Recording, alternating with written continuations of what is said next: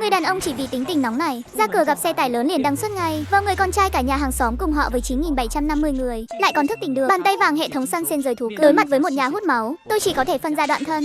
Khi nhà hắn đi hạ hương, cuối cùng lại gặp được gói quà lớn. Mẹ mau lại đây giúp con lấy cái chỉ tiêu này ra. Tên này hỏi gắt quá. Đầu đau quá, là ai đang nói chuyện vậy? Mình đang ở đâu thế này? Không phải mình bị xe tải đâm bay rồi sao?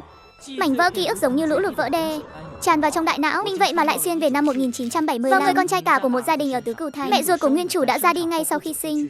Người cha Lâm Hải Phu rất nhanh đã cưới mẹ kế Trương Thủy Phấn. Rước vào trong cửa, tốc độ này nhìn qua là biết đã tằng tiệu với nhau từ lâu. Nguyên chủ vốn có thiên phú rất cao trong việc học tập, nhưng tất cả tài nguyên trong nhà đều bị cha mẹ dồn hết lên người em trai Lâm Cường. Đến tuổi nguyên chủ có thể làm việc, trời chưa sáng đã phải xuống ruộng kiếm tiền, ăn cơm lúc nào cũng chỉ được ăn loại tệ nhất. Thứ gì tốt một chút đều phải để lại cho em trai. Hôm nay Lâm Cường vì để không phải hạ hương, đã cướp đoạt chỉ tiêu công việc trên tay anh ta. Trong lúc tranh chấp, Lâm Cường đã đẩy mạnh một cái. Người thế là liền bay màu luôn, xuyên không thì xuyên không, nhưng lại cho tôi một khởi đầu địa ngục thế này. Lời mở mắt ra quá, khuôn mặt đầy tham lam và nôn nóng của Lâm Cường.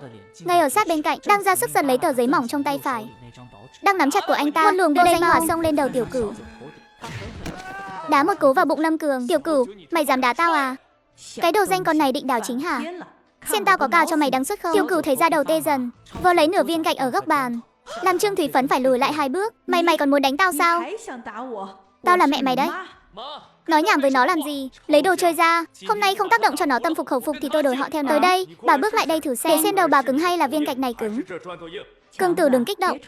Người trong viện đều đang nghe thấy đấy. Cái sân của thời đại này, khả năng cách âm của hàng xóm xung quanh gần như bằng tiếng động bàn đổ vừa nãy chắc chắn đã làm kinh động đến mọi người. Trong nhà đánh nhau không lạ, nhưng nếu làm đến mức thấy si dâu thì tính chất sẽ khác hẳn. Trương Thủy Phấn lại bày ra bộ mặt khổ sở khuyên răn, lại mang theo vẻ uy nghiêm khiển trách. Tiểu Cửu à, con xem con ra cái vẻ gì thế này? Mau bỏ viên gạch xuống đi. Chỉ tiêu công việc đưa cho em trai thì đã sao? Nó là em trai ruột của con mà. Nó vào nhà mày có tiền đồ rồi, không phải cũng có thể giúp đỡ gia đình, giúp đỡ con sao? Làm anh mà sao con lại không hiểu chuyện như vậy? Hơ, bài đạo đức giả kinh điển đây mà. Nguyên chủ chắc là bị bộ văn vở này hại cho bay màu rồi nhỉ. Trương Thủy Phấn, từ hôm nay trở đi tôi với các người đoạn thân. Sau này đường ai nấy đi. Nước sông không phạm nước giếng, chúng ta chết cũng không qua lại với nhau. Câu này vừa nói ra, trong phòng lập tức yên tĩnh lại. Trương Thủy Phấn cứ như nghe thấy chuyện viển vông gì đó.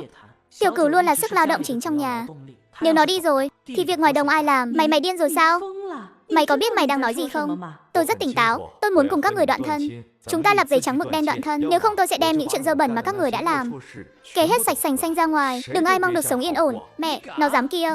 Đừng nói nhảm với nó nữa. Lâm Cường lại dục dịch muốn ra tay. Tiểu Cửu trực tiếp giơ cao viên gạch, ánh mắt rất hung ác. Mày tới đây đi, xem hôm nay tao có tác động cho mày nhập viện không là xong. Nguyên thân khởi động.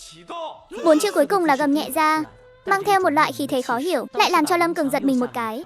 Khí thế lập tức yếu đi 3 phần. Mày đợi đấy. Đợi cha mày về rồi tính sau. Trương Thủy Phấn buông lời đe dọa, kéo Lâm Cường quay người ra khỏi phòng. Tiểu Cửu lúc này mới chậm rãi thở ra một ngụm trọc khí. Cuộc đối đầu vừa rồi đã tiêu hao hết phần lớn sức lực của cơ thể yếu ớt này. Khởi đầu đúng là chế độ khó mà. Phát hiện ký chủ ràng buộc hệ thống săn sen 600 triệu. Hệ thống này mỗi tuần sẽ làm mới một lần. Danh sách săn sen tuần này đã được cập nhật. Bàn tay vàng tiêu chuẩn của người xuyên không. Tuy đến hơi muộn một chút, anh ta không đợi được nữa mà mở hệ thống ra. Nhìn vào danh sách hàng hóa, nhân chữ vận này không gian 1000 mét khối. Trong vòng 10 mét có thể lấy đồ, thời gian tĩnh lặng. Ở thời đại vật tư cực kỳ khan hiếm này, nghĩa là luôn mang theo bên mình một cái kho siêu to khổng lồ. Đây là chỗ dựa lớn nhất để sinh tồn sau này. Mua. Phải mua, dù có tán gia bại sản cũng phải mua. Mua sắm thất bại, nguyên nhân là số dư không đủ. Hiện tại số dư của ký chủ là 0 đồng. Tiểu Cửu lúc này mới nhớ ra, tiền nguyên chủ kiếm được mỗi tháng đều bị Trương Thủy Phấn vơ vét hết sạch, túi quần còn sạch hơn cả mặt. Không được, cái nhẫn này nhất định phải mua được. Bây giờ mình phải đi kiếm tiền ngay. Tiểu Cửu thoát khỏi hệ thống, nhanh chóng liếc nhìn trong phòng một cái. Đúng thật là 4 bức tường trống rỗng. 1 đồng tiền làm khó bậc anh hùng. Người xưa của không lừa mình. Có cách rồi. Di Lâm ơi, cháu tìm Kiến Quân, cậu ấy có nhà không ạ? Tiểu Cửu à, sao sắc mặt con kém thế này? Đầu bị sao vậy? Ba chú ý thấy sau gáy Tiểu Cửu, quần áo dính đầy bụi đất. Con có mồ hôi lạnh trên trán. Không sao ạ, con không cẩn thận bị va quẹt chút. Di Lâm, Kiến Quân có đó không ạ? Con có việc gấp tìm cậu ấy. Có đây. Kiến Quân, Tiểu Cửu tìm con này. Nhà các con vừa rồi có chuyện gì thế? Có muốn vào nhà ngồi chút không? Cảm ơn dì Lâm, con không vào đâu ạ. Con đợi Kiến Quân ở đây là được. Vậy được rồi.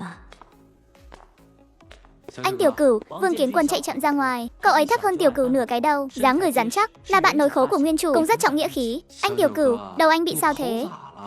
Nhà anh vừa rồi cứ loảng xoảng cả lên. Kiến Quân ra đây, anh có việc gấp. Tiểu Cửu không nói hai lời, kéo Vương Kiến Quân đi tới góc tường rào. Kiến Quân, trên người em bây giờ có 1 đồng không? Cho anh mượn dùng gấp.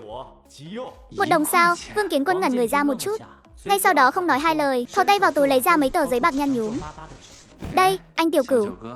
Anh em tốt, số tiền này anh ghi nhớ rồi. Sau này nhất định sẽ báo đáp em gấp bội. Nhưng anh chỉ cần 1 đồng thôi.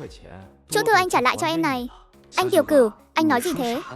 Chỉ là chuyện 1 đồng thôi mà, chúng ta cùng nhau lớn lên từ nhỏ. Trước đây anh cũng giúp em không ít.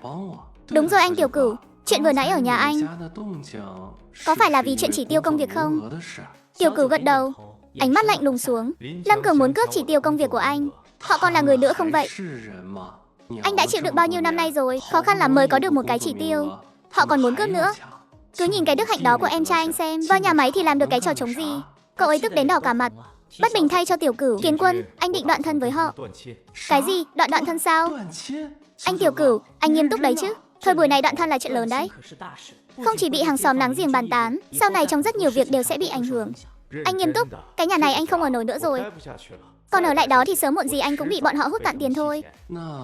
Vậy anh định làm thế nào? Còn chỉ tiêu công việc thì sao? Bán đi đúng vậy. Bán đi, nếu anh đã không định ở lại cái nhà này nữa thì chỉ tiêu công việc đối với anh cũng không có nhiều ý nghĩa. Chỉ bằng đổi thành tiền làm vốn liếng để anh rời đi. Đúng rồi Kiến Quân, anh nhớ, nhà em có phải vẫn chưa kiếm được chỉ tiêu công việc không? Em và em trai em cũng sắp phải đối mặt với việc hạ hương rồi nhỉ, chứ còn gì nữa ạ. Cha em đột nhiên hỏi thăm mấy nhà liền. Hoặc là quá đắt, hoặc là đã bị người ta đặt trước rồi. Xấu chết đi được, vậy thì vừa hay. Anh bán cho nhà em thấy thế nào? Thật sao anh Tiểu Cửu? Anh muốn bán cho nhà em à? Vương Kiến Quân vẻ mặt vui mừng, nhưng ánh sáng trong mắt rất nhanh lại tối sầm xuống. Nhưng mà... Anh Tiểu Cửu, nhà em có lẽ không lấy ra được nhiều tiền như vậy đâu. Em nghe nói bây giờ một suất vào nhà máy ở chợ đen ít nhất cũng phải 800-900 đồng. Mà còn có tiền cũng chưa chắc mua được. Chỉ tiêu công việc năm 75 là hàng cực hắc, đặc biệt là đơn vị quốc doanh như xưởng máy nông nghiệp. Dù là công nhân học việc, nhưng cũng là giai cấp công nhân chính hiệu. Vào được là cực kỳ khó khăn. Rất nhiều người vỡ đầu cũng muốn chen chân vào. Kiến Quân, chúng ta là anh em. Anh bán cho nhà em 400 đồng. Anh Tiểu Cửu, như vậy là quá rẻ rồi. Không được đâu, anh lỗ nặng quá rồi. Anh nói 400 là 400. Anh Tiểu Cửu, em về nói với cha mẹ ngay đây. Anh đợi chút, đúng rồi anh Tiểu Cửu. Vậy anh bán chỉ tiêu rồi định đi đâu? Hạ hương chứ sao? Anh bán chỉ tiêu công việc chỉ để đi hạ hương thôi à? Anh Tiểu Cửu, anh tính toán cái gì vậy? Trong mắt tất cả mọi người, có chỉ tiêu công việc ở lại thành phố là cơ hội duy nhất để thoát khỏi cảnh bán mặt cho đất bán lưng cho trời. Nhưng trong lòng anh hiểu rõ, hệ thống trong tay, đi về nông thôn ngược lại còn tự do hơn, cũng là nơi tốt để anh thi triển tài năng. Anh có dự tính của anh. Biết đâu hạ hương đối với anh ngược lại là chuyện tốt thì sao? Vậy anh Tiểu Cửu, anh đợi tin của em nhé, em quay lại ngay đây. Hệ thống, mua nhận chữ vật. Mua sắm thành công, trừ 1 đồng. Hàng đã phát vào kho. Vui lòng kiểm tra, hay lắm. Tiểu Cửu nhanh chóng đeo nhẫn vào tay. Nhẫn lập tức hòa vào cơ thể anh. Một sợi dây liên kết kỳ diệu được thiết lập. Anh nhìn thấy một không gian khổng lồ trong ý thức. Đây chính là hiệu quả của việc dùng ý niệm để trữ đồ. Chỉ cần trong vòng 10 mét, mọi vật phẩm đều có thể trực tiếp thu vào không gian. Không cần phải dùng tay chạm vào. Lần này thì chắc chắn rồi. Tiểu Cửu tới rồi đây. 400 đồng sẽ là hũ vàng đầu tiên thực sự để mình khởi nghiệp ở thời đại này. Còn về đám hút máu nhà họ Lâm kia, tôi nhất định sẽ chơi đùa với chúng cho ra trò. Chú Vương, dì Lâm, chuyện chỉ tiêu công việc Kiến Quân đã nói với hai người rồi chứ ạ? Nói rồi. Tiểu Cửu à, con thật sự muốn bán cái chỉ tiêu này sao? Thật à, con không ở lại cái nhà này được nữa. Cầm chỉ tiêu cũng chẳng để làm gì, chi bằng đổi lấy tiền. Vương Ái Quốc và Lâm Tú Lan nhìn nhau, cả hai đều thấy được sự phức tạp trong mắt đối phương. Họ muốn cái chỉ tiêu này, nhưng họ cũng không muốn chiếm hơi của Tiểu Cửu. Tiểu Cửu à, Kiến Quân nói con muốn bán 400 cho tụi chú. Thế này không được, rẻ quá rồi. Đúng, con à. Tụi chú biết con muốn giúp Kiến Quân, nhưng món hời này tụi chú không thể nhận được. Con cũng là đứa trẻ lớn lên trong gian khổ. Số tiền này là con xứng đáng được hưởng. Cha mẹ, anh Tiểu Cửu đã có lòng tốt như vậy, hai người cứ nhận đi. Kiến Quân, con im miệng. Vương Ái Quốc lườm con trai một cái, quay đầu lại nhìn Tiểu Cửu một cách nghiêm túc. Tiểu Cửu, thế này đi, 600 đồng, nhà chú tối đa chỉ có thể lấy ra được con số này thôi. Ít hơn nữa thì chú thật sự không còn mặt mũi nào mà nhận cái chỉ tiêu này nữa. Tiểu Cửu nhìn gia đình này, lại nghĩ đến cái gia đình cực phẩm kia của nguyên chủ, thở phào một cái. Đây chính là sự khác biệt giữa người với người. Đám hút máu, nhà họ Lâm hận không thể hút cạn tùy xương của tôi, mà nhà họ Vương lại sợ chiếm của tôi một chút hời nào. Chú Vương, thật sự 400 là được rồi ạ? Không được, nếu con còn kiên trì 400 thì cái chỉ tiêu này tụi chú không lấy nữa. Chúng ta không thể ức hiếp đứa trẻ thật thà như vậy được, rõ chưa? Vậy thì 600, Tiểu Cửu cũng không kiên trì nữa. Nhưng mà chú Vương, số tiền này hai người cũng không cần đưa cho con một lần đâu. Có bao nhiêu cứ đưa bấy nhiêu trước, chỗ còn lại từ từ trả sau cũng được. Thế sao mà được? Đã mua thì phải thanh toán một lần, làm gì có đạo lý nợ nần. Nói rồi, Vương Ái Quốc cẩn thận lấy ra những sấp tiền mặt dày cộp. Đây là số tiền gia đình chú tích cóp được mấy năm nay. Tổng cộng có 520 đồng, còn thiếu 80 còn đợi chút, chú đi mượn bên nhà người thân ngay đây. Không cần đâu chú Vương. Tiểu Cửu rút lấy 520 đồng rồi đẩy chỗ còn lại về. 80 đồng coi như bỏ qua đi à? Nhà chú cũng không dễ dàng gì. Chú Vương, nếu hai người còn từ chối nữa thì vụ mua bán này con không làm nữa đâu. Con sẽ đi tìm người khác đấy. Câu này vừa nói ra, Vương Ái Quốc không dám nói thêm gì nữa. Ông biết Tiểu Cửu đã hạ quyết tâm muốn giúp nhà mình. Tiểu Cửu à? Lâm Tú Lan hốc mắt đỏ hoe, cái đứa trẻ này. Bảo tụi chú phải cảm ơn con thế nào đây? Dì ơi đừng nói vậy ạ. Nhưng năm qua Kiến Quân đã giúp con không ít. Cái tình này con vẫn luôn ghi nhớ. Giấy chứng nhận công việc đang ở trên tay chú phải không ạ? À nhưng mà chú Vương, trước khi làm thủ tục con phải nói với chú chuyện này. Chú nói đi, con bán chỉ tiêu là để đi hạ hương. Nên nếu có ai hỏi đến thì chú cứ nói là con tự nguyện tặng cho chú thôi nhé. Những chuyện khác đều không biết gì hết. Hiểu rồi, con yên tâm. Tụi chú tuyệt đối sẽ không nói thêm nửa lời. Còn một chuyện nữa, lát nữa con phải về nhà Đoạn Thân. Có lẽ sẽ gây ra chút náo động. Nếu tình hình không ổn, làm phiền chú và dì Lâm đến đồn cảnh sát báo án giúp con. Cứ nói là nhà họ Lâm có người muốn tác động vật lý. Đoạn thân sao Tiểu Cửu, anh định thật à? Mê mơ. Cái thân này mà không đoạn thì bọn họ sẽ không bao giờ buông tha cho anh. Con à, con nghĩ kỹ chưa? Đoạn thân không phải chuyện nhỏ đâu. Sau này, con đã nghĩ rất kỹ rồi. Chú Vương, ở cái nhà đó con đã sống những ngày tháng như thế nào? Chắc chú cũng đã thấy rõ. Nếu không đoạn thì sớm muộn gì con cũng bị bọn họ hút cạn. Được rồi, con đã quyết định như vậy thì chú ủng hộ con. Lát nữa nếu có chuyện gì, chú với dì con sẽ lập tức đi báo cảnh sát ngay. Cảm ơn chú Vương. Mọi chuyện đã định xong, thủ tục tiếp theo được làm rất nhanh. Tiểu Cửu nhìn 520 đồng trong tay, trong lòng cảm thấy yên tâm hơn nhiều. 500 đồng của năm 75 tương đương với việc một công nhân không ăn không uống làm việc suốt 1 năm rưỡi, vốn khởi đầu đã có đủ. Tiếp theo nên sắm sửa chút trang bị, hệ thống, săn xen toàn bộ vật tư hiện có cho tôi. Muối tinh mua sắm thành công. Một túi bột mì mua sắm thành công. Thịt bò không mua sắm thành công ồ. Lô vật tư cơ bản này có muối tinh, bột mì, đây đều là những hàng hóa thiết yếu. Thịt bò kho thì lại càng khỏi phải nói rồi, đủ để mình cải thiện bữa ăn trong một thời gian dài. Nhưng chỉ có những thứ này thì vẫn chưa đủ. Đồ đạc mang đi hạ hương còn nhiều lắm. Nhưng trước đó vẫn phải đi Đoạn Thân cái đã. Chà, còn biết đường mà mò về à? Ta còn tưởng lông cánh mày cứng rồi định bay luôn chứ. Nghịch tử, quỳ xuống, tiếng quát này rất có uy lực. Nếu là nguyên chủ ở đây, chắc là chân đã nhũn ra mà quỳ xuống rồi. Tiếc là anh bây giờ không phải nguyên chủ, quỳ sao? Dựa vào cái gì mà tôi phải quỳ? Giọng của Tiểu Cửu không lớn, nhưng lại làm cho trong phòng lập tức im phăng phắc. Mày nói cái gì? Tao là cha mày. Tao bảo mày quỳ thì mày phải quỳ. Cha, ông còn xứng làm cha tôi sao? Mẹ tôi mất mới được 3 tháng. Xương cốt còn chưa lạnh, ông đã vội vàng rước Trương Thúy Phấn vào cửa. Lúc đó tôi mới có 5 tuổi. Ông đã ném tôi cho mẹ kế rồi mặc kệ không hỏi han gì. Nhưng năm qua ở cái nhà này tôi đã sống những ngày tháng như thế nào? Ông thật sự không biết sao, tôi ăn không đủ no, mặc không đủ ấm, tiền làm lụng vất vả hàng ngày đều bị các người lấy hết. Để cung phụng cho thằng con quý báu của các người ăn chơi, tôi thi đậu cấp 3 các người không cho đi học. Nói là trong nhà không có tiền, quay đầu lại đã mua quần áo mới giày mới cho Lâm Cường. Nó ở bên ngoài gây chuyện thị phi, các người còn phải đi dọn bãi chiến trường cho nó. Bây giờ khó khăn lắm tôi mới có được một cái chỉ tiêu công việc. Các người cũng muốn cướp mất. Lâm Hải Phu, ông tự nói xem ông có xứng làm cha tôi không? Ông có lỗi với người mẹ đã khuất của tôi không? Trong phòng là một sự im lặng như chết. Sắc mặt Trương Thúy Phấn hết trắng rồi lại đỏ, hết đỏ rồi lại trắng. Lâm Cường há hốc mồm, muốn phản bác nhưng lại không biết nói gì.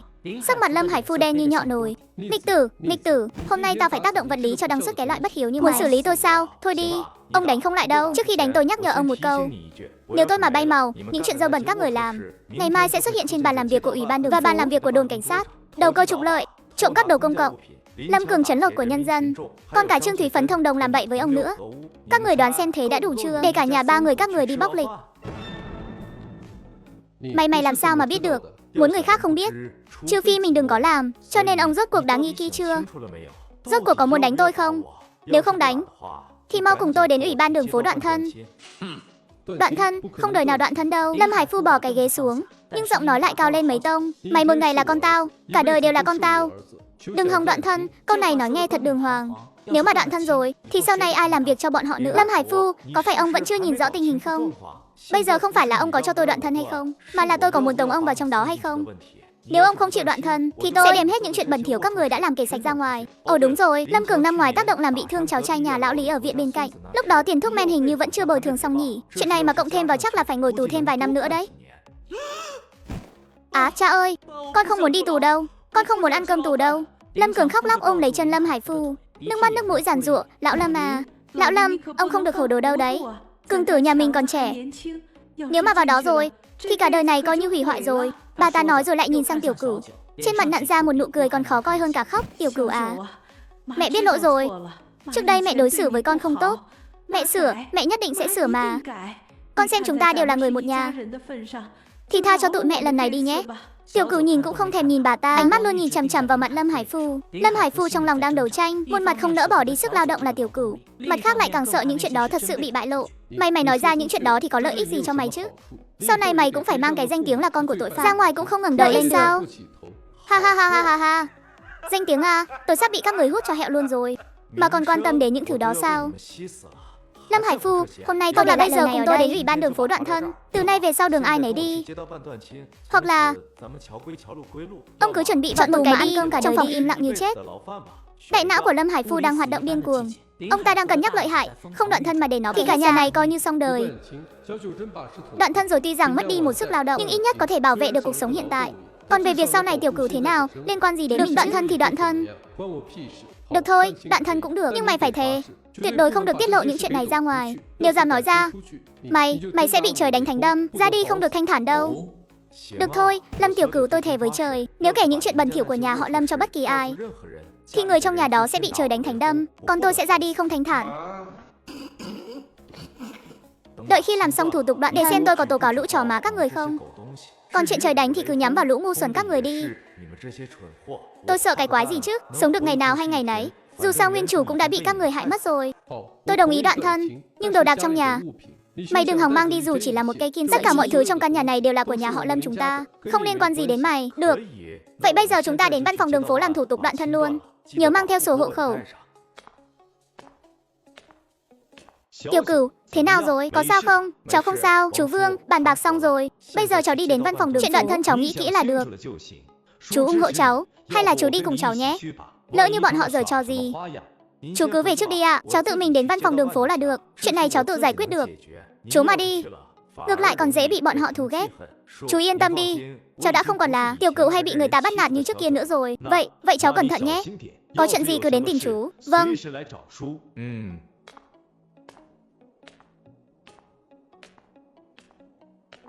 Tiết tập trước. Chào chủ nhiệm Chu, cháu muốn đoạn thân, cần bác làm chứng cho. Đoạn thân, cháu muốn đoạn thân sao?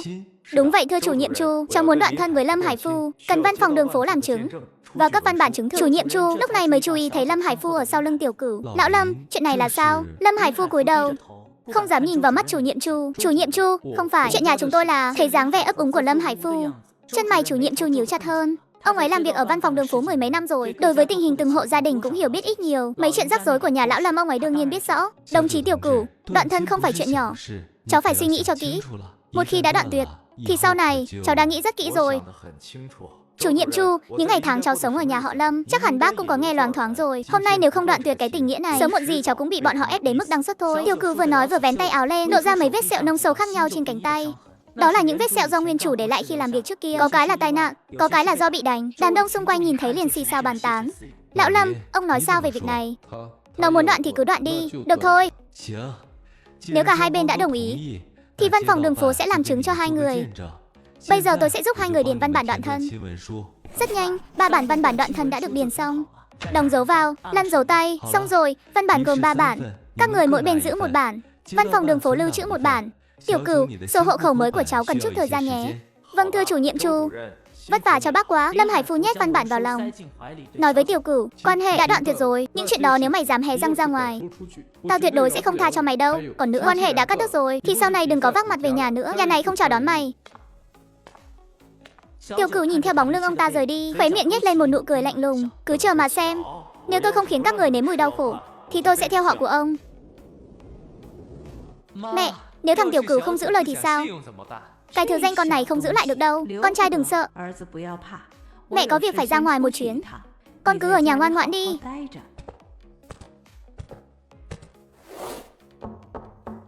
Ai thế? Tìm lão Lý à? Lão Lý không có nhà, tôi mang cho lão Lý ít dưa muối. Cửa mở hé ra một khe nhỏ, liếc mắt nhìn từ khe cửa ra ngoài. Sau khi xác nhận đúng là Trương Thủy Phấn, mới mở cửa kéo người vào trong. Thủy Phấn, sao em lại tới đây? Chẳng phải đã bảo không có việc gì thì đừng có chuyện gì rồi à? Trương Bưu lườm con chó một cái, con chó đen lập tức nằm dạp xuống không dám sủa tiếng nào. Vào nhà đi. Nói đi, chuyện gì mà vội vàng thế? Biểu ca, em muốn anh giúp em xử lý một người. Em muốn xử lý ai? Tiểu Cửu à? Cái thằng nhóc gầy gò ốm yếu nhà em đó sao? Tại sao em lại muốn xử lý nó? Theo lý mà nói, nó không có khả năng đe dọa đến em và con trai em mới đúng chứ. Trước kia có lẽ nó không có bản lĩnh đó, bắt bây giờ thì chưa chắc. Bà ta hít một hơi thật sâu, kể lại toàn bộ sự việc xảy ra ngày hôm nay từ đầu đến cuối. Cứ mỗi câu bà ta nói ra, sắc mặt Trương Bưu lại trầm xuống. Các người đúng là đang ép nó vào đường cùng mà. Nếu nó không xử lý lại các người thì anh cũng chẳng tin đâu. Chẳng phải thế sao? Cái thứ danh con này đúng là cùng một đức hạnh với con mụ mẹ đã mất của nó. Thế nên em mới đến tìm anh. Biểu ca, anh phải giúp em một tay. Em có biết mình đang nói gì không? Biết chứ, nó không hẹo thì em và con em đều có khả năng sẽ phải ngồi tù. Biểu ca, anh giúp em đi. Trương Bưu không nói gì, châm một điếu thuốc, khói thuốc lan tỏa trong căn phòng u tối, khiến khuôn mặt đầy vết sẹo của hắn thoát ẩn thoát hiện. Hắn đang cân nhắc lợi hại. Được rồi, nhưng anh không làm không công đâu, phải thêm tiền. Bao nhiêu? 300 tệ. Biểu ca, thế này đắt quá rồi. Em đào đâu ra nhiều tiền thế chứ? Đắt sao? Hừ, Thủy Phấn, đây là vụ làm ăn ảnh hưởng đến mạng người đấy. Nếu em không phải biểu muội của anh thì anh đã không nhận việc này rồi. Rủi ro cao mà lợi nhuận lại thấp, không khéo ngay cả anh cũng phải bị liên lụy. Nếu em thấy đắt thì cứ đi tìm người giỏi hơn đi. Có điều anh phải nhắc nhở em, chờ anh đi rồi thì em sẽ không tìm được ai khác đâu. Lời này vừa là đe dọa vừa là sự thật. Trương Thủy Phấn hoảng hốt, nghiến răng móc từ trong túi ra số tiền mà bà ta đã bóc lột được từ Tiểu Cửu. Biểu ca em chỉ có 250 tệ thôi. Đây là toàn bộ gia sản của em rồi. Anh giúp biểu muội đi mà. Nói đoạn, nước mắt bà ta thực sự rơi xuống. Trương Bưu nhìn sắp tiền đó, lại nhìn khuôn mặt lem nhem nước mắt của Trương Thủy Phấn. Được rồi, 250 thì 250. Ai bảo chúng ta là người thân chứ? Vậy biểu ca, anh định làm thế nào? Hiện giờ nó đang ở đâu? Nó vừa đến văn phòng đường phố làm thủ tục xong, rất có thể vẫn còn ở đó. Chắc là nó sẽ không về nhà nữa đâu. Có thể sẽ đi tìm chỗ ở, hoặc là đến nhà họ Vương rồi, hay là đi mua đồ ở công xã. Nó có nhiều tiền lắm. Lúc em đi tìm anh thì nghe được tin con nhà họ Vương có việc làm rồi. Em đoán là nó đã bán cái suất đó lấy tiền rồi. Bán được bao nhiêu thì không rõ, nhưng chắc chắn là không ít đâu. Một suất ở xưởng máy nông nghiệp ở chợ đen có thể bán được 800-900 tệ đấy. 800-900 tệ. Trương Bưu bắt đầu tính toán trong lòng. Xử lý thằng Tiểu Cửu không chỉ giúp biểu muội giải quyết rắc rối, mà còn có thể kiếm trác thêm một mớ. Anh biết rồi, em về trước đi, đừng để ai nhìn thấy em đã đến đây. Vậy biểu ca, khi nào anh ra tay? Trong 2 ngày tới thôi. Anh cần phải quan sát một chút. Em yên tâm, đã nhận tiền của em thì việc này anh nhất định sẽ làm gọn gàng. Tiểu Cửu phải không? Có trách thì trách số mày không may đi. Tiểu Cửu, đây là số hộ khẩu mới của cháu. Từ hôm nay trở đi, cháu là chủ hộ độc lập rồi. Con đường sau này phải tự mình bước đi thôi. Tiểu Cửu nhận lấy sổ hộ khẩu, ngón tay mơn trớn trên bìa sổ, trong lòng cảm thấy an tâm hơn bao giờ. Cuối cùng cũng thoát khỏi cái danh con trai lớn nhà họ Lâm. Sau này không còn là trâu ngựa cho nhà họ Lâm nữa. Cảm ơn chủ nhiệm Chu. Đúng rồi thưa chủ nhiệm Chu, cháu muốn đăng ký Hạ Hương. Cháu nói gì cơ? Hạ Hương sao? Vâng, cháu muốn đăng ký về nông thôn lao động để cống hiến cho Tổ quốc. Chủ nhiệm Chu nhìn chằm chằm Tiểu Cửu vài giây, bất chợt thở dài một tiếng. Tiểu Cửu à, cháu vừa mới đoạn thân xong, cháu thật sự không suy nghĩ thêm sao? Ở lại thành phố dù sao cũng có cái ăn, không lo bị đói. Về nông thôn thì không phải chuyện đùa đâu. Những năm qua ông ấy đã xử lý không ít trường hợp Hạ Hương. Các chi thanh lúc đi ai nấy đều hăng hái, nhưng chẳng có mấy người có thể trở về nguyên vẹn. Chủ nhiệm Chu, cháu nghĩ kỹ rồi. Cháu muốn Hạ Hương, đã có hệ thống trong tay, ai thèm ở lại cái thành phố này chứ? Được rồi, nếu cháu đã quyết định thì bác sẽ đăng ký cho cháu. Anh Tiểu Cửu, đợi em với. Mệt theo em rồi. Kiến Quân, sao cậu lại đến đây?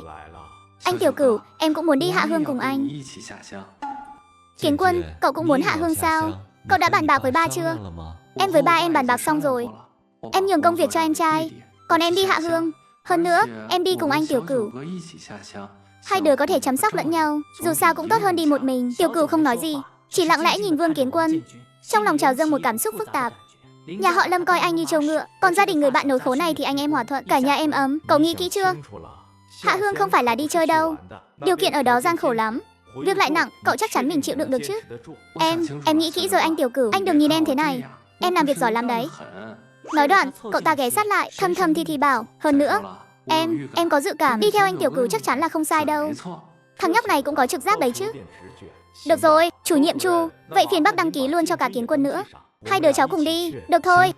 Địa điểm Hạ Hương thì sao? Các cháu muốn đi đâu? Đông Bắc, Tây Bắc hay là Tây Nam? Chủ nhiệm Chu, bác xem nơi nào thiếu người nhất thì bọn cháu đi nơi đó. Dù sao thì cũng là đi xây dựng tổ quốc thôi, đi đâu cũng như nhau, giác ngộ tốt lắm. Thế này đi, bác sẽ cố gắng xếp hai đứa vào cùng một nơi, để còn chăm sóc lẫn nhau. Nhưng cụ thể đi đâu thì còn phải đợi cấp trên phân bổ thống nhất. Vậy khi nào bọn cháu xuất phát ạ?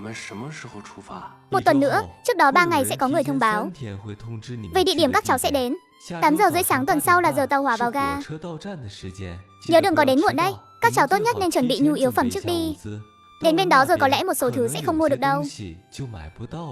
Cảm ơn chủ nhiệm Chu. Vậy bọn cháu về chuẩn bị đây ạ. Anh Tiểu Cửu, chúng ta sắp đi xây dựng tổ quốc thật rồi. Anh nói xem chúng ta sẽ đi đâu? Không biết nữa, cứ nghe theo sự sắp xếp của cấp trên thôi. Tiểu Cửu mỉm cười, không nói gì thêm, chỉ là luôn cảm thấy có ánh mắt nào đó đang theo dõi sau lưng, nhìn quanh quất hai bên, nhưng lại chẳng thấy có gì bất thường. Anh Tiểu Cửu, sao thế?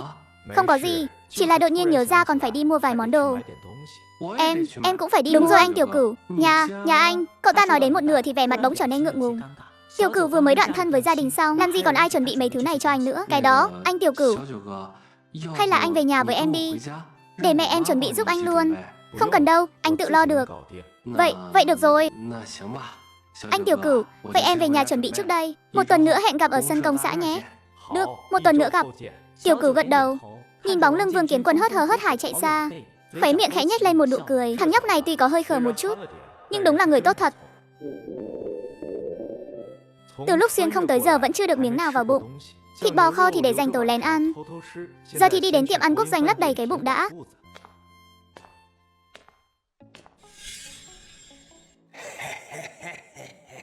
Tiểu Cửu xuyên không về năm 75, chỉ đi tiệm ăn quốc doanh ăn món cải thảo luộc, mà lại phát hiện mình bị đám dù đãng để mắt tới. Thế là trước khi đi sắm đồ ở chợ đen, anh đã ghé công trường bỏ hoang nhặt một hòn đá làm dụng cụ. Sau đó thăm dò địa hình xong xuôi liền, trực tiếp dẫn bọn chúng vào ngõ cụt. Người anh em, có vẻ giàu đấy nhỉ, mua được không ít đồ tốt đấy. Tiểu Cửu không nói gì, chỉ lặng lẽ nhìn bọn chúng, tay trái để sau lưng, lấy từ trong không gian ra một hòn đá cuội to bằng nắm tay, nắm chặt. Mau giao hết đồ đạc và tiền bạc ra đây, anh em bọn tao sẽ để mày rời đi lành lặn. Nếu không thì giữa đêm hôm khuya khoắt thế này, có xảy ra chuyện gì thì cũng khó nói lắm đấy. Ba tên từ từ tiến lại gần, Tiểu Cửu vẫn không nói gì, chậm chậm lùi lại, thầm tính toán khoảng cách bọn chúng tiến lại gần trong lòng. Thằng danh này cũng bình tĩnh gớm nhỉ. Sao nào, còn muốn phản kháng à?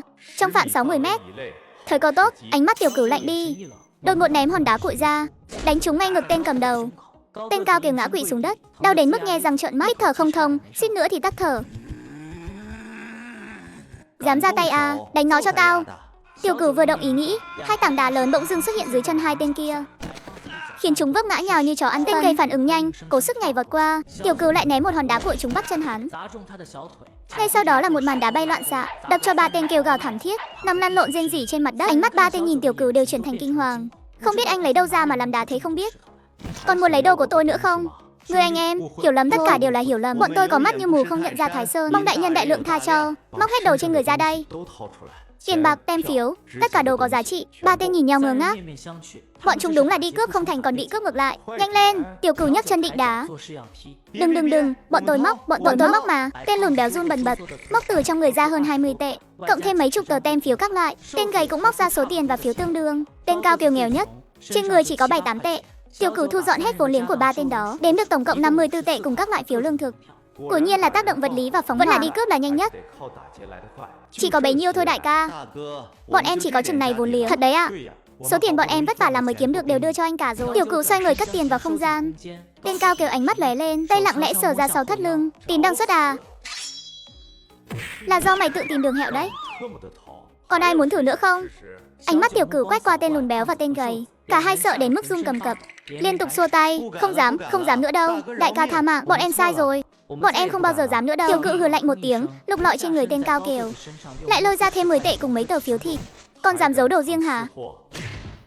Cút, đừng để tao thấy mặt tụi mày nữa. Lần sau sẽ không chỉ là đá thôi đâu. Vâng, bọn em cút ngay đây à.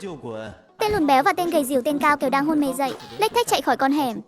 Tiểu Cửu cũng thu luôn con đồ chơi của tên Cao Kiều vào không gian. Anh chỉnh đốn lại quần áo, lại đi ra ở chợ đen một lát rồi mới rời đi. Chuyến đi tối nay thu hoạch không nhỏ.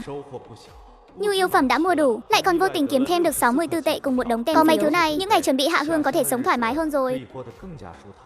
Một cơn gió lạnh thổi qua, làm anh dùng mình một cái. Mẹ kiếp, lạnh thật. Ngày mai nhất định phải mua mấy bộ quần áo tử tế mới được. Lạnh hẹo tôi rồi, tạm thời chưa có chỗ ở, xem ra phải đến nhà Kiến Quân ở nhờ vài đêm rồi. Tiểu Cửu đi vòng vèo mấy con hẻm gần đó vài vòng, để đảm bảo không có ai bám đuôi mình, lúc này mới đi hướng về một con hẻm khác.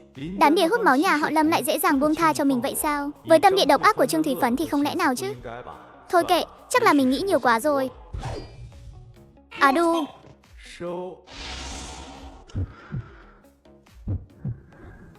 Xích chút nữa, chỉ xích chút nữa thôi. Nhưng chưa kịp để anh thở phào, trong bóng tối lại lao ra một bóng người. Một cú đấm nhắm thẳng vào thái dương anh.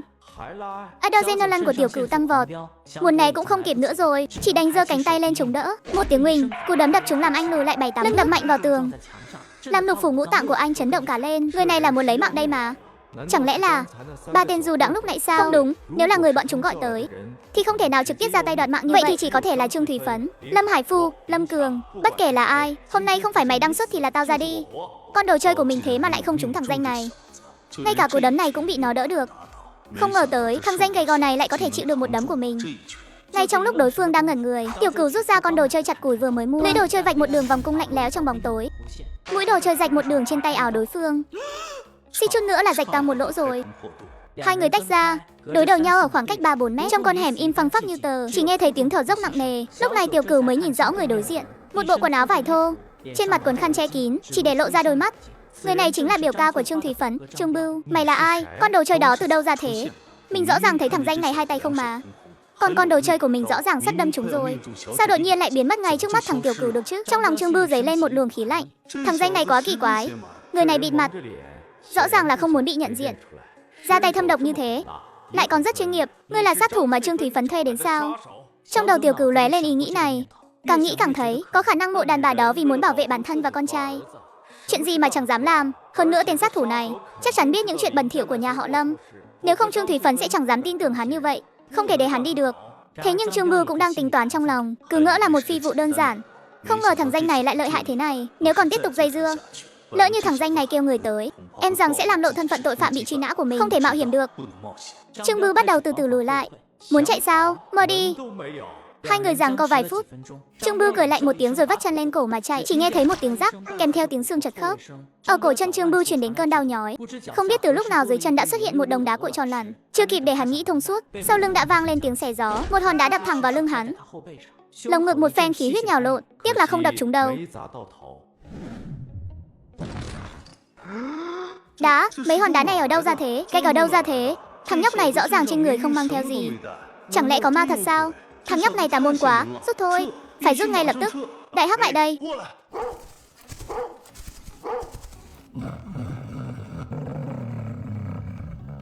Anh bạn nhìn này, đây thực sự là hiểu lầm. Tôi chỉ là người nhận tiền làm việc thôi.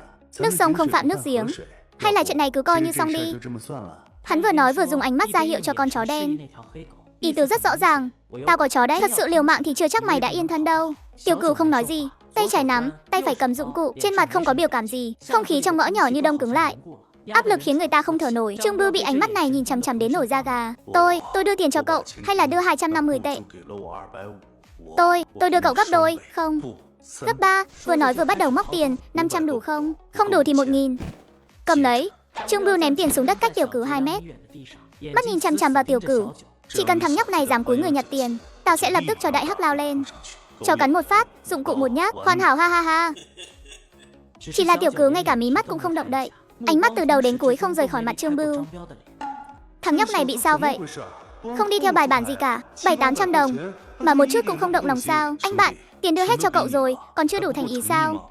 Nếu cậu chơi ít, tôi ở nhà. Nhà tôi còn có, mê mơ.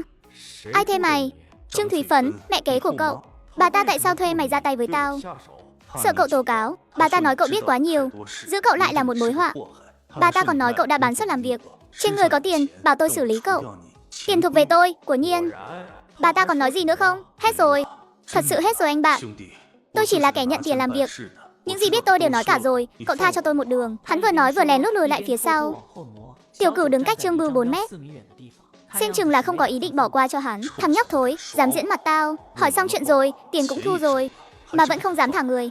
Đã vậy thì Đại Hắc, lên, cắn nó.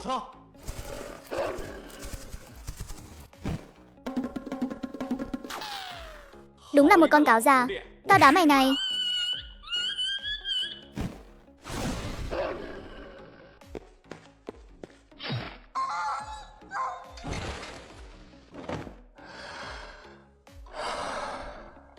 Hay cho bà Trương Thủy Phấn, bà cứ đợi đấy cho tôi. Tiểu Cửu nghỉ ngơi tại chỗ một lát, lúc này mới dọn dẹp chiến trường một lượt. Hiện tại anh đang dính đầy xì dầu chó. Nếu bị công an nhìn thấy, chắc chắn là đối tượng tình nghi. Cánh tay cũng sưng lên rồi. Không biết có thương tổn đến xương không? Mau tìm chỗ xử lý một chút. Thay bộ quần áo khác.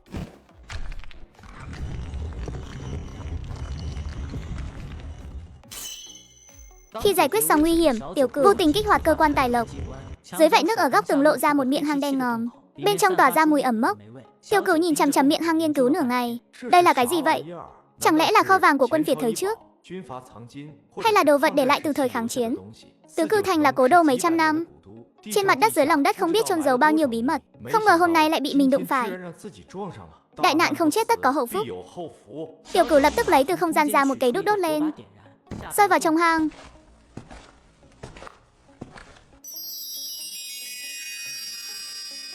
Ôi trời, thế này chẳng phải là phát lên rồi sao?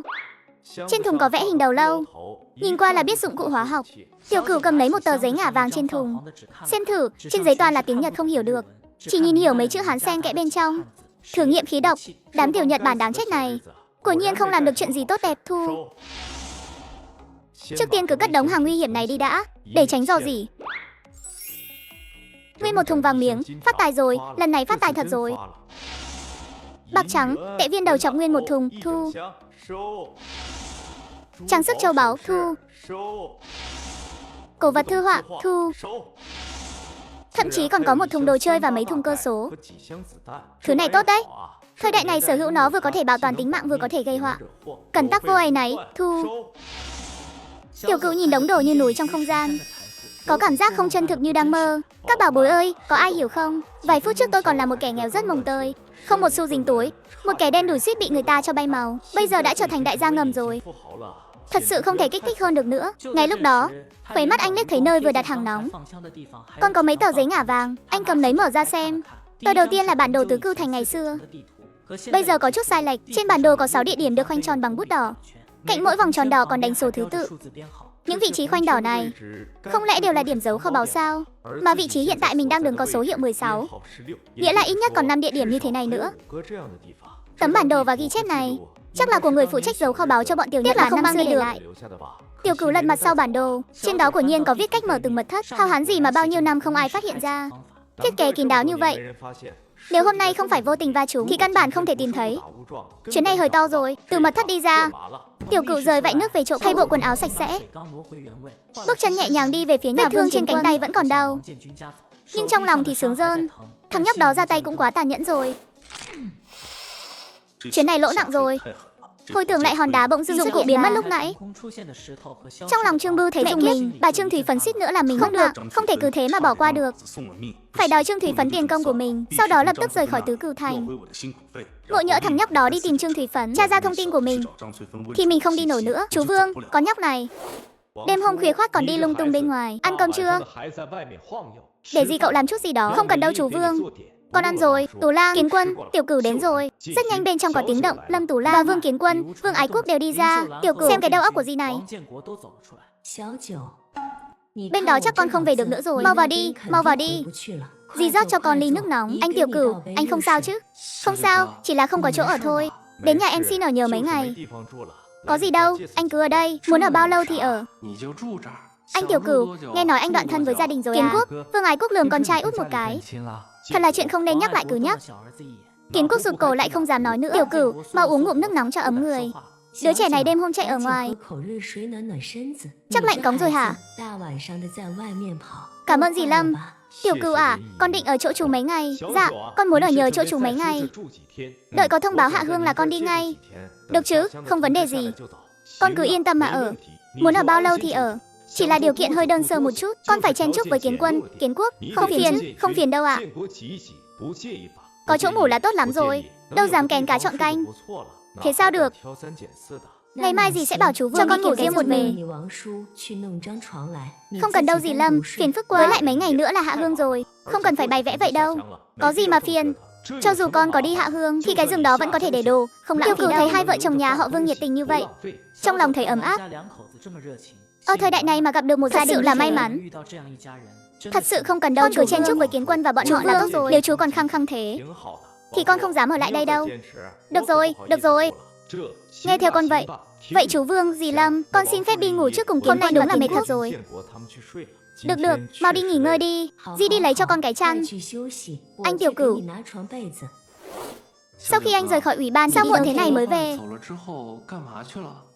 Không có gì, chỉ là ra ngoài kiếm chút cháo thôi. Kiếm cháo á? Kiếm thế nào vậy? Nhận được tiền à? Tiểu Cửu mỉm cười không đáp, nhưng rồi anh Trang hỏi tiếp. Thấy vẻ mặt mệt mỏi của lại nuốt lời định nói vào trong. Được rồi, vậy em đi ngủ trước đây. Mai rồi nói tiếp. Tiểu Cửu nằm trên giường nhìn trần nhà, tinh thần lại vô cùng hưng phấn. Ý thức chìm vào không gian trữ vật, khóe môi không kìm được mà nhếch lên. Những ngày tháng sau này sẽ hưởng thụ lắm đây. Thông báo Hạ Hương chắc sắp có rồi. Có thông báo là đi ngay. Đúng rồi, ngày mai còn phải qua nhà họ để đạo cũng nếm trải cảm giác của nguyên chủ. Sau đó tiến tất cả bọn họ đi ăn cơm miễn phí. Ngủ ngon nhé, những đồng tiền nhỏ của tôi. Tiểu Cửu dậy rồi à? Sao không ngủ thêm chút nữa?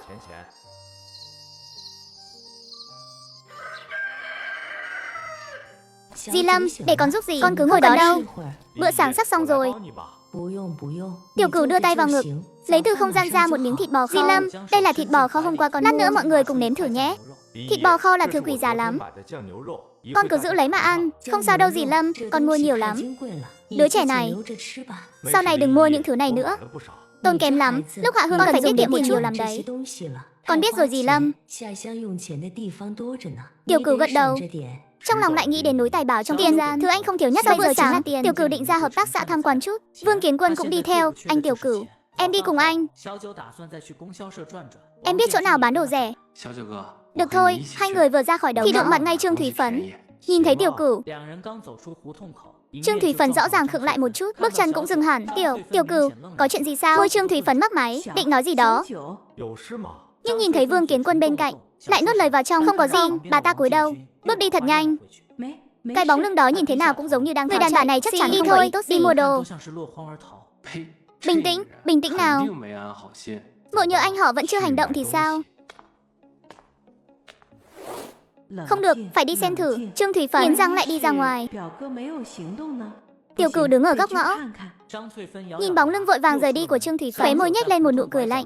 Người đàn bà này quả nhiên ngồi không yên rồi. Kiến Quân, cậu cứ đến ủy ban báo danh. Tôi có chút việc, lát nữa sẽ qua tìm cậu. Anh Tiểu Cửu, anh có việc gì thế? Em đi cùng anh nhé.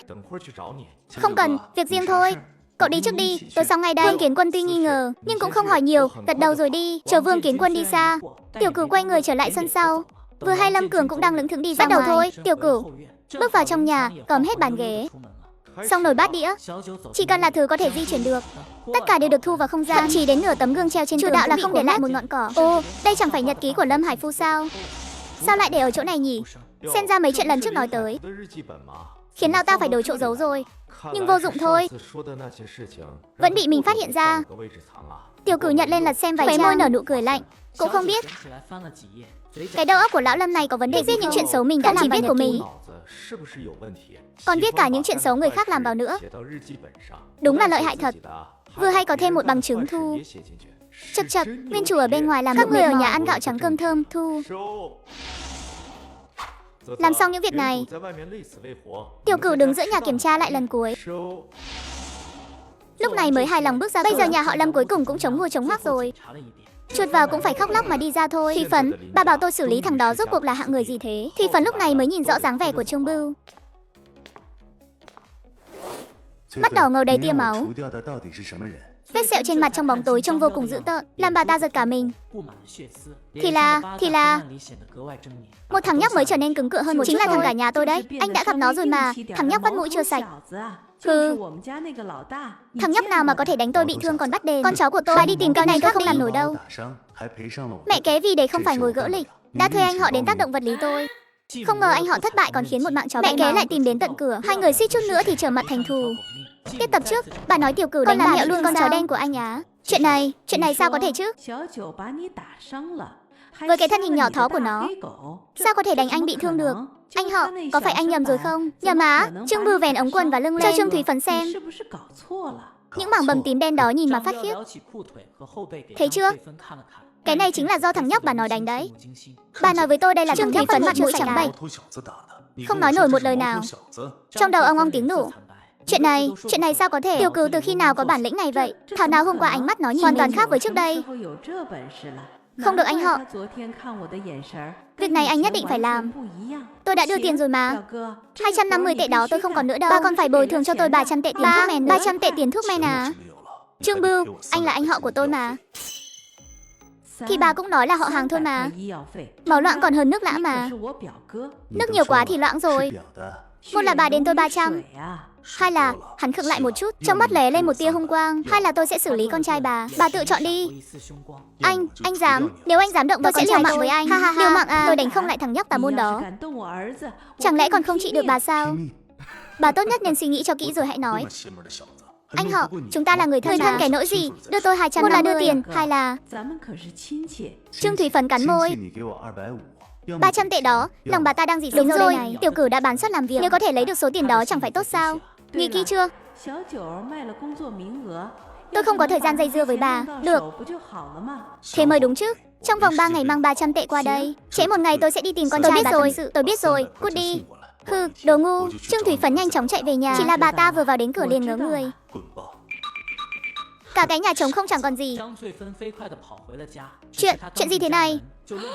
Đồ đạc đâu? Đồ đạc của tôi đâu hết rồi? Báo công an, phải báo công an ngay. Trương Thủy Phấn lao ra ngoài.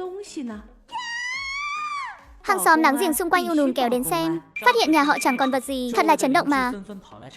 Nhà họ bị dọn sạch bách rồi à? Chẳng phải rõ rành rành. Ôi giời ơi, là ai làm thế nhỉ? Nhà họ Lâm này bị trộm rồi. Sao lại gọi là bị trộm? Cái này giống như bị tịch thu tài sản hơn đấy. Nhìn kia, đến cái phản cũng bị xử lý này, thực sự khiến tôi lắc mắt luôn. Tôi thấy là bị báo ứng thì có. Trước đây coi Tiểu Cửu như trâu như ngựa mà sai bảo. Giờ thì hay rồi chứ. Ông trời cũng nhìn không nổi nữa rồi. Chật, đúng là đời cha ăn mặn đời. Ánh mắt hàng xóm đều lấp lánh vẻ hả hê. Cũng tại nhà họ Lâm bình thường trong viện quan hệ quá kém. Rất nhanh, Trương Thủy Phấn dẫn theo hai người mặc đồng phục trở về. Đồng chí, mọi người nhìn đây, nhà tôi bị trộm rồi. Trộm sạch sành xanh luôn rồi. Nhìn đội nhà trống cũng phải ngẩn người. Trong nhà bị dọn dẹp còn sạch hơn cả mặt nữa. Bà chắc chắn là mình không chuyển nhà chứ? Thật sự không chuyển mà. Sáng sớm lúc tôi ra khỏi cửa vẫn còn tốt đẹp. Không tin đồng chí cứ hỏi họ xem, mọi người đều nhìn thấy mà. Trương Thúy Phấn chỉ tay về phía đám đông đang hóng hớt. Đội trưởng Vương cũng nhìn về phía đám đông. Mấy người hàng xóm lập tức gật đầu lia lịa. Đúng, không có chuyển nhà. Chúng tôi sớm còn thấy Lâm Cường ra ngoài mua đồ ăn sáng. Lúc đó trong nhà vẫn còn đồ đạc. Đúng thế. Mới qua chưa đầy 2 tiếng đồng hồ, đồ đạc đã mất sạch rồi. Đội trưởng Vương nghe xong mày càng nhíu chặt. Trong vòng 2 tiếng đồng hồ dọn sạch cả một ngôi nhà, ngay cả giường cũng tháo đi mất. Đây phải là một đội ngũ quy mô cỡ nào chứ? Vậy mà lại không có chút tiếng động nào. Gần đây bà có đắc tội với ai không? Không thể khai Tiểu ra được. Nếu không mấy chuyện thối nát chúng ta làm cũng sẽ bị phanh phui hết. Cả nhà chẳng phải đều phải đi ăn cơm miễn phí sao? Không có mà. Tôi là người hiền lành thế này sao có thể đắc tội với ai? Hiền lành á? Bà mà hiền lành thì lợn nái cũng biết leo cây rồi. Một bà thím không nhịn được nhỏ giọng lẩm bẩm. Tức thì vang lên một trận cười nén nhịn. Mặt Trương Thúy Phấn xanh mét lại, hầm lườm bà thím kia một cái. Tôi cảnh báo bà, tính chất của vụ án này rất nghiêm trọng. Nếu bà che giấu manh mối khiến không phá được, đồ đạc không tìm về được thì đừng có trách chúng tôi. Hơn nữa loại hình báo thù này, trộm cắp rất có thể chỉ là sự khởi đầu. Nếu bà không nói, lần sau đối phương lại đến thì sao? Đội trưởng Vương nhìn vẻ mặt ấp úng của Trương Thúy Phấn là biết ngay bà ta không nói thật. Ngay lúc đó, Lâm Cường ăn sáng xong đã quay về. Trời ơi, sao nhà mình đông vui thế này? Công an, thôi xong rồi, là thằng nhóc Tiểu Cửu đó báo cảnh sát thật rồi. Tôi không muốn vào đó ăn cơm miễn phí đâu. Lâm Cường quay người định chuồn thẳng. Cường tử, mau đi tìm bố con về đây. Nhà mình bị trộm rồi, của cải mất hết rồi. Không phải đến bắt mình à? May quá. Khoan đã, nhà bị trộm. Lâm Cường lúc vàng xông vào trong nhà. Cái quái gì thế này? Trống không rồi. Cường tử, con còn ngây ra đó làm gì? Mau đến xưởng tìm bố con đi chứ. Con đi ngay đây. Đội trưởng Vương nhìn bóng lưng Lâm Cường chạy xa, lại nhìn căn nhà trống rỗng. Chân mày nhíu chặt thành hình chữ xuyên. Mọi người cùng nghĩ kỹ lại xem. Sáng ngày hôm nay, có nghe thấy âm thanh gì lạ không? Hoặc có thấy ai khả nghi không? Không có, chẳng nghe thấy. Tôi cũng không nghe thấy gì. Đúng là lạ thật, cả một nhà đồ đạc mà biến mất không. Chắc chắn là gặp phải tay chuyên nghiệp rồi. Hoặc là ông trời hiển linh cứ như bình thường thôi. Nếu nói là người khả nghi, sáng nay có thấy Tiểu Cửu ra ngoài, đi cùng với Vương Kiến Quân, nhưng không biết vì lý do gì lại quay về một chuyến, ở lại rất lâu mới chịu đi ra. Tiểu Cửu, con trai cả nhà họ Lâm. Sắc mặt Trương Thúy Phấn biến đổi, ấp úng nói là đúng vậy, có điều hôm qua nó đã đoạn thân với chúng tôi rồi. Bây giờ không còn là người nhà chúng tôi nữa. Đoạn thân? Tại sao cậu ta lại đoạn thân với các người? Chuyện này chính là mâu thuẫn gia đình thôi. Con cái lớn rồi không chịu nghe lời nữa.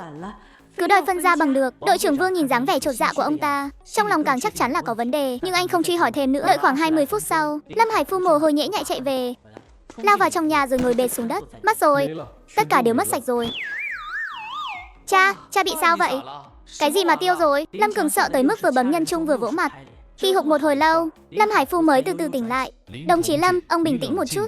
Chúng tôi là công an, đến để giúp ông phá án đây. Đồng chí, anh nhất định phải giúp tôi. Nhà tôi bị trộm sạch rồi.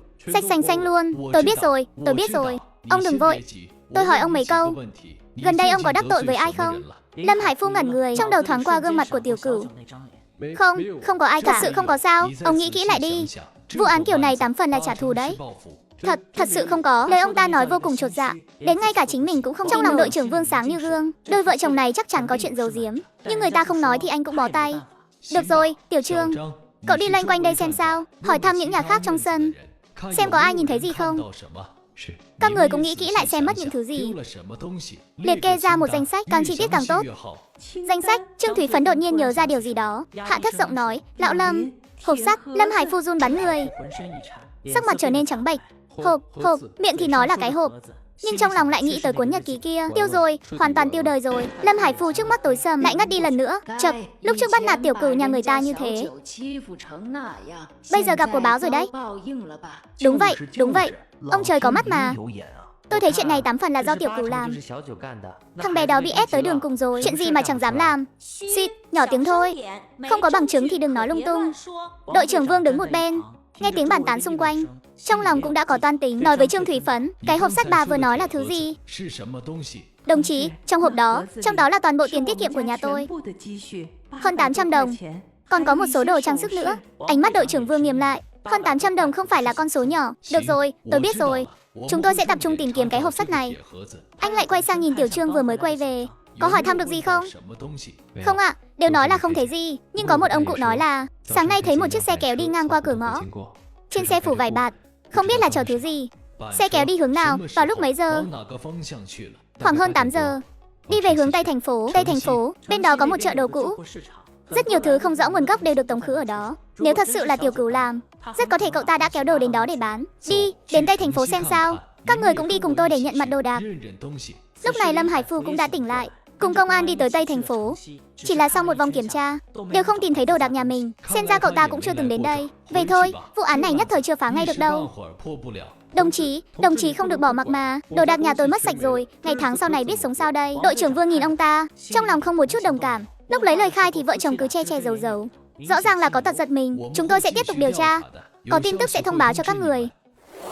Cha, mẹ, bây giờ chúng ta phải làm sao đây? Chuyện này có khi nào là do Tiểu Cửu làm không? Cơn giận này chúng ta cứ thế mà nuốt trôi sao? Bà đây nuốt không trôi. Thằng danh Tiểu Cửu kia tưởng dọn sạch nhà mình là xong chuyện chắc. Mơ đi, lão Lâm. Mấy mối quan hệ của ông nên đem ra dùng đi thôi. Ý bà là không phải nó sắp hạ hương sao? Cho nó đi đến nơi nghèo khổ, hẻo lánh nhất. Được. Ngày mai tôi sẽ đi làm ngay. Tôi vì dọn sạch mọi vật tư của nhà họ Lâm, kết quả bị Lâm Hải Phu dùng quan hệ đổi nơi hạ hương của tôi thành một ngôi làng nhỏ nghèo khổ nhất vùng Đông Bắc. 2 ngày trước khi xuất phát, tôi đem những vật phẩm thu được từ nhà họ Lâm xử lý giá rẻ hết ở chợ đen, lại đi qua thêm vài chỗ nữa điểm giấu bảo vật. Một nơi là đồ chơi, một nơi tôi giữ lại vàng thỏi, 3 nơi khác có người ở nên không cách nào tiếp cận được. Bỏ đi, mấy chỗ này để khi nào có dịp rồi tính sau. Vật phẩm tuần này đã làm mới. Món thứ nhất, niệm lực dị năng, có thể dùng ý nghĩ để điều khiển vật thể, phản xáo khống chế và kích thước vật thể, phụ thuộc vào tố chất cơ thể của ký chủ. Phản xáo tối đa hiện tại là 5 mét, trọng lượng tối đa 10 kg. Ô, siêu năng lực nha. Tuy rằng có hạn chế, nhưng thứ này vào thời khắc mấu chốt tuyệt đối có tác dụng. Mua thành công. Đang trong quá trình dung hợp dị năng, một luồng khí ấm áp từ đỉnh đầu rót xuống, chạy dọc theo xương sống xuống dưới. Cảm giác đó giống như đang ngâm mình trong suối nước nóng, toàn thân thư thái hẳn ra.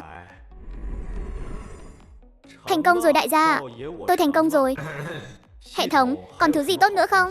Món thứ hai, thần cấp y thuật đi kèm bộ kim châm cứu. Nắm vững tất cả kiến thức y học cổ kim Đông Tây. Châm cứu, bấm huyệt, xoa bóp nắn xương đều ghi nhớ trong bộ 108 cây kim vàng. Cái này còn thực dụng hơn.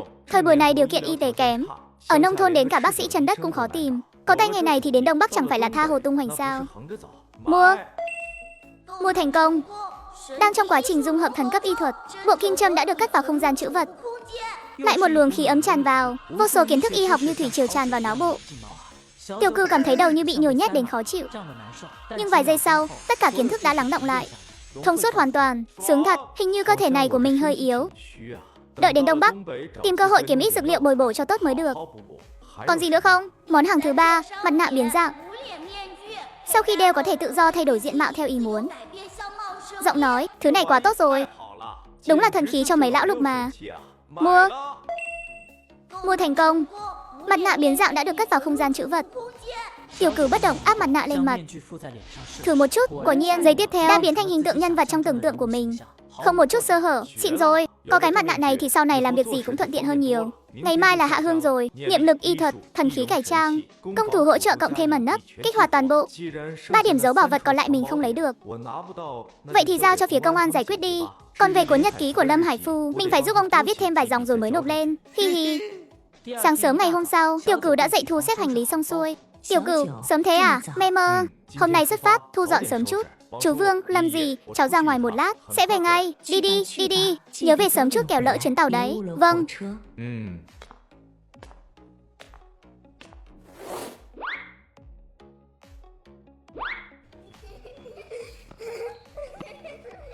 Chính là chỗ này. Nhóc con, giúp chú một việc được không? Việc gì à? Cháu giúp chú mang gói giấy dầu này, gửi đến đồn công an ở đằng kia. Cháu cứ nói với chú công an là nhận được ở ven đường nhé. Xong việc viên kẹo này sẽ thuộc về cháu. Mắt cậu bé sáng rực lên ngay lập tức. Thời buổi này kẹo sữa là món ăn vặt cao cấp nhất. Nhà bình thường Tết nhất cũng chưa chắc nỡ mua. Thật sự cho cháu à? Thật chứ? Chú không lừa cháu đâu. Có điều, cháu phải đợi nửa tiếng sau mới được mang qua đó nhé. Có thấy tháp đồng hồ đằng kia không? Đợi kim dài chỉ đến số 8 thì cháu hãy mang đi. Chú sẽ đứng phía sau quan sát cháu, được ạ? Cháu nhớ rồi, bé ngoan. Tiểu Cửu lại lấy thêm 2 viên kẹo nữa. Thấy cháu ngoan như vậy, thưởng thêm cho cháu 2 viên. Nhớ nhé, nhất định phải đợi đến giờ đó mới được gửi. Và nhất định phải gọi là chú công an. Chú yên tâm, cháu nhất định sẽ nghe lời, gửi đúng giờ ạ. Tốt. Vậy cháu cứ chờ ở đây đi, đến giờ thì hãy đi.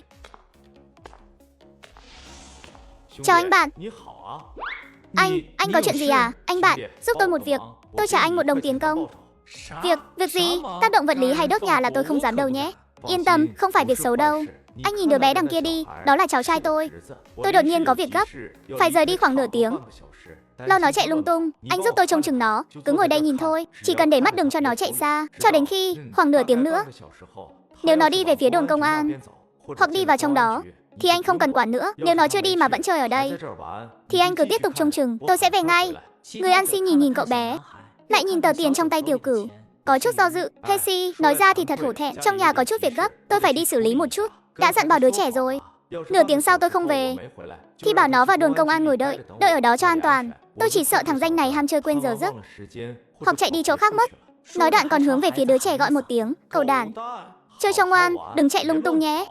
Cậu bé nghe thấy liền nhìn về phía này, thấy bên cạnh Tiểu Cửu có một người ăn xin đang ngồi xổm, liền gật đầu một cái. Thấy chưa, đó là cháu trai tôi, tên là cậu đàn. Giờ thì tin rồi chứ?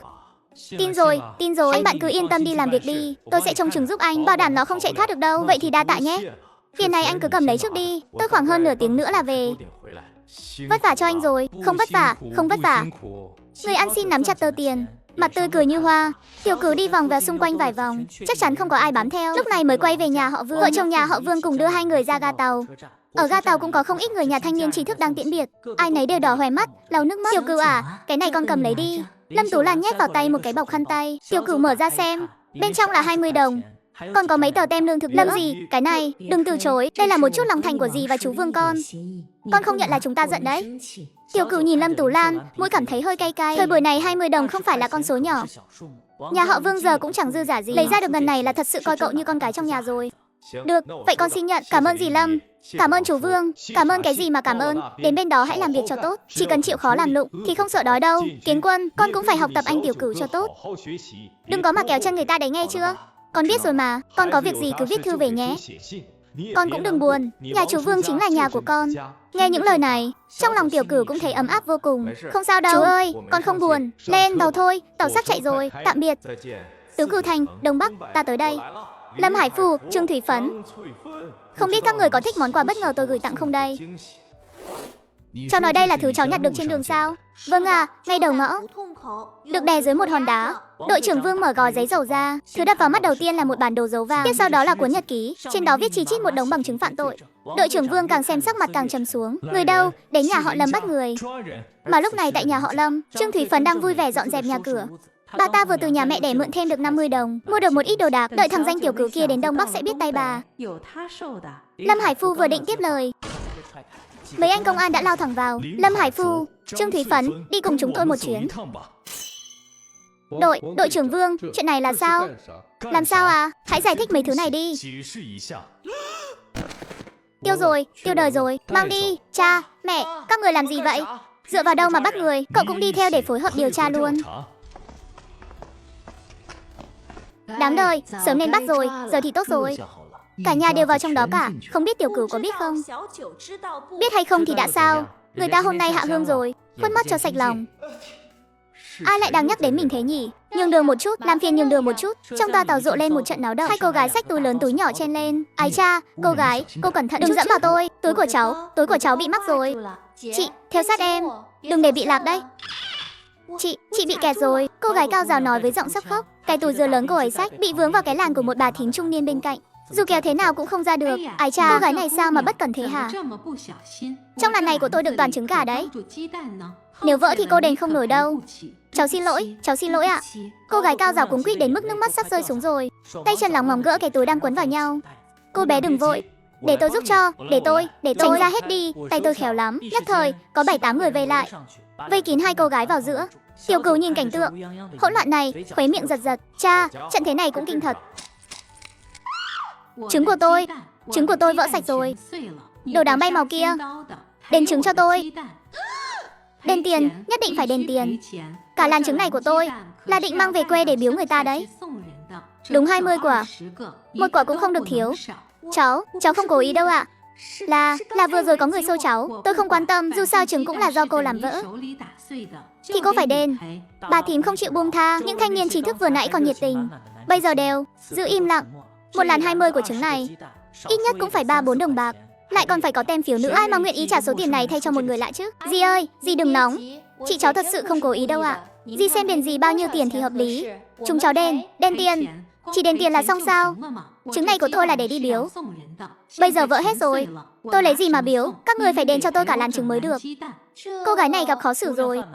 Trên tàu hỏa thì đi đâu mà kiếm được 20 của trứng. Giằng co vài phút đồng hồ, cô gái lấy ra 4 đồng tiền và một ít tem phiếu. Dì ơi, chúng cháu đền tiền và tem phiếu cho dì. Dì xem có được không ạ? Trên tàu này thật sự không kiếm đâu ra trứng gà. Được rồi, coi như các người biết điều.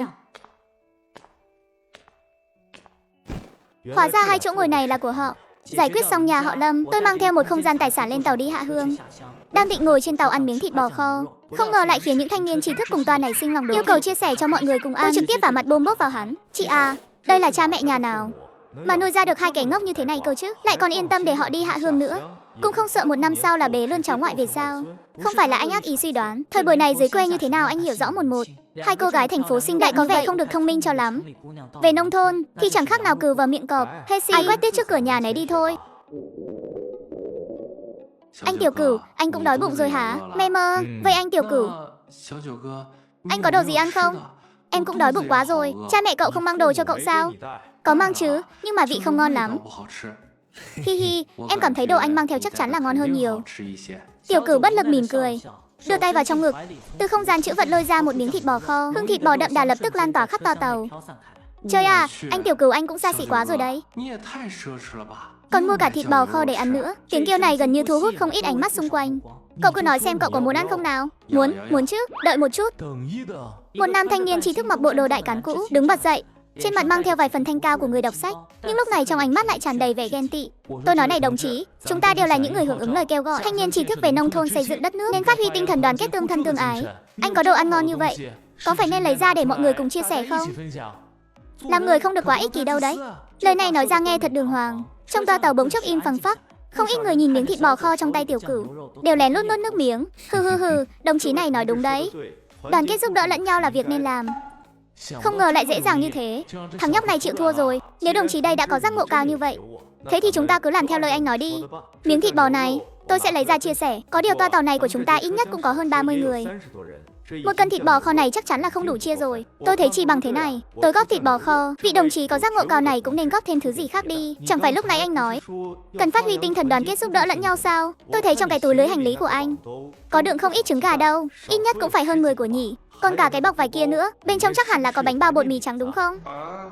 Tiểu Cửu đã sớm quan sát một lượt hành lý của những người xung quanh rồi. Sắc mặt nam thanh niên trí thức kia lập tức đỏ bừng. Anh, làm sao anh biết được? Sao tôi lại không biết được chứ? Chẳng phải chính anh nói là muốn chia sẻ sao? Chẳng lẽ sự chia sẻ của anh chỉ là bắt người khác chia sẻ?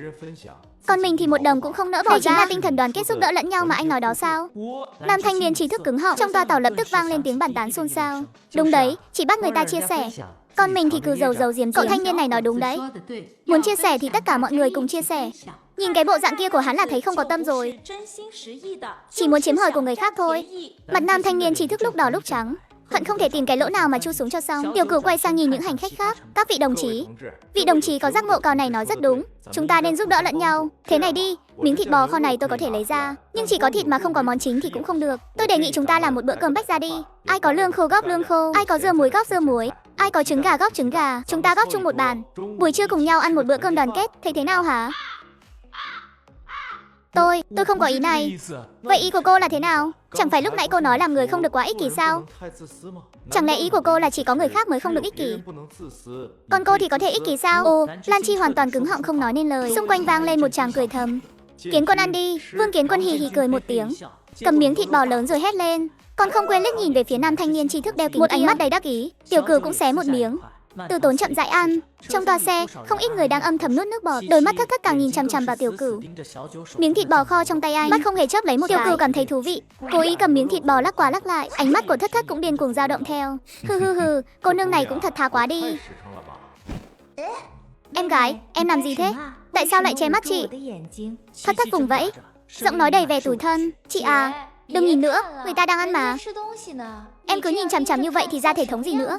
Nhưng mà miếng thịt đó thơm quá đi mất. Phương Tình rất bất lực thở dài một tiếng, từ trong túi của mình lấy ra 3 cái bánh ngô. Em này, chúng ta ăn cái này đi. Thất thất nhận lấy rồi cắn một miếng nhỏ, đôi mắt vẫn không nhịn được mà liếc về phía Tiểu Cửu. Cái điệu bộ tủi thân đó khiến Tiểu Cửu suy nghĩ một chút.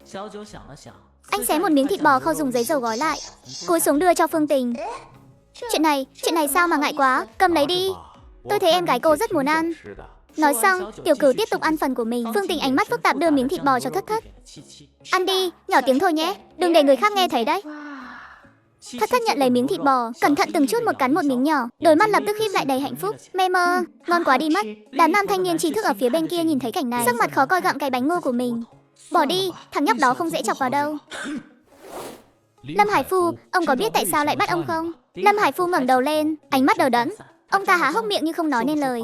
Ngày 15 tháng 3 năm 1974, cùng với Lão Triệu, 3 người các ông đã lấy trộm 30 cân nguyên liệu đồng từ trong xưởng, bán ra chợ đen. Lưu Ma Tử thu được 45 đồng. Tháng 7 năm 1974, cùng Lão Triệu tham gia cướp bóc, thu lợi được 52 đồng.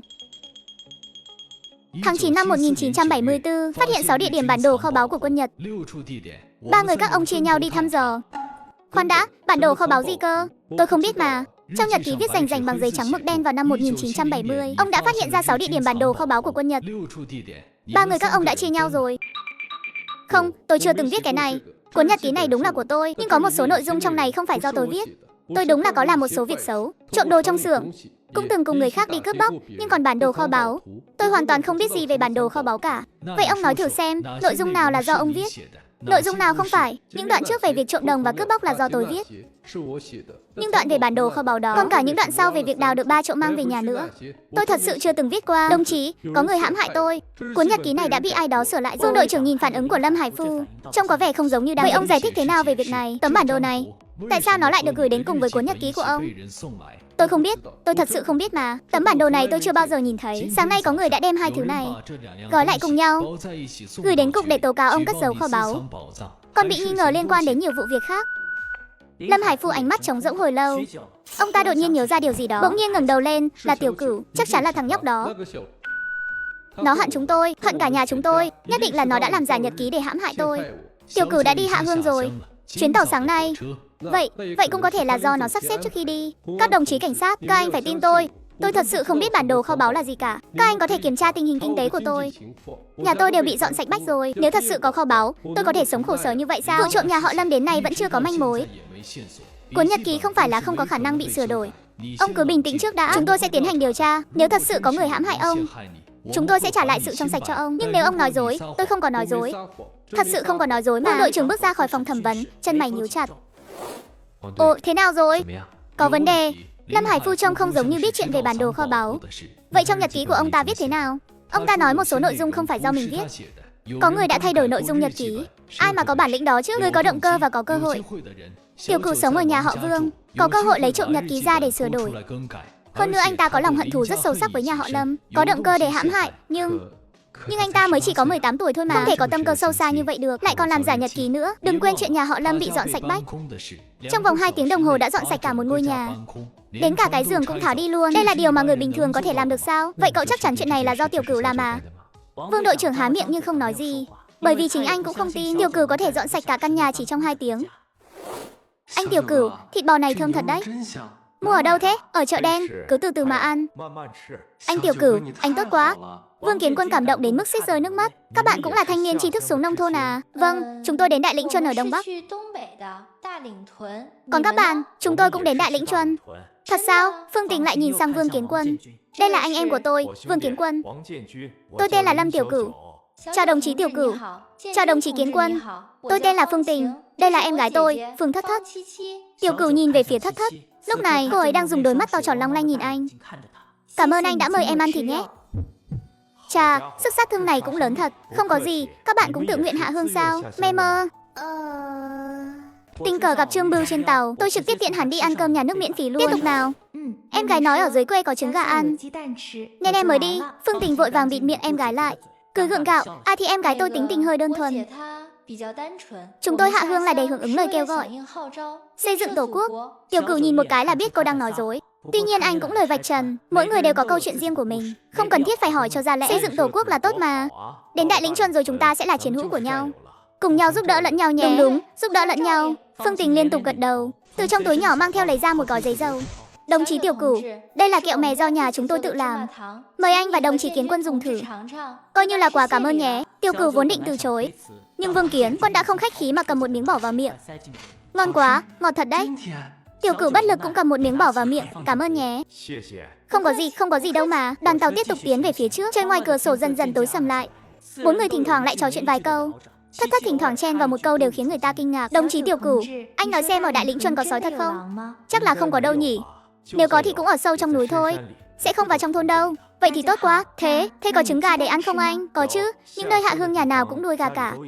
Có thể đổi được trứng gà thì tuyệt quá rồi. Em thích ăn trứng gà nhất luôn. Chị này, chúng ta đi xây dựng nông thôn, chứ không phải đi du lịch đâu nhé. Em biết mà, xây dựng nông thôn cũng có thể ăn trứng gà mà. Anh nói có đúng không? Đúng vậy. Tiểu Cửu nhìn sự tương tác giữa hai chị em này, không nhịn được mà nghĩ chuyến đi hạ hương này dường như sẽ không quá nhàm chán rồi. Lão Vương, chỉ thị của cấp trên xuống rồi.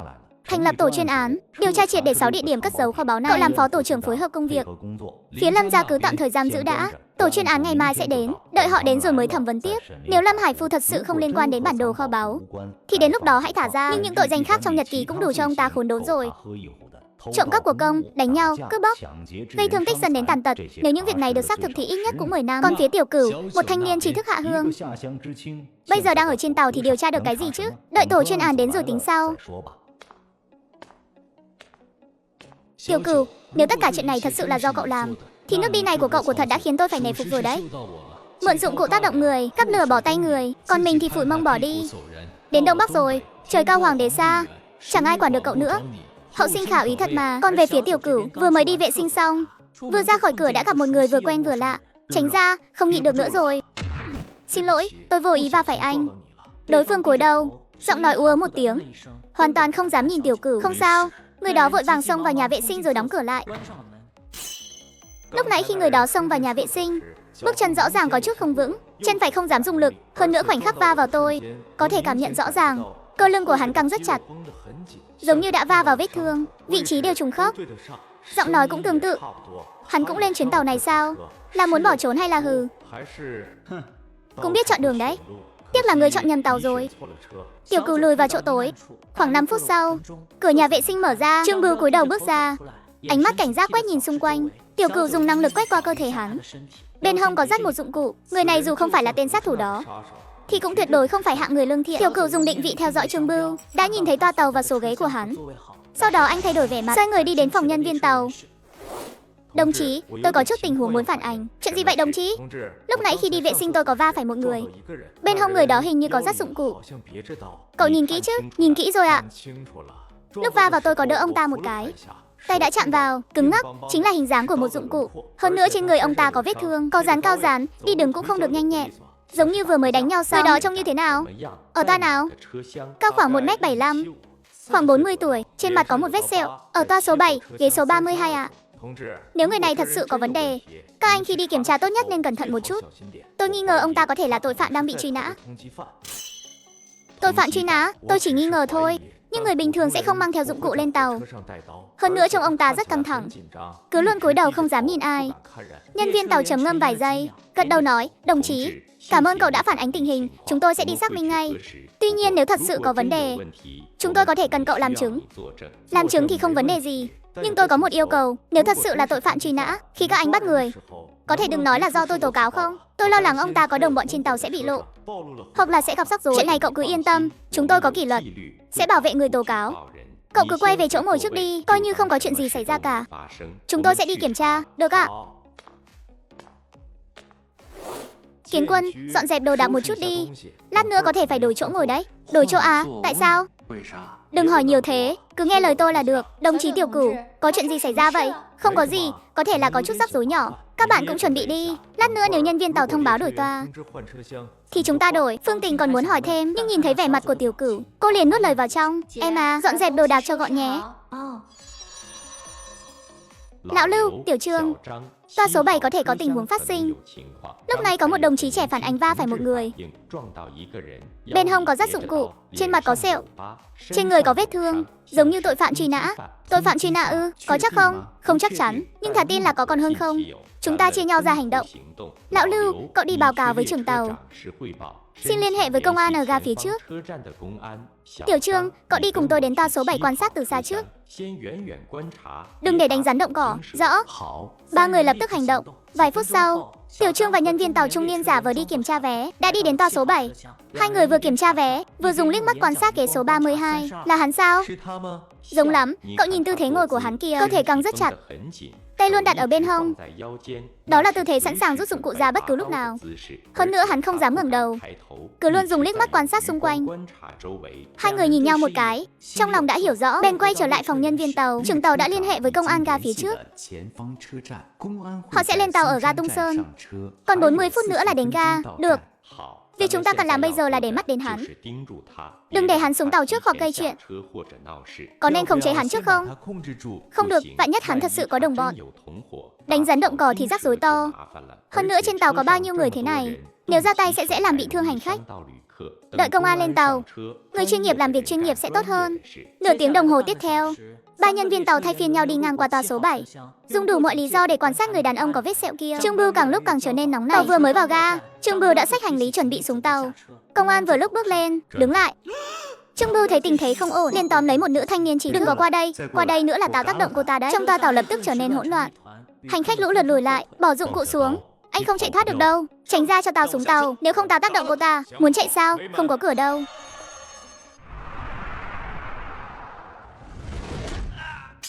Trương Bưu quay đầu lại liền nhìn thấy Tiểu Cửu đang đứng trong đám đông, lại gặp phải thằng nhóc quái gở này.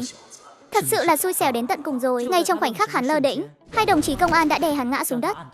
Buông tao ra, hay lắm, các đồng chí công an giỏi lắm. Hành khách đồng loạt vỗ tay khen ngợi. Tiểu Cửu thu hồi năng lực, khóe miệng nở một nụ cười nhàn nhạt. Công an đã áp giải Trương Bưu xuống tàu. Lúc nãy người đó là ai vậy nhỉ? Sao lại mang theo dụng cụ? Chắc chắn là tội phạm truy nã rồi. Chẳng phải thấy công an đều đến rồi sao? Đáng sợ quá đi mất. Lúc nãy dụng cụ đã kề sát vào cổ rồi. Cũng may là các đồng chí công an phản ứng nhanh. Anh Tiểu Cửu, lúc này có phải anh là người tố cáo không? Sao cậu biết? Em đoán thế. Lúc này anh bảo em dọn đồ chuẩn bị đổi chỗ, chắc chắn là đã phát hiện ra điều gì rồi. Đừng có đoán mò, chuyện này không liên quan đến chúng ta. Biết nhiều quá chẳng có ích gì đâu. Hiểu rồi, em hiểu rồi mà. Vương Kiến Quân liên tục gật đầu, nhưng trong mắt đầy vẻ sùng bái. Đồng chí Tiểu Cửu, lúc nãy cảm ơn anh nhé. Cảm ơn tôi chuyện gì? Em biết là anh mà. Lúc này anh đi từ hướng phòng nhân viên tàu về, lại kết hợp với sự việc vừa rồi nữa. Em rất cảm ơn anh đã nhắc nhở chúng em. Cô nương này cũng khá thông minh đấy chứ. Trùng hợp thôi mà. Phương Tình gật đầu, nhưng nhìn ánh mắt của Tiểu Cửu, đã có thêm vài phần tò mò và muốn tìm hiểu. Nam thanh niên trí thức này hình như không hề đơn giản. Đoàn tàu tiếp tục tiến về phía trước, vài ngày sau cuối cùng cũng đã đến nơi. Đám thanh niên trí thức xuống tàu ai nấy đều run cầm cập vì lạnh. Mẹ ơi, sao mà lạnh thế này? Đầu tiên hoan nghênh các đồng chí đã đến với huyện Tùng Giang. Tôi tên là Lý Quốc Phú, là người phụ trách văn phòng sắp xếp thanh niên trí thức của huyện Tùng Giang. Các bạn có thể gọi tôi là chủ nhiệm Lý, cũng có thể gọi tôi là lão Lý. Tôi biết mọi người ngồi tàu vài ngày đều rất mệt mỏi rồi. Một số đồng chí có thể là lần đầu tiên đi xa nhà. Trong lòng chưa thấy yên tâm, tôi xin nói vài câu ở đây. Đã đến đây thì cứ yên tâm mà ở lại. Tiếp theo sẽ có nửa ngày thời gian để nghỉ ngơi và chỉnh đốn. Công xã đã chuẩn bị cho các bạn chỗ ở tạm thời, chia ra 8 người một phòng, nam nữ riêng biệt. Điều kiện tuy đơn sơ, nhưng có thể che mưa che nắng. Trong nửa ngày này các bạn có thể tự do hoạt động. Trên thị trấn có cửa hàng cung ứng, có thể mua một số nhu yếu phẩm cần thiết. Nhưng tôi nhắc nhở các bạn hãy tiết kiệm tiền tem phiếu. Đến đội sản xuất kiếm được công phân không hề dễ dàng đâu. Thứ tư, 8 giờ sáng mai tập trung tại đây. Người phụ trách của các đội sản xuất sẽ đến đón các bạn. Đến lúc đó tôi sẽ gọi tên. Các bạn hãy đi theo đúng người, đừng có lên nhầm xe đấy. Lý Quốc Phú dừng lại một chút, ánh mắt dừng lại trên gương mặt của vài thanh niên trông có vẻ đặc biệt căng thẳng. Trong vài giây, cuối cùng tặng các bạn một câu, đất trời nông thôn rộng lớn. Có rất nhiều việc để làm, bây giờ hãy đi theo tôi. Việc đầu tiên khi hạ hương là phải ra mắt bí thư chi bộ thôn trước đã. Sau đó trổ tài y thuật tuyệt vời thì có thể thuận lợi ngồi lên xe lừa rồi. Trên đường về thôn gặp phải đàn sói. Tôi bình tĩnh xử lý còn ôm hai chị em nhà họ Phương vào lòng. Nghỉ ngơi tạm thời trên thị trấn. Nghỉ ngơi một đêm, sáng sớm hôm sau đã được gọi dậy để phân đội. Người của Đại Lĩnh Chuân đến đằng kia nhận người đi. Tôi là bí thư của Đại Lĩnh Chuân. Cứ gọi tôi là Từ Lão Sơn là được rồi. Đã được phân đến Đại Lĩnh Chuân thì chính là người của Đại Lĩnh Chuân rồi. Nói trước cho mà biết, đến thôn rồi thì đừng có ra vẻ thiếu gia tiểu thư nữa. Không có tác dụng gì đâu, hành lý vứt lên xe rồi người đi bộ theo sau nhé. Cái gì cơ? Bác ơi, không phải trừ bí thư. Chúng cháu không được ngồi xe sao? Vài thanh niên trí thức khác được phân đến Đại Lĩnh Chuân cũng mớ người ra, trời lạnh thấu xương thế này mà lại bắt người ta đi bộ mấy chục dặm đường núi sao? Mấy đứa nghĩ hay quá nhỉ? Con lừa này là báu vật của đại đội đấy. Đầu xuân còn phải dựa vào nó để cày ruộng nữa. Làm nó mệt quá thì có bán mấy đứa đi cũng không đền nổi đâu. Nhưng mà thế này thì xa quá. Thất thất nhỏ giọng lầm bầm, bàn tay nhỏ lạnh đến đỏ bừng đang nắm chặt lấy vạt áo. Chê xa à? Chê xa thì quay về thành phố mà ở. Chẳng ai ngăn cản đâu. Một câu nói đã làm tất cả mọi người phải câm miệng. Nếu mà quay về được thì ai thèm đến cái nơi quỷ quái này để chịu khổ chứ. Mấy nữ thanh niên trí thức mắt đều đã đỏ hoe, nhìn xuống đôi giày mỏng manh trên chân mình, cảm giác tuyệt vọng tự nhiên nảy sinh. Tiểu Cửu không nói gì, xách túi lên là người đầu tiên để hành lý lên xe, sau đó không để lại dấu vết mà tiến lại gần bên cạnh bác Từ Lão Sơn, từ trong không gian lấy ra một bao đại tiền môn. Bác ơi, trời lạnh đường trơn. Đống hành lý này phiền bác để ý trong nom giúp cháu một chút, chúng cháu còn trẻ, đi bộ vài bước cũng không sao, coi như vận động cho ấm người. Vừa nói, bao thuốc kia đã thuận theo ống tay áo, trượt thẳng vào trong. Tay chiếc áo da kiều rộng thùng thình của bác Từ Lão Sơn, thằng nhóc này khá hiểu chuyện đấy. Những nếp nhăn trên mặt Từ Lão Sơn giãn ra một chút, vẻ mặt vốn lạnh lùng cũng dịu đi vài phần. Mê mơ, coi như thằng bé này biết điều. Được rồi, để hành lý cho vững vào, đi theo cho sát, lạc đội là tôi không quay lại tìm đâu đấy. Tiểu Cửu ca, đây là hối lộ mà. Hơn nữa thủ pháp này cũng quá thuần thục rồi đi. Tiểu Cửu không thèm để ý đến ánh mắt nghi hoặc của Vương Kiến Quân, lùi lại nửa bước, ánh mắt lại dừng lại trên chân phải của Từ Lão Sơn. Lúc ông lão dắt lừa, chân phải rõ ràng không dám dùng lực, đầu gối luôn cứng đờ. Mỗi khi bước một bước, đầu mày đều khẽ nhíu lại một cái rất khó nhận ra.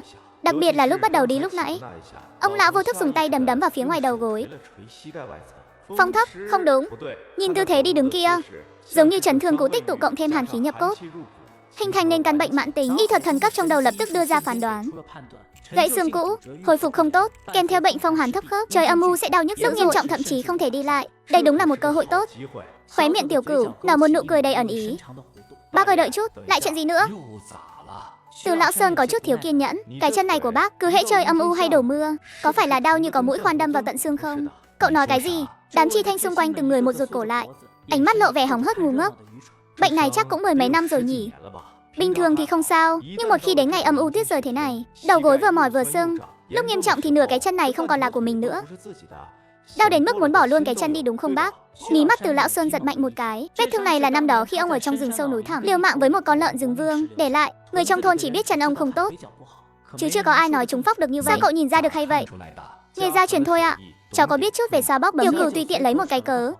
Ở cái thời đại thiếu thầy thiếu thuốc này, bác sĩ Trần Đất rất được tôn trọng, mà bác sĩ có bản lĩnh thật sự thì chính là bùa hộ mạnh di động. Chưa đợi Từ Lão Sơn phản ứng, anh trực tiếp ngồi xổm xuống, ấn chính xác vào huyệt tất nhãn. Bác chịu khó một chút. Lời còn chưa dứt, 5 ngón tay đã phát lực. Từ Lão Sơn hít vào một ngụm khí lạnh. Đau thấu tim gan, nhưng ngay sau đó, sự đình trệ kia tan biến trong nháy mắt, đi kèm với dòng chảy lưu thông là một luồng hơi ấm chưa từng có. Hàn khí tích tụ trong khe xương, suốt 10 mấy năm trời, lại bị một cú ấn này ép ra ngoài. Chân bác cử động thử xem, thấy Từ Lão Sơn ngẩn người 2 giây. Ông ướm thử nhấc chân lên, cái cảm giác cứng nhắc như bị dỉ sét kia lại biến mất rồi, đầu gối vậy mà cũng không đau nữa. Thần kỳ, thật thần kỳ quá. Chàng trai cả không? Lâm đại phu, cái tay này của cậu tuyệt thật đấy. Cháu chỉ tình cờ biết một chút thôi. Lên xe, mau lên xe đi. Trời đông giá rét thế này, đừng để tay bị lạnh hỏng. Đôi bàn tay này là báu vật đấy. Sau này thôn mình có ai đau đầu sổ mũi đều phải trông cậy vào cậu đấy. Đám chi thanh xung quanh thần thờ nhìn theo. Không ngờ thế là đã được lên xe rồi. Tiểu Cửu lướt mắt nhìn qua bên cạnh, thấy Vương Kiến Quân đang run cầm cập vì lạnh, và hai chị em nhà họ Phương mặt đỏ bừng, vẻ mặt lộ vẻ khó xử. Bác ơi, mấy người bạn này của cháu, Từ Lão Sơn là người tinh đời, lẽ nào lại không nghe ra ý tứ trong lời nói đó. Liếc nhìn vóc dáng to lớn của Vương Kiến Quân, Trà Đông khẽ nhíu lại một chút, nhưng khi ánh mắt quay lại trên người Tiểu Cửu thì lập tức giãn ra ngay. Lên hết đi, chịu khó chen chúc là ngồi được. Con lừa già kia khỏe lắm, chờ thêm vài người thì đáng cái gì. Cảm ơn bác. Khóe miệng Tiểu Cửu khẽ nhếch lên, quay đầu nhìn ba người vẫn còn đang ngẩn ngơ. Còn đứng đó làm gì nữa? Lên xe thôi. Đến đây, Tiểu Cửu ca. 4 người cộng thêm hành lý, nhét đầy ắp chiếc xe bò không quá lớn. Lúc này đám Chi Thanh còn lại mới nổ tung. Thế này không công bằng. Lúc trước tên Chi Thanh Nam muốn ăn thịt bò trên tàu, Triệu Vệ Đông gào lên một tiếng. Mặc dù hắn không bị phân về Đại Lĩnh Chuân, nhưng lại kéo theo mấy Chi Thanh khác được phân về Đại Lĩnh Chuân, cũng bắt đầu không cam lòng. Bí thư, thế này không đúng quy định đâu nhỉ? 4 người bọn họ to xác thế kia, con lừa này sao chịu nổi? Chúng tôi sẽ lên công xã tố cáo ông làm việc riêng. Đúng thế.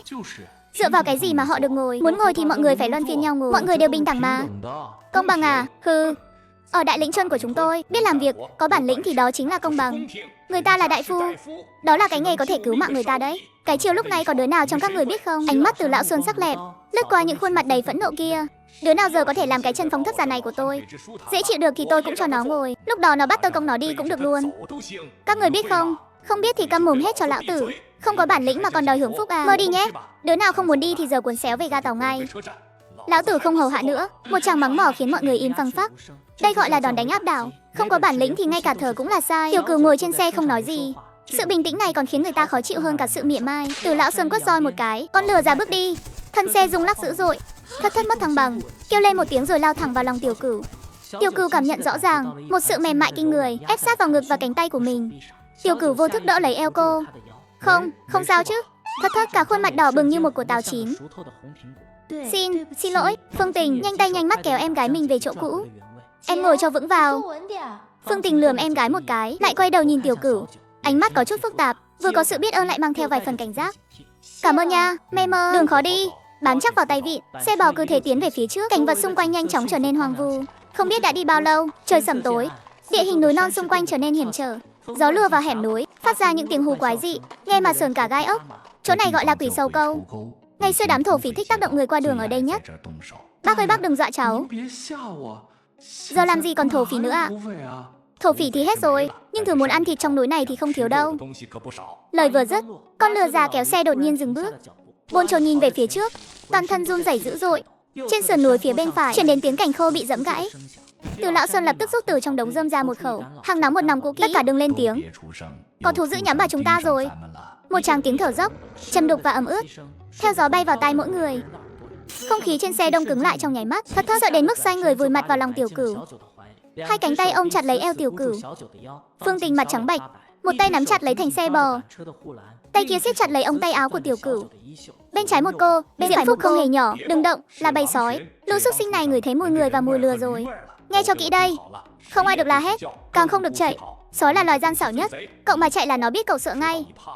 Nó sẽ nhào lên tác động vào cổ đấy. Vương Kiến Quân gật đầu lìa lịa, cổ cứng đờ như khúc gỗ. Bụi cây bên phải đột nhiên rung động mạnh. Một con sói đực to lớn bước ra, xem chừng là một tay lão luyện đấy.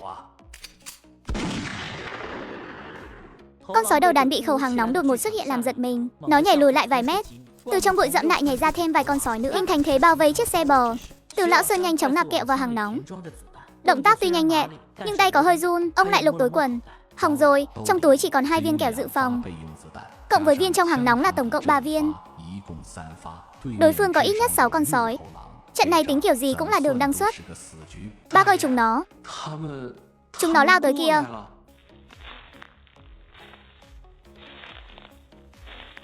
Đừng có ồn ào. Từ Lão Sơn đưa tay vào trong áo ra cừu lục lọi một hồi, lôi ra một tràng pháo lớn. Cút hết cho lão tử. Tiếng nổ đôm đốp vang lên, tia lửa bắn tứ tung, làm tan nát thần kinh của lũ sói, khiến bầy sói chạy tán loạn bốn phía. Từ Lão Xuân thở phào một cái, lũ chó này. Cũng may là lão tử có chuẩn bị, nếu không hôm nay cả đám đều phải làm món điểm tâm cho chúng nó rồi. Vương Kiến Quân cả người nhũn ra trên đống rơm, mồ hôi lạnh thấm đẫm toàn thân. Thất thất trong lòng Tiểu Cửu thì nấc lên từng hồi. Rõ ràng là bị dọa sợ khiếp vía. Những chi thanh khác vừa chạy đến cũng bị dọa cho hết hồn. Tiểu Cửu vỗ vỗ lưng cô, không sao rồi. Được rồi, đi tiếp thôi. Vừa đến điểm chi thanh đã bị các chi thanh cũ dằn mặt. Kết quả chi thanh cũ bị phạt đi dọn phân 2 tháng. Tôi lấy ra một chai nhị à đầu và một cân thịt kho, dễ dàng giải quyết công việc cá nhân. Đợi đến được điểm chi thanh, trời cũng đã tối mịt. Nhìn hai căn nhà rách nát, lòng mọi người lạnh lẽo mất một nửa. Đây chính là điểm chi thanh sao? Nam bên trái nữ bên phải, tự vào trong mà tìm chỗ. 5 giờ sáng mai đi làm công, đừng có ngủ quên đấy. Thế này mà ở được sao? Có thể không ở đây được không? Thất thất nhỏ giọng lầm bầm, trong giọng nói mang theo tiếng khóc. Tiểu Cửu không nói lời thừa thãi, đi thẳng về phía căn phòng bên trái. Vừa bước vào trong phòng, mùi mồ hôi trộn lẫn với mùi hôi chân, mùi ẩm mốc và hơi ấm xộc thẳng vào mũi. Trên sập nằm chung có 4-5 người đàn ông đang nằm, đồng thời ngồi bật dậy, ánh mắt đó giống như vài con sói đói. Nhìn thấy miếng thịt béo tự dâng tận cửa, đặc biệt là khi nhìn thấy chị em Thất thất sau lưng Tiểu Cửu, trên mặt lộ ra vẻ bỉ ổi. Tiểu Cửu bước một bước chắn trước mặt Thất thất, làm thằng nhóc Tôn Hồng bị chắn tầm mắt. Hắn ngoạm cổ, hất cằm về phía Tiểu Cửu. Mới đến à, không biết điều sao? Ở điểm chi thanh đại lĩnh chôn này, là rồng thì phải cuộn lại, là hổ thì phải nằm xuống. Theo lời hắn vừa dứt, 3 chi thanh nằm khác trên sập cũng đứng dậy, chặn nhóm Tiểu Cửu ngay cửa. Các người muốn làm gì? Mọi người đều là chi thanh với nhau, chi thanh cũng có trước có sau.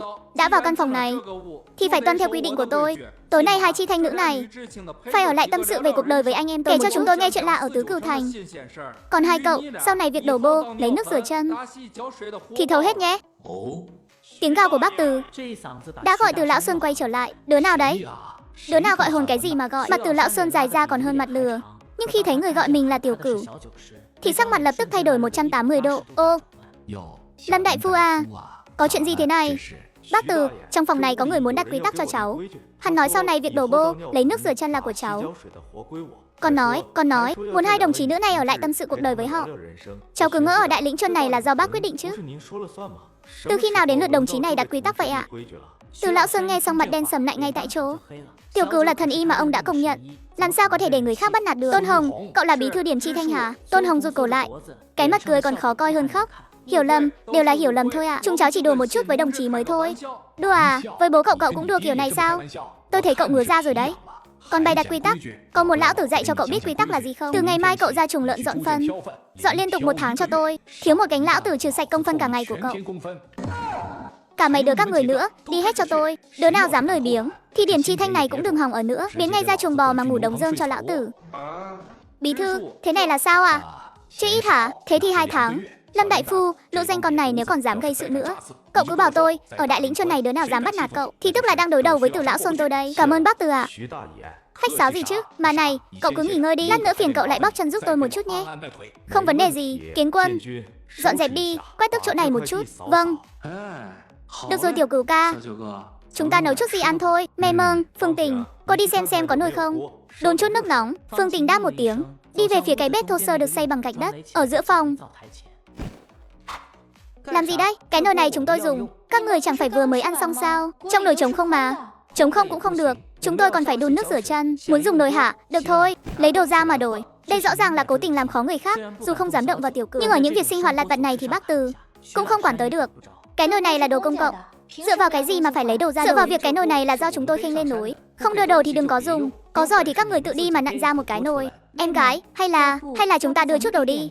Không đưa, dựa vào cái gì mà phải chiều hư bọn họ? Không cần phí lời với họ làm gì. Tiểu Cửu từ trong túi lấy ra một bọc giấy thấm dầu, từng lớp mở ra, một mùi thịt kho thơm nồng đậm lập tức lan tỏa khắp căn phòng. Đây chính là thịt kho làm từ con chó đen của Trương Bưu lúc trước, để dành cho những dịp cần ngoại giao sau này. Mấy người trong phòng đều nuốt nước miếng ực. Nếu người ta đã dùng nồi rồi thì chúng ta không dùng nữa. Đi thôi. Đi đâu à?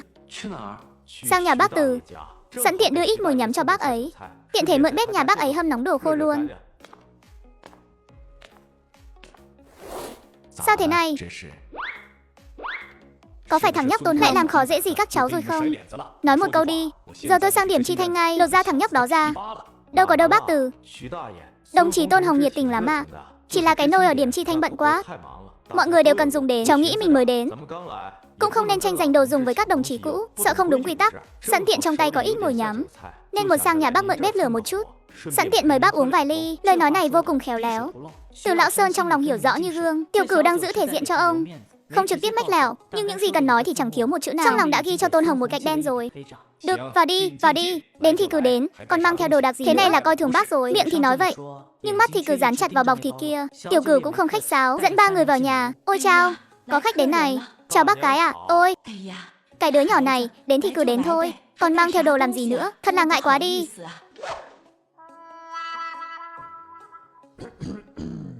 Bà nó này, đây là Lâm đại phu, chị Thành mới đến đấy. Mau đem chỗ thịt này đi thái ra, rồi sao thêm 2 quả trứng nữa. Bác cái nhà họ Từ ông bọc thịt cười không khép được miệng. Yên tâm đi, tôi chắc chắn sẽ làm cho mọi người thật tươm tất. Ngồi đi, nhà cửa bừa bộn đừng có chê nhé. Tiểu Lâm này, cái chiêu xoa bóp lúc này tôi thật sự phục sát đất đây. Cái chân này của tôi bao nhiêu năm rồi chưa bao giờ dễ chịu như thế này. Bệnh này của bác phải dưỡng ạ. Sau này cứ cách vài ngày cháu lại bóp chân cho bác, rồi phối thêm ít thảo dược để đắp nữa. Gốc rễ thì cháu không dám, nhưng đảm bảo hễ trời âm u mưa gió là bác không phải chịu khổ nữa. Thật sao? Mắt Từ lão Xuân sáng bừng lên. Cái chân phong thấp này đã hành hạ ông 10 mấy năm rồi, nếu mà không phải chịu khổ nữa thì bắt ông làm gì cũng được. Cháu còn nắm chắc ạ. Rất nhanh bác cái đã xào xong thức ăn bưng vào phòng. Mọi người cùng vây quanh bàn. Ăn đi đừng khách sáo. Tiểu Cửu lại từ trong lòng lấy ra một chai nhị á đầu. Đây là cháu mang từ Tứ Cửu Thành đến đấy. Nào bác Từ, để cháu rót cho bác. Tiểu Cửu vặn nắp chai ra, một mùi rượu tinh khiết nồng nàn tỏa ra. So với thứ rượu kém chất lượng, Khiêu Đao Tử của Từ lão Sơn thì mạnh hơn không biết bác nếm thử xem ạ. Từ lão Sơn bưng chén rượu lên, tay có chút run run, đầu tiên đặt dưới mũi hít một hơi thật sâu, vẻ mặt đầy say sưa. Rượu ngon, đúng là rượu ngon. Mùi vị này chuẩn quá. Một chén rượu vào bụng, mọi người bắt đầu cầm đũa. Câu chuyện cũng bắt đầu cởi mở hơn. Đợi đến khi rượu đã ngà ngà, thức ăn đã vơi đi nhiều, Tiểu Cửu cũng mở lời vào chủ đề chính. Bác Từ, 5 giờ sáng mai đi làm công. Cháu mới chân ướt chân rào đến cũng chưa hiểu quy tắc. Bác xem cháu cụ thể phải làm những việc gì ạ? Tiểu Lâm à, cậu nói thế là khách sáo quá rồi. Cậu là đại phu, là báu vật của đại lĩnh Chuân này đấy. Bắt cậu đi ra đồng hay đi nuôi lợn thì chẳng phải là phí phạm nhân tài sao? Công việc của cậu tôi đã tính kỹ rồi. Bên cạnh trụ sở đại đội có một căn phòng trống, ngày xưa làm kho chứa đồ. Sáng mai tôi sẽ cho người dọn dẹp sạch sẽ. Cậu cứ ngồi đó khám bệnh cho các xã viên, bắt mạch cho họ. Ai có đau đầu sổ mũi hay chảy sức chấn thương gì thì cậu chữa cho họ. Đó chính là công việc của cậu. Công phân tính theo định mức lao động chính, mỗi ngày mồng 10 công phân nhé. Quả nhiên ở cái thời đại này, những ngành nghề kỹ thuật cao đúng là rất có giá. Không cần dầm mưa dãi nắng, không cần làm lụng kiệt sức, mà vẫn lấy đủ công phân. Bác ơi, vậy còn mấy người bọn họ thì sao ạ? Người anh em này của cháu thì có sức khỏe thật, nhưng chưa bao giờ làm việc đồng áng. Còn 2 đồng chí nữ này thì thân hình mảnh mai yếu ớt. Nếu thực sự ra đồng cúp đất, cháu sợ họ chống đỡ không nổi. Từ lão Sơn nhìn Vương Kiến Quân cao lớn, lại nhìn 2 chị em nhà họ Phương da rẻ mịn màng. Nếu là người khác, ông đã sớm mắng cho một trận. Đây là Tiểu Cửu lên tiếng nên việc này cứ để tôi lo. Thằng nhóc này người ngợm đô con, trông có vẻ có sức khỏe, để cậu ta ra đội bộ trông kho, tiện thể giúp cối xay đẩy cối. Việc không mệt nhưng phải tốn chút thời gian. Vương Kiến Quân đột nhiên ngẩng phát đầu lên, mắt trợn tròn vì trông kho đúng là việc béo bở. Không cần súng ruộng, gió thổi không đến, mưa chẳng ướt đầu. Cảm ơn bác. Cảm ơn bác ạ. Còn 2 đứa con gái này. Từ lão Sơn trầm ngâm một lát. Trường tiểu học trong thôn đang thiếu giáo viên. Người cũ đã về thành phố rồi, vẫn chưa có người thay. Đứa kia tên gì ấy nhỉ? Phương Tình đúng không? Phương Tình trông rất lành lợi. Hơn 10 lần ấy chứ cháu đã tốt nghiệp cấp 3 rồi mà.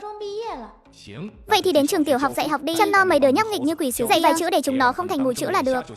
Dạy học vừa giữ thể diện lại nhẹ nhàng, lại còn phát huy được sở trường. Tốt quá rồi. Thế còn chị cháu thì sao ạ? Từ lão Sơn nhìn thất thất mà thấy ái ngại. Nhìn cô bé này cứ ngơ ngơ ngác ngác, trông chẳng có vẻ gì là làm được việc. Nếu đi dạy học, chắc là bị đám trẻ con kia đem đi bán mất. Bác Từ này cháu thấy thế này bác ạ. Trạm y tế của cháu cũng cần một người phụ giúp sắc thuốc, dọn dẹp vệ sinh, sắp xếp dược liệu này nọ. Một mình cháu nhiều khi bận không xuể. Đúng rồi, sao tôi không nghĩ ra nhỉ? Vậy cho nó làm trợ lý cho cháu, cứ ở lại trạm y tế thôi. Dù sao cũng ngay dưới tầm mắt, cháu cũng tiện chăm sóc. Cháu có thể đi theo Tiểu Cửu rồi. Theo anh ấy thì tốt quá, có thịt ăn rồi. Tiểu Cửu chỉ dùng 1 bình nhị á đầu và 2 bình nước uống, không chỉ giải quyết xong vấn đề công việc cho 4 người, mà còn hoàn toàn thu phục được người đứng đầu đại lĩnh Chuân. Trên đường về điểm thanh niên trí thức, Vương Kiến Quân chân bước lâng lâng, tinh thần phấn khích vô cùng. Anh Tiểu Cửu ơi, anh đúng là thần thánh mà. Trông kho đấy nhé. Trong mơ em cũng không dám nghĩ tới, lại còn cho Phương Tình đi dạy học, thất thất làm trợ lý cho anh. Tụi mình đâu phải đi hạ hương, nói đúng ra là đi hưởng phúc thì có. Phương Tình nhìn bóng lưng Tiểu Cửu với ánh mắt phức tạp. Người đàn ông này mới đến ngày đầu tiên đã sắp xếp ổn thỏa mọi chuyện. Cái cảm giác liệu sự như thần đó khiến cô cảm thấy vô cùng an tâm. Đừng vội mừng quá sớm, đây mới chỉ là bắt đầu thôi. Đám người Tôn Hồng tối nay chắc chắn nhịn đói. Sáng mai kịch hay mới thực sự bắt đầu. Ô về rồi đấy à. Bác giờ đi trồng cây à. Ghê gớm thật đấy. Đừng tưởng có Từ Lão Sơn chống lưng là có thể đi ngang về tắt ở Đại Lĩnh Chuân này. Quan huyện không bằng quản trực tiếp đâu. Cứ đợi đấy mà xem. Tiểu Cửu chẳng thèm nhìn hắn lấy một cái, đi thẳng tới chỗ ngủ của mình rồi nằm xuống. Tôn Hồng tức đến nghiến răng nghiến lợi nhưng lại không dám làm gì. Cứ đợi đấy mai đi làm công phân rồi biết tay tao. Tao không tin lão già họ Từ có thể canh chừng mày cả ngày.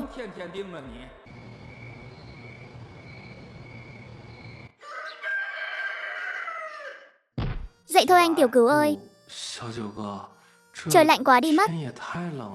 Không muốn ngày đầu đã bị bác Từ xử lý làm gương thì mau dậy đi.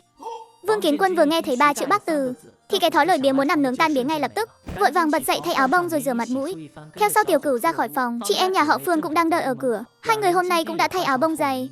4 người cùng nhau đạp lên tuyết đi tới sân phơi. Trên sân phơi lúc này đã có lác đác khá nhiều xã viên đứng đó. Từ Lão Sơn liếc nhìn họ một cái, gương mặt già nô giãn ra một chút. Đúng vậy, chỉ cần không đến muộn đều là đồng chí tốt. Thôi được rồi, không đợi nữa. Những người chưa đến chắc là chưa ngủ đủ. Vậy thì cứ để cho bọn họ ngủ thêm tí nữa, ngủ cho đã đi, đợi bọn họ tỉnh lại. Đại tràng cháu đi thông báo một tiếng đi. Bác Từ nói để bọn họ lên sườn phía Bắc quốc đất. Mỗi người 2 phân, đất quốc không xong thì không được ăn cơm. Lên sườn phía Bắc quốc đất á. Đất đó đóng băng cứng hơn cả đá. Đúng là muốn tác động người ta đến bay màu mà. Làm xong một ngày chắc gãy lưng nát tay mất. Xịt đừng nói nữa. Cẩn thận bác ấy lại bắt anh đi quốc đất bây giờ. Ai bảo bọn họ lời thây không chịu dậy. May mà nghe lời anh Tiểu Cửu. Nếu không giờ này người đi quốc đá ở sườn phía Bắc chính là em rồi. Mọi người trật tự một chút. Hôm nay có một chuyện vui muốn thông báo với mọi người. Thôn chúng ta năm nay đón được một báu vật. Đồng chí Tiểu Lâm đây là thanh niên tri thức mới tới, nhưng cũng là một bác sĩ. Sau này, Đại Lĩnh Chuân chúng ta cũng có trạm y tế riêng rồi. Mọi người có đau đầu nhức óc gì, không cần phải chạy lên công xã nữa. Đám đông lập tức xôn xao. Các xã viên ai nấy đều trợn tròn mắt, nhìn Tiểu Cửu như nhìn sinh vật lạ vậy. Bác Từ ơi, bác không đùa bọn cháu đấy chứ? Thằng nhóc vắt mũi chưa sạch này mà cũng biết khám bệnh à? Đúng đấy, ngộ nhỡ tay nghề dở tệ, khám bệnh lại làm người ta nặng thêm. Tiếng bàn tán vang lên khắp nơi. Sự khinh thường và nghi ngờ đều nằm trong dự tính của anh. Tiểu Cửu thần sắc bình tĩnh, đứng đó mặc cho mọi người đánh giá. Cảnh tượng này không cần anh phải lên tiếng. Tất cả câm miệng hết cho tôi. Sao hẳn lời tôi nói mà các người cũng không tin à? Từ Lão Sơn trực tiếp để lộ cái chân phải của mình ra, dùng sức dẫm mạnh xuống đất 2 cái. Mọi người đều biết cái chân này của tôi bị sao rồi đấy. Đó là vết thương cũ từ hồi đầu với Lợn Rừng Vương để lại. Cứ hễ trời âm u hay có tuyết là đau đến mức tôi muốn cầm dụng cụ tự. Nhưng mấy ngày nay các người thấy chân tôi còn thọt không? Nói cho các người biết đây là do bác sĩ Lâm chữa cho đấy. Cậu ấy chỉ bấm huyệt cho tôi vài cái, hơi lạnh đó biến mất tiêu luôn. Chân cũng chẳng còn đau nữa, rồi hơn mấy lão bác sĩ ở bệnh viện công xã gấp trăm lần. Từ Lão Sơn tôi cả đời này chưa phục ai, nhưng tay nghề của bác sĩ Lâm đây tôi phục hoàn toàn. Các người không tin cậu ấy, chẳng lẽ không tin cái chân này của tôi? Những lời này thốt ra đánh thép. Sự thật luôn có sức thuyết phục hơn lời nói. Cái chân của Từ Lão Sơn chính là tấm biển quảng cáo sống tốt nhất. Ánh mắt của các xã viên từ nghi ngờ chuyển sang kinh ngạc, rồi từ kinh ngạc chuyển thành kính trọng. Ôi trời, đúng là thần y rồi. Xem ra thôn mình lần này nhận được bảo vật thật rồi. Bác sĩ Lâm ơi, lúc nào rảnh xem bệnh cho nhà tôi với nha. Ông ấy hay bị đau lưng lắm. Thôi được rồi, chuyện khám bệnh để sau hãy nói. Nhiệm vụ bây giờ là phải dọn dẹp cho xong cái trạm y tế đã. Đang nói chuyện thì Tôn Hồng dẫn theo mấy tên đàn em ngáp ngắn ngáp dài đi tới. Đêm qua đói quá nửa đêm không ngủ được. Đều ở đây hết à bác? Từ hôm nay họp sớm thế. Bầu không khí xung quanh lập tức im bặt.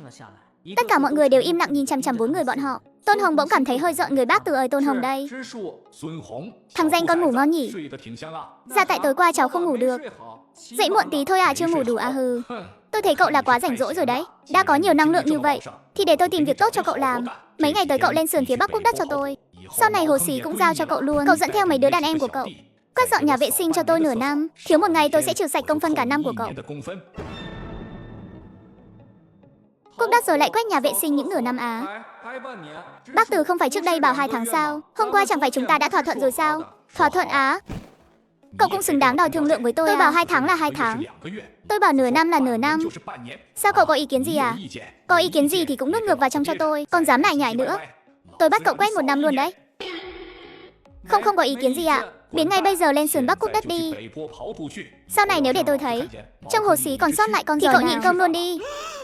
Tôn Hồng cuống cuồng chạy tháo chạy, dẫn theo mấy tên đàn em mặt mày xám nghét, trông như lũ chó mất nhà. Được rồi, lũ rùi nhặng đi hết rồi. Mọi người nghe cho kỹ đây. Nhiệm vụ hôm nay là giúp bác sĩ Lâm dọn dẹp cho xong căn nhà đó. Đó là trạm y tế của thôn ta, là nơi cứu mạng mọi người đấy. Ai nấy đều phải cố gắng hết sức. Kẻ nào dám lười biếng thì đừng trách Từ Lão Sơn này trở mặt không nhận người quen. Rõ thưa bác, Từ bác cứ yên tâm, bọn cháu chắc chắn sẽ dọn dẹp sạch bong sáng bóng luôn mấy chục con người. Vác chổi, cầm dỉa lau hừng hực khí thế xông vào trong nhà. Khóe miệng Tiểu Cửu cuối cùng cũng nở một nụ cười nhàn nhạt. Bước đầu tiên đã đứng vững rồi. Ở nơi cả lớn nuốt cả bé này, Muốn không bị bắt nạt thì phải chứng minh mình có giá trị hơn người khác và phải cứng rắn hơn anh Tiểu Cửu, đúng là đỉnh thật. Thằng nhóc Tôn Hồng lần này coi như tiêu đời rồi. Đây mới chỉ là khởi đầu thôi. Ngay khi mọi người vừa dọn dẹp xong cái kho thì mấy gã to con khiêng một người đàn ông trung niên xùi, cơ thể không ngừng co giật xông vào. Không xong rồi. Bác sĩ Lâm mau xem giúp với, vừa nãy đang làm ngoài đồng, đột nhiên lại bị như thế này. Hay là bị chúng ta rồi? Tôi thấy Vương lão nhị mấy ngày nay cứ là lạ thế nào ấy. Chắc chắn là bị ma nhập rồi. Mau đi mời thầy cũng đi, tất cả đừng có làm loạn. Giải tán bớt ra vây kín thế này. Muốn làm ông ấy đăng xuất luôn. Dân làng theo bản năng lùi lại vài bước. Tiểu Cửu ngồi xổm xuống, đưa tay vào túi áo bông rách, dùng ý niệm lấy hộp châm cứu từ trong không gian ra. Giữ lấy ông ấy, mau giữ lấy. Mấy gã to con, mỗi người một tay ấn chặt người đó xuống tấm ván cửa. Tiểu Cửu bóp lấy cằm của Vương lão nhị, hai ngón tay nhanh như chớp, móc cái lưới đang chặn họng ra. Tay phải cầm một cây kim, đâm vào mấy huyệt đạo lớn trên ngực. Dân làng nhìn mà không dám thở mạnh. Vương lão nhị vốn dĩ đang co giật dữ dội, cơ thể đột nhiên ưỡn mạnh lên một cái, phát ra một tiếng hít khí thật lớn. Tiểu Cửu rút kim ra rồi trở tay vỗ mạnh vào lưng ông ấy một cái. Vương lão nhị nghiêng người sang một bên, một ngụm đờm đen phun thẳng xuống đất, thậm chí còn thấy cả những cục xi dâu bên trong. Cơ thể đang căng cứng của Vương lão nhị lập tức mềm nhũn ra, thở hồng hộc từng cơn. Thần thánh phương nào đây? Thần y rồi. Đúng là thần y tái thế mà. Mẹ ơi, thế là khỏi rồi sao? Vừa nãy trông như sắp đăng xuất đến nơi rồi. Tay nghề bác sĩ Lâm đúng là tuyệt đỉnh. Tôi đã bảo mà, đây chính là báu vật của thôn mình. Không sao rồi, đưa về đi. Ngủ một giấc đi, 2 ngày tới đừng để ông ấy làm việc nặng. Cảm ơn bác sĩ Lâm. Cảm ơn ân nhân cứu mạng. Người nhà Vương lão nhị quỳ rạp xuống đất định dập đầu. Bị Tiểu Cửu giữ chặt lấy. Thôi đi, đừng có làm mấy trò phù phiếm này nữa. Giỏi quá đi, chỉ vậy mà cứu sống được rồi. Không được tôi cũng phải giúp một tay. Tôi là trợ lý mà, tôi cũng làm được việc. Thất thất nhìn bãi đờm đen trên đất, vội vàng vơ lấy một miếng rẻ bên cạnh, hối hả xông tới để tôi lau cho. Kết quả là đi đứng không vững. May mà Tiểu Cửu nhanh tay nhanh mắt, túm lấy cổ áo sau của cô. Xin lỗi anh. Ngồi yên đó đi, đừng có động đậy, cũng đừng nói chuyện. Cứ nhìn là được rồi. Thất thất rụt cổ lại, ngoan ngoãn đi tới ghế ngồi xuống, cúi đầu ấm ức nghịch ngón tay, trông như một học sinh tiểu học bị phạt đứng. Cô bé này đúng là làm cảnh thì được, chứ làm việc thì đúng là muốn tác động người ta. Thấy chưa? Đó là anh Tiểu Cửu của tôi, thần y đến từ Tứ Cửu Thành đấy. Mấy cái bệnh vật này đã là gì? Tôi nói cho các người biết, anh Tiểu Cửu của tôi có tài cải tử hoàn sinh đấy. Sau này ai có đau đầu nhức óc gì cứ việc đến đây. Đừng có lên công xã tốn tiền oan. Cái giọng oang oang của cậu ta vừa gào lên, những dân làng vốn còn chút do dự đã hoàn toàn siêu lòng. Đây chính là bản lĩnh được tận mắt chứng kiến mà, hơn nữa lại còn miễn phí. Bác sĩ Lâm ơi, xem giúp tôi với.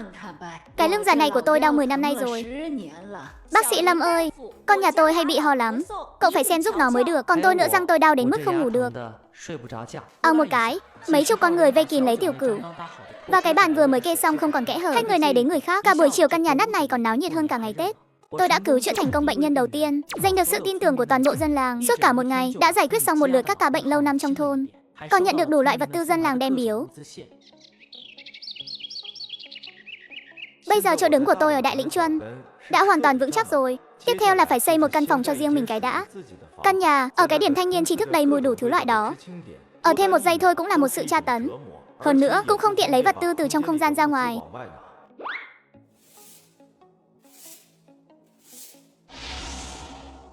Thất thất qua đây nào. Có việc cho cô làm đây. Đoán xem bên trong là cái gì. Đoán đúng sẽ có thưởng. Là đồ ăn, em ngửi thấy mùi ngọt mùi sữa, muốn ăn không?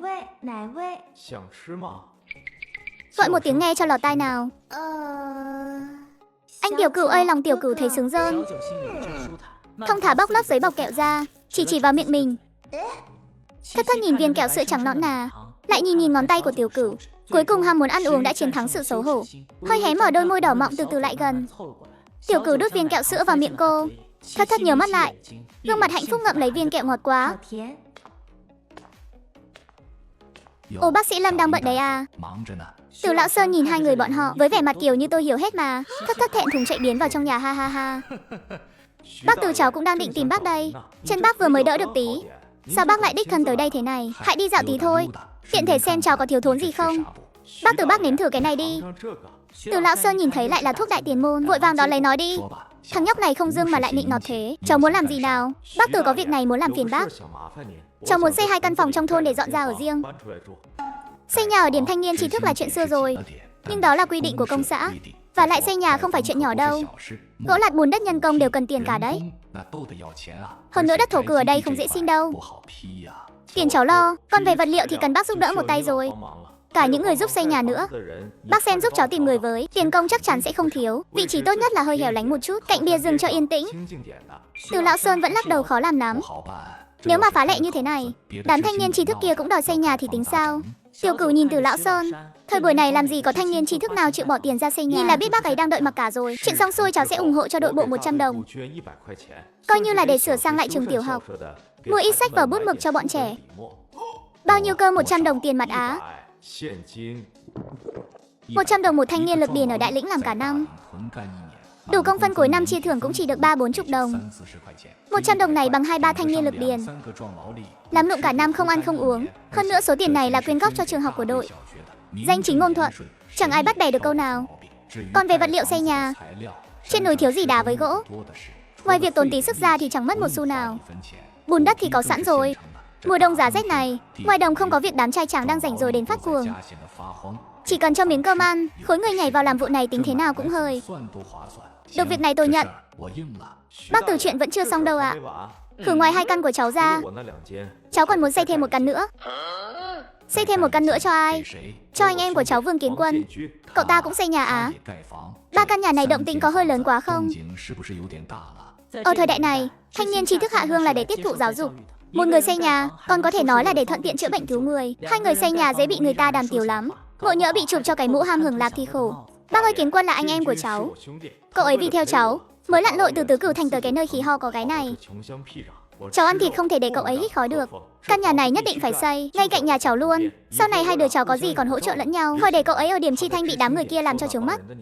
Lời đã nói đến nước này, đúng là mang đậm khí chất nghĩa hiệp giang hồ. Từ Lão Sơn thời trẻ cũng là người trọng nghĩa khí nhất. Thằng nhóc này cũng biết điều đấy.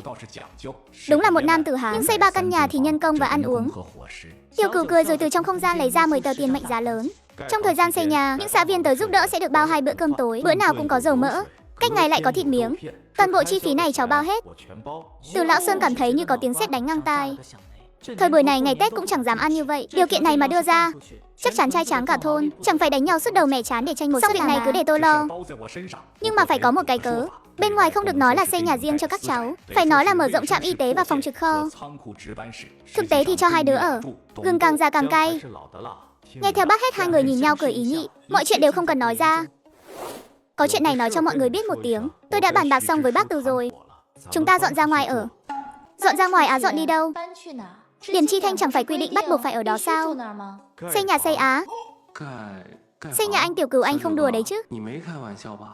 Cái này tốn bao nhiêu tiền cơ chứ? 2 căn tôi 1 căn cậu 1 căn. Ngay chân núi phía bắc ấy. Em cũng có phần á. Anh Tiểu Cửu, căn nhà này chắc cũng phải mấy chục đồng ấy chứ? Em làm gì có tiền. Tiền tôi đã đưa rồi, quyên góp 100 đồng cho trường tiểu học của đội. Còn tiền ăn uống tính riêng. Anh Tiểu Cửu em không đáng để anh tốn nhiều tiền như vậy đâu. Cái mạng này của em sau này là của anh. Bớt làm nhảm đi, sau này làm việc cho siêng năng vào. Đừng có làm tôi mất mặt.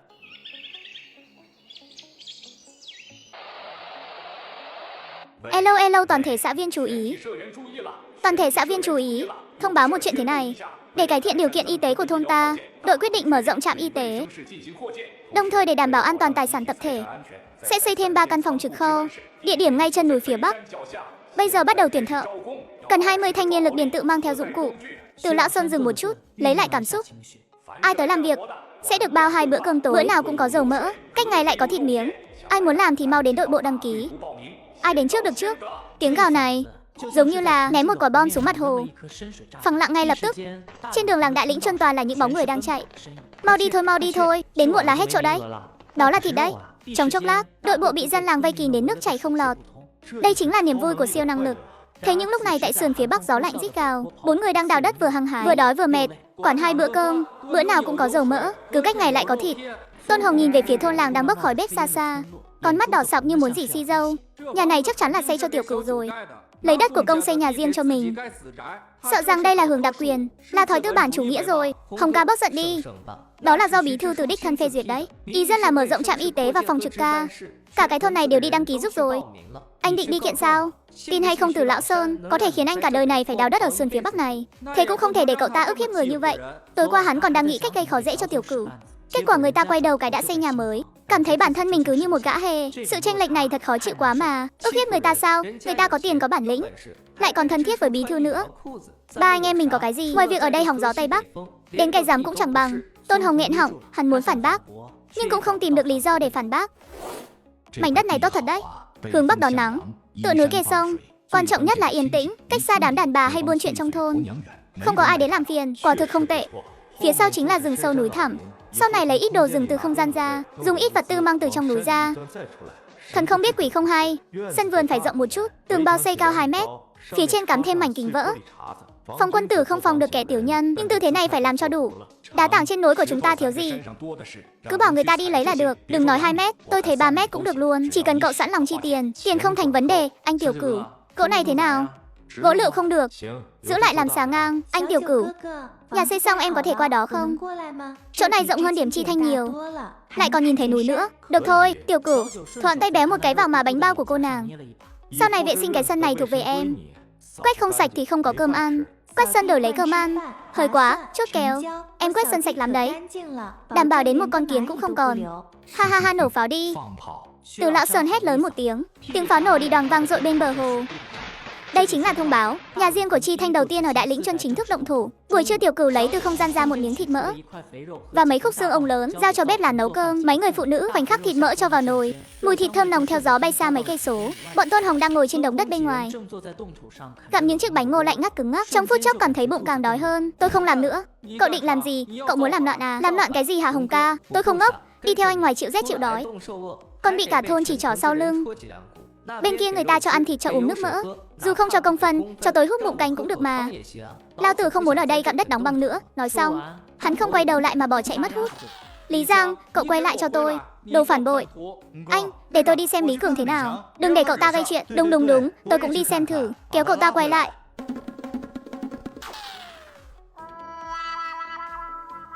Video ghi mở trang chủ còn mấy tập nữa đó. Tôi chỉ là lấy từ không gian ra một miếng thịt mỡ và mấy khúc xương ông lớn, nấu ăn thì nhảy trực tiếp qua luôn. Đám đàn em điên cuồng. Nghĩ đến Lâm đại phu, tôi cũng có thể làm việc. Tôi có sức lực, tôi không cầu gì khác, cho hút bụng canh là được rồi. Xã viên xung quanh đều dừng đỗ nhìn Lý Cường. Có người định mỉa mai vài câu, nhưng bị Tiểu Cửu giơ tay ra hiệu đi lấy bát. Thật đấy, tôi không nuôi kẻ nhàn rỗi. Ăn no rồi thì đi bê đá. Mắt Lý Cường đỏ hoe, xích nữa thì quỳ xuống, vội vàng vừa lấy cái bát múc đầy một bát miến. Cũng chẳng màng nóng hay không, há mồm lùa thật to vào miệng. Cảm thấy cả đời này chưa từng ăn bữa cơm nào ngon như vậy. Đây chính là hương vị của quyền lực. Trong thời đại thiếu thốn vật tư này, nắm giữ được tài nguyên chính là nắm giữ tất cả. Tôn Hồng chẳng qua cũng chỉ là một kẻ, đến tư cách lên bàn ăn cũng không có. Anh Tiểu Cửu, một gã hề lúc nãy bác từ nói với em, theo tiến độ này thì nửa tháng là xong công trình. Đến lúc đó chúng ta có thể dọn vào nhà mới rồi. Nửa tháng thì lâu quá, bảo bác từ thêm 10 người nữa, tiền công gấp đôi. Tôi muốn trong vòng 10 ngày phải dọn vào ở. Rõ rồi, em đi gọi người ngay đây. Anh Tiểu Cửu, khúc xương này thơm quá, anh có muốn nếm thử không? Mê mâng, cũng được. Thất đỏ mặt. Tiểu Cửu cần đúng vào chỗ cô vừa gặm xong. Nhà có rồi, người có rồi, đền đáp cũng có rồi. Tiếp theo có thể vào núi xem thử. Nhưng trước đó, cứ đợi vật phẩm săn xin tuần sau đã. Buổi trưa mọi người ăn no, buổi chiều làm việc cũng rất hăng hái. Chỉ trong một buổi chiều ngắn ngủi đã đào xong móng trên mảnh đất hoang này. Buổi tối từ Lão Sơn cũng uống hơi quá chén. Tiểu Lâm mà cậu cứ yên tâm, ngày mai sẽ thêm 10 người nữa, đảm bảo xây xong cho cậu trong 10 ngày. Nếu 10 ngày không xong, từ Lão Sơn tôi sẽ chặt đầu xuống cho cậu làm của bóng mà đá. Bác Từ nói quá lời rồi, chân bác mới đỡ hơn một chút. Đừng làm việc quá sức, chỗ công trường còn phải phiền bác để tâm để mắt dùm. Đừng để người ta làm rồi ăn bớt. Tiền không đủ thì bác cứ lên tiếng, tiền đủ, người đủ. Cậu cứ đợi dọn vào nhà mới đi. Anh Tiểu Cửu, món ăn tối nay thơm thật đấy. Xem cái tiền đồ của cậu kia. Hi hi, lúc trước ăn Tết ở Tứ Cửu Thành cũng chẳng được thế này đâu. Hai người quay lại điểm Chi Thanh, cái mùi hỗn tạp khó ngửi ập ngay vào mặt. Kiến Quân ngồi bệt xuống cạnh giường lò, còn ở một cái giõ to, mùi thịt lập tức lan tỏa khắp căn phòng nhỏ hẹp. Điều này đối với Tôn Hồng kẻ đã gặm bánh ngô cứng cả ngày mà nói, đúng là một sự tra tấn. Dựa vào cái gì chứ? Dựa vào cái gì mà hai đứa mới đến này lại được ăn ngon mặc đẹp? Dựa vào cái gì mà cả thôn đều xoay quanh tụi nó? Dựa vào cái gì mà tôi phải ở đây chịu rét chịu đói, bị người ta khinh rẻ như một con chó thế này?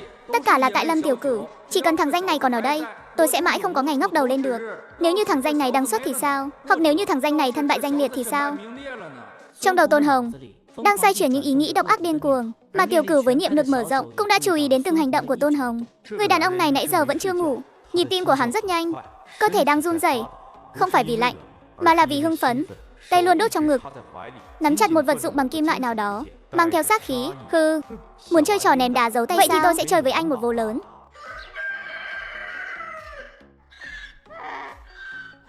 Lão xuất sinh này sáng sớm đã không yên phận rồi. Bác Từ, sớm thế ạ? Hi, trên huyện có thông báo, lại có một đợt chi thanh mới xuống, bảo bác đi đón người. Lần này không đi lên thị trấn mà đi thẳng ra huyện, đón người ở ga tàu hỏa. Cơ hội tốt đây, xem ra đã đến lúc lấy đống đồ trong không gian ra xử lý rồi. Bác Từ, cho cháu đi nhờ xe với. Trạm y tế thiếu mấy thứ đồ, còn cả cồn và gạc nữa. Hợp tác xã trên thị trấn hết hàng rồi, cháu phải lên huyện cầu may xem sao. Sẵn tiện sắm thêm ít đồ dùng mùa đông. Từ lão Sơn tập lưỡi vài cái, ánh mắt đảo qua đảo lại giữa Tiểu Cửu và con lừa già kia. Có chút do dự, Tiểu Cửu lại từ trong túi móc ra một bao đại tiền môn, nhét vào tay Từ lão Sơn. Lúc về để cháu đánh xe cho, bác hút thử đi. Từ lão Sơn đút bao thuốc vào ngực, từ cái túi sát người móc ra một xấp giấy tờ nhăn nhúm và một cây bút, điền tên vào đi. Đây là giấy giới thiệu. Không có cái thứ này, lên huyện đến cái nhà khách cậu cũng không vào được đâu. Nếu muộn quá không về kịp thì cứ ở lại đó một đêm. Vâng ạ. Để một mình cô ấy ở lại trạm y tế. Không được, con bé ngốc này đến cái lò cũng chẳng biết nhóm. Vạn nhất lại đốt luôn cái nhà, hoặc bị đám người Tôn Hồng thừa cơ làm bậy. Rắc rối lắm, bác à, con bé này cháu cũng phải dắt theo. Để một mình nó ở đây cháu không yên tâm. Từ lão Sơn nhìn Thất Thất đang cười ngô nghê. Họ đi cùng nhau. Cái đất Đại Lĩnh Chuân này sói nhiều thịt ít. Một cô gái ngây thơ thế này để lại đây đúng là một mầm họa. Dắt theo đi, coi như trên đường có người nói chuyện cho vui, làm linh vật cũng được. Đừng chơi nữa, đi lên huyện với anh. Đi lên huyện làm gì ạ? Có bánh bao nhân thịt đấy. Đi, em muốn ăn bánh bao thịt. 3 cái, không, 5 cái cơ. Tiểu Cửu chẳng buồn mặc cả với cô nàng. Quay người về dặn dò Vương Kiến Quân một tiếng. 10 phút sau 3 người ngồi xe lửa xuất phát. Bác Từ, huyện Tùng Giang mà bác sắp tới là nơi thế nào ạ? Huyện Tùng Giang không giống như xóm núi của chúng ta đâu. Ở đó có ga tàu hỏa, có nhà máy lớn, còn có cửa hàng chuyên mở cho người nước ngoài và Hoa Kiều nữa. Nghe nói trong đó cái gì cũng mua được, sô-cô-la, rượu Tây, thậm chí còn có cả xe hơi nhỏ nữa. Cửa hàng Hoa Kiều thời này đúng là một nơi tiêu tiền như nước. Cũng là một hũ vàng đấy, đống vàng thỏi và đồ cổ trong không gian. Đang lo không có chỗ tiêu thụ. Trước đây ở Tứ Cửu Thành ngay dưới chân thiên tử khó ra tay. Ở đây trời cao hoàng đế xa, đúng là cơ hội tốt. Đi từ lúc mặt trời vừa mọc đến lúc mặt trời treo đỉnh đầu. Đến nơi rồi, bác đi nộp tài liệu lên huyện. Còn phải ghé qua bộ vũ trang một chuyến. Đó là tòa nhà hợp tác xã Cung Tiêu, bách hóa lớn nhất khu này đều ở đó cả. Hai đứa cứ đi dạo trước đi, thiếu cái gì thì mua cái đó. 3 giờ chiều, chúng ta tập hợp ở cửa nhà khách Hồng Tinh nhé. Hai người đến tòa nhà bách hóa mua một ít đồ kim khí và đồ dùng tạp phẩm. Lúc đó Tiểu Cửu tiện tay trộn một ít vật tư trong không gian vào trong bao tải. Sau đó lại cùng nhau đi đến tiệm cơm quốc doanh, định bụng đánh một bữa thật ngon. Chẳng ngờ bàn bên cạnh lại truyền đến một tràng cười chói tai. Ha ha lão Tam, mày nhìn con bé kia trông ngon lành phết. Mấy anh em mình qua mượn cái lửa xem nào. Xem có mượn được người luôn không. Gã Du Côn cười hắc hắc, lảo đảo đi tới. Này người anh em, cho mượn cái lửa nào. Mồm thì nói mượn lửa, nhưng đôi mắt tặc lưỡi kia lại cứ nhìn chằm chằm vào Thất Thất. Thất Thất sợ hãi lùi lại phía sau, bản năng nhìn về phía Tiểu Cửu. Chúng tôi không có lửa. Ô hô. Không có lửa cũng không sao. Tay em gái này ấm lắm, cho anh sưởi ấm tí là được. Nói đoạn định giơ tay ra nắm lấy tay Thất Thất. Tiểu Cửu, theo ý của cậu. Gã Du Côn lập tức mất thăng bằng. Thực khách xung quanh đều ồ lên. Chẳng phải lễ Tết gì mà sao đã hành đại lễ thế này. Uống nhiều quá rồi chăng? Cú ngã này nghe thôi đã thấy đau rồi. Hai tên đồng bọn thấy vậy liền hùng hổ xông tới. Lão Tam không sao chứ? Mày dám chơi tao à? Tiểu Cửu lập tức che chắn cho Thất Thất ở phía sau. Chơi anh sao? Tiểu Cửu dang rộng hai tay, chứng tỏ mình đang tay không. Sắc mặt bình thản như đang xem một vở kịch hài. Đồng chí này, cơm có thể ăn bừa, nhưng lời không thể nói bậy. Tôi ngồi đây ăn cơm, động cũng chẳng động. Tự anh uống nhiều đứng không vững. Thế này cũng đổ thừa cho tôi được. Đúng sao? Đấy, đồng chí nhỏ người ta có động đậy gì đâu. Mọi người đều nhìn thấy cả mà. Tự anh trượt chân ngã sấp mặt lợn. Thế này thì vô lý quá rồi. Ngã một cái mà định dùng dụng cụ sao? Còn có vương pháp nữa không hả? Nói nhảm, tao nói là mày thì chính là mày. Vừa nãy rõ ràng có cái gì đó tác động vào tao một cái. Chắc chắn là do thằng danh này giở trò. Lão Tam đừng nóng này, mau cất đồ chơi đi. Đây là tiệm cơm quốc doanh, bên cạnh là đồn công an đấy. Một tên đồng bọn ôm chặt lấy thắt lưng hắn, cuồng đến mức mồ hôi đầm đìa. Bao nhiêu người đang nhìn thế này, nếu tác động vật lý thật, tất cả chúng ta đều phải bay màu đấy. Buông ra, hôm nay lão tử phải cho thằng danh này chảy tí xì dâu, để nó biết Mã Vương gia có mấy con mắt. Gã Du Côn vùng ra khỏi sự kiềm chế, rút dụng cụ ra hét lớn. Tiểu Cửu không động đậy, trong phạm 6-5 mét đều nằm dưới sự kiểm soát. Ngay khoảnh khắc chuẩn bị ra tay, lỗ tai hắn khẽ động đậy một cái không dễ nhận ra. Một tràng bước chân dồn dập và nặng nề đang áp sát từ cửa tiệm cơm. Xem ra không cần phải làm bẩn tay mình rồi. Không được cử động, bỏ dụng cụ xuống ngay lập tức. Đừng nổ súng, đừng nổ súng. Hiểu lầm, đều là hiểu lầm thôi. Hiểu lầm cái con khỉ. Giữa Thanh Thiên Bạch Nhật cầm dụng cụ tác động, khống chế quần chúng, mà mày gọi đây là hiểu lầm à? Hừ, dẫn đi, về đồn thẩm vấn cho kỹ. Tao thấy vụ này hắn gây ra không ít chuyện đâu. Đồng chí, cậu không sao chứ? Tiểu Cửu lắc đầu. Đúng lúc lộ ra vẻ mặt hơi sợ hãi. Tôi không sao. Chỉ là em gái này bị dọa sợ rồi. Đa tạ các đồng chí cảnh sát đến kịp thời. Nếu không hậu quả hôm nay thật khó lường. Việc nên làm mà, phục vụ nhân dân. Mấy tên này là đám lưu manh khu này. Bình thường trộm cắp vặt, lần này lại dám dùng đến đồ chơi. Yên tâm đi, đúng lúc đang đợt cao điểm trấn áp, lần này vào đó không dưới 3 năm 5 năm thì không ra được đâu. Vậy vất vả cho các đồng chí rồi. Loại sâu làm giàu nồi canh này đúng là nên giáo dục cho kỹ. Lấy lời khai đơn giản xong, cảnh sát áp giải người đi rồi. Trong tiệm cơm lại khôi phục vẻ yên bình. Không sao rồi, còn ăn nữa không? Ăn chứ. Con phải ăn thêm đĩa thịt để trấn an tinh thần nữa. Ha ha ha, con bé này tâm hồn đúng là rộng mở thật. Chuyện hôm nay tuy là có chút kinh động nhưng không nguy hiểm. Nhưng sau này những chuyện thế này em là sẽ gặp không ít đâu. Xem ra đống chân lý trong không gian kia, phải tìm cơ hội mang ra phơi nắng thôi. Dù sao ở cái thời đại này, chỉ có tiền thôi thì không giữ được của đâu. Video ghi mở trang chủ còn mấy tập nữa đó. Là ga tàu hỏa bị kẹt rồi. Tiểu Cửu vốn định tìm cớ ở lại một đêm để đi chợ đen trên huyện. Cuối cùng cũng chẳng cần tìm cớ nữa. Lên bảng trước đã ơi, ăn xong cơm ra khỏi tiệm cơm quốc doanh. Tiện thể cũng có cho Từ Lão Sơn một suất cơm. Tiểu Cửu chuẩn bị đi đến tiệm thuốc bốc ít thuốc để bồi bổ cho cái thân thể suy nhược này. Kìa đồng chí, mua gì thế? Viên sơn tra hay là phiến cam thảo? Đơn thuốc đâu? Không có đơn, tôi đọc cho anh bốc nhé. Đồng chí à, tiệm thuốc chứ không phải hợp tác xã Cung Tiêu đâu. Thuốc có 3 phần độc. Không phải đơn của đại phu bốc thì chúng tôi không dám bốc bừa đâu. Vạn nhất uống vào có mệnh hệ gì, trách nhiệm này ai gánh cho? Chính tôi là đại phu đây. Tiểu Cửu không nói nhảm, trong đầu nhanh chóng hiện ra phương án điều trị cho chính cơ thể mình. Chế phụ tử 30g, can khương 45g, chế cam thảo 60g, nhân sâm 15g. Dừng, tôi bảo này đồng chí nhỏ, cậu chép cái đơn thuốc này ở đâu thế? Hay là bị người ta lừa rồi? Phụ tử 30g, đó là liều cực mạnh đấy. Can khương 45g, thế này chẳng phải thiêu cháy người ta sao? Cái đơn này mà uống được thì tôi ăn luôn cái quầy này cho xem. Mau đi đừng ở đây quấy rối nữa. Cái người này sao lại nói thế? Anh Tiểu Cửu là đại phu đấy, lợi hại hơn anh nhiều. Còn nói nhảm nữa là em lấy bánh bao thịt ném anh đấy. Làm gì thế? Định động thủ hả? Tiểu Cửu giơ tay ấn cái bánh bao về lại tay Thất Thất. Giữ lấy mà ăn, đừng lãng phí lương thực. Hắn kéo Thất Thất ra sau lưng, nhìn lại gã nhân viên kia. Trên mặt không hề có chút giận dữ vì bị xúc phạm, ngược lại còn thấu ra vẻ bình thản khiến người ta không nhìn thấu được. Tướng nghịch thang hồi dương cứu nghịch là phương thuốc hàng đầu. Anh bảo đơn thuốc của tôi là thuốc hại người sao? Người thường dùng phụ tử đúng là chỉ dám dùng 5g.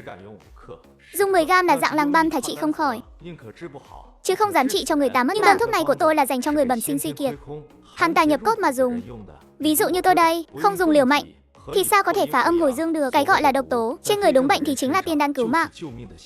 Hiểu không? Hai chữ cuối cùng nhẹ hứng, nhưng lại giống như hai cái tát giáng vào mặt gã nhân viên. Hắn há hốc mồm hồi lâu không thốt ra được chữ nào. Hay cho một câu không dùng liều mạnh, sao có thể phá âm hồi dương? Một giọng nói già nua nhưng đầy khí thế truyền ra. Từ nội đường bước ra một lão già, râu tóc bạc phơ, chính là Trần Lão, thầy đấu trong giới đông y ở huyện Tùng Giang. Trần Lão, sao ngài lại ra đây? Thằng nhóc này im miệng, đồ làm mất mặt xấu hổ. Trần Lão nhìn chằm chằm vào Tiểu Cửu, đôi mắt già nua hơi đục ngầu kia lóe lên tia sáng. Hậu sinh, đơn thuốc vừa rồi là cậu tự kê sao? Chỉ hiểu chút da lông thôi ạ. Để lão tiên sinh chê cười rồi. Chỉ hiểu da lông mà có thể dùng tứ nghịch thang đến mức này, mà còn dám nói là chỉ hiểu da lông sao? Trong đơn thuốc này ngoài 3 vị đó ra, chủ yếu là cậu còn thêm nhân sâm vào nữa. Dạ, thêm nhân sâm là để cố thoát. Thang thuốc này là cháu tự phối cho mình. Cơ thể cháu nền tảng quá yếu, dương khí một khi tán đi, chỉ hồi dương thôi là còn phải điều tiết được luồng khí này ra nữa. Nhưng liều lượng nhân sâm này cũng có yêu cầu khắt khe. Nhiều quá thì trợ hỏa tổn âm, ít quá thì lực bất tòng tâm. 15g không nhiều không ít, vừa khéo mượn sức của can khương để bổ khí vào mệnh môn. Tiếc quá, trước đây tôi từng gặp một bệnh nhân cũng bị hàn tà nhập cốt, dùng tứ nghịch thang mãi mà hiệu quả không rõ rệt, ngược lại còn khiến người ta thêm suy nhược. Hóa ra là thiếu mất một vị nhân sâm điều khí này. Trần Lão giống như một học sinh ham học hỏi, hoàn toàn quên mất thân phận của mình, nắm chặt lấy tay áo Tiểu Cửu. Đến đây. Tiểu Hữu, chúng ta vào trong nói chuyện. Tôi ở đây còn có một ca bệnh nan y, làm tôi đau đầu nửa tháng nay rồi. Cậu vào tham mưu giúp tôi một chút. Trần Lão kéo cậu đến trước quầy đưa qua một bệnh án. Tiểu Cửu liếc mắt qua rồi nói, chân hàn giải nhiệt, dẫn hỏa quy nguyên ạ. Cao nhân, đúng là anh hùng xuất thiếu niên mà. Còn ngây ra đó làm gì? Không nghe thấy đơn thuốc Tiểu Hữu vừa đọc sao? Bốc thuốc đi, phụ tử 30g, 1g cũng không được thiếu. Nếu cần không chuẩn thì ngày mai anh không cần đến đây nữa đâu. Rõ, cháu đi làm ngay đây ạ. Đợi đến khi thuốc bốc xong, Trần lão nhất quyết không nhận tiền, còn quay người chạy vào nội đường, bưng ra một cái gói vải đỏ nhét vào tay Tiểu Cửu. Đây là rễ sâm rừng trăm năm. Tuy chỉ là mấy mảnh vụn thôi, nhưng cũng đủ để giữ mạng rồi. Tôi thấy cơ thể cậu đúng là suy kiệt trầm trọng. Chỉ dựa vào thang thuốc kia em là không đủ lực đâu. Thêm chút thận hư này vào, hiệu quả có thể tăng gấp đôi đó, cầm lấy đi. Thứ này ở hậu thế 12 gram là đổi được vàng đấy. Ở thời đại này lại càng là thứ có tiền cũng không mua được. Bảo bối cứu mạng đấy, lão đầu này cũng là người biết điều. Đa tạ. Sau này nếu có khó khăn gì có thể đến Đại Lĩnh Chuân tìm tôi. Đại Lĩnh Chuân sao được, hôm khác nhất định sẽ đến tận cửa thỉnh giáo. Anh Tiểu Cửu, cái rễ cây này ăn ngon không? Ha, con bé này cũng thú vị đấy. Đây là đồ tốt đấy, còn quý hơn bánh bao nhân thịt nhiều. Hi, quý hơn cả bánh bao nhân thịt sao? Mắt sáng rực lên, vậy chắc chắn là mỹ vị tuyệt thế rồi. Tiểu Cửu bất lực nhét nhân sâm vào lòng, xoa đầu thất. Đây không phải đồ ăn mà là thuốc nhé. Đại Lĩnh Chuân là tốt đấy. Căn bệnh quái lạ của vị lãnh đạo lớn trên huyện kia, có lẽ cậu nhóc này thực sự có cách. Bác Từ ơi trời, tổ tông của tôi ơi, cuối cùng cũng về rồi. Ông lão vẻ mặt khổ sở, khuôn mặt đầy nếp nhăn hiện rõ vẻ xui xẻo. Hai đứa ơi, xảy ra chuyện rồi. Vừa mới đi hỏi tại sao Chi Thanh vẫn chưa đến, kết quả nói là bên đường sắt gặp sự cố. Chuyến tàu chuyên dụng chở Chi Thanh đang nằm in trên bán đảo rồi. Vốn dĩ hôm nay là đến nơi, bây giờ phải sáng mai mới vào ga được. Ông trời thật là không có mắt mà. Trì hoãn thế này, ba người chúng ta phải ở lại huyện một đêm. Tiền chợ tiền ăn rồi còn phải lao cỏ khô cho con lừa già này nữa. Phải tốn bao nhiêu tiền đây? Kinh phí của đại đội đều có hạn cả, mỗi một xu đều phải bẻ làm đôi mà tiêu. Chi phí phát sinh trong một đêm này đủ để Từ lão Sơn xót xa đến nửa tháng ngủ không ngon. Ở lại một đêm sao, đúng là buồn ngủ gặp chiếu manh. Vốn dĩ còn đang cân nhắc làm sao tìm cớ để ở lại huyện thành, để đi thăm dò cái chợ đen trong truyền thuyết kia, đem đống đồ trong không gian ra xử lý một chút. Bây giờ thì hay rồi, lý do có sẵn luôn, lại còn là bất khả kháng nữa. Đã đến thì cứ yên tâm mà ở lại thôi. Bác Từ đừng lo lắng nữa, có thức mới vực được đạo. Trời đông giá rét thế này không ăn no sao có sức đi đón người. Tiểu Cửu lấy phần cơm canh đã đóng gói đưa cho Từ lão Sơn, vẫn còn nóng hổi đấy. Một mùi thịt thơm phức đầy khiêu khích men theo kẽ hở của lớp giấy dầu tỏa ra ngoài. Đây là nửa đĩa thịt kho tàu còn thừa ở quán cơm trưa nay. Còn có mấy cái bánh bao nhân thịt nữa, cháu thấy vẫn chưa động đua mấy.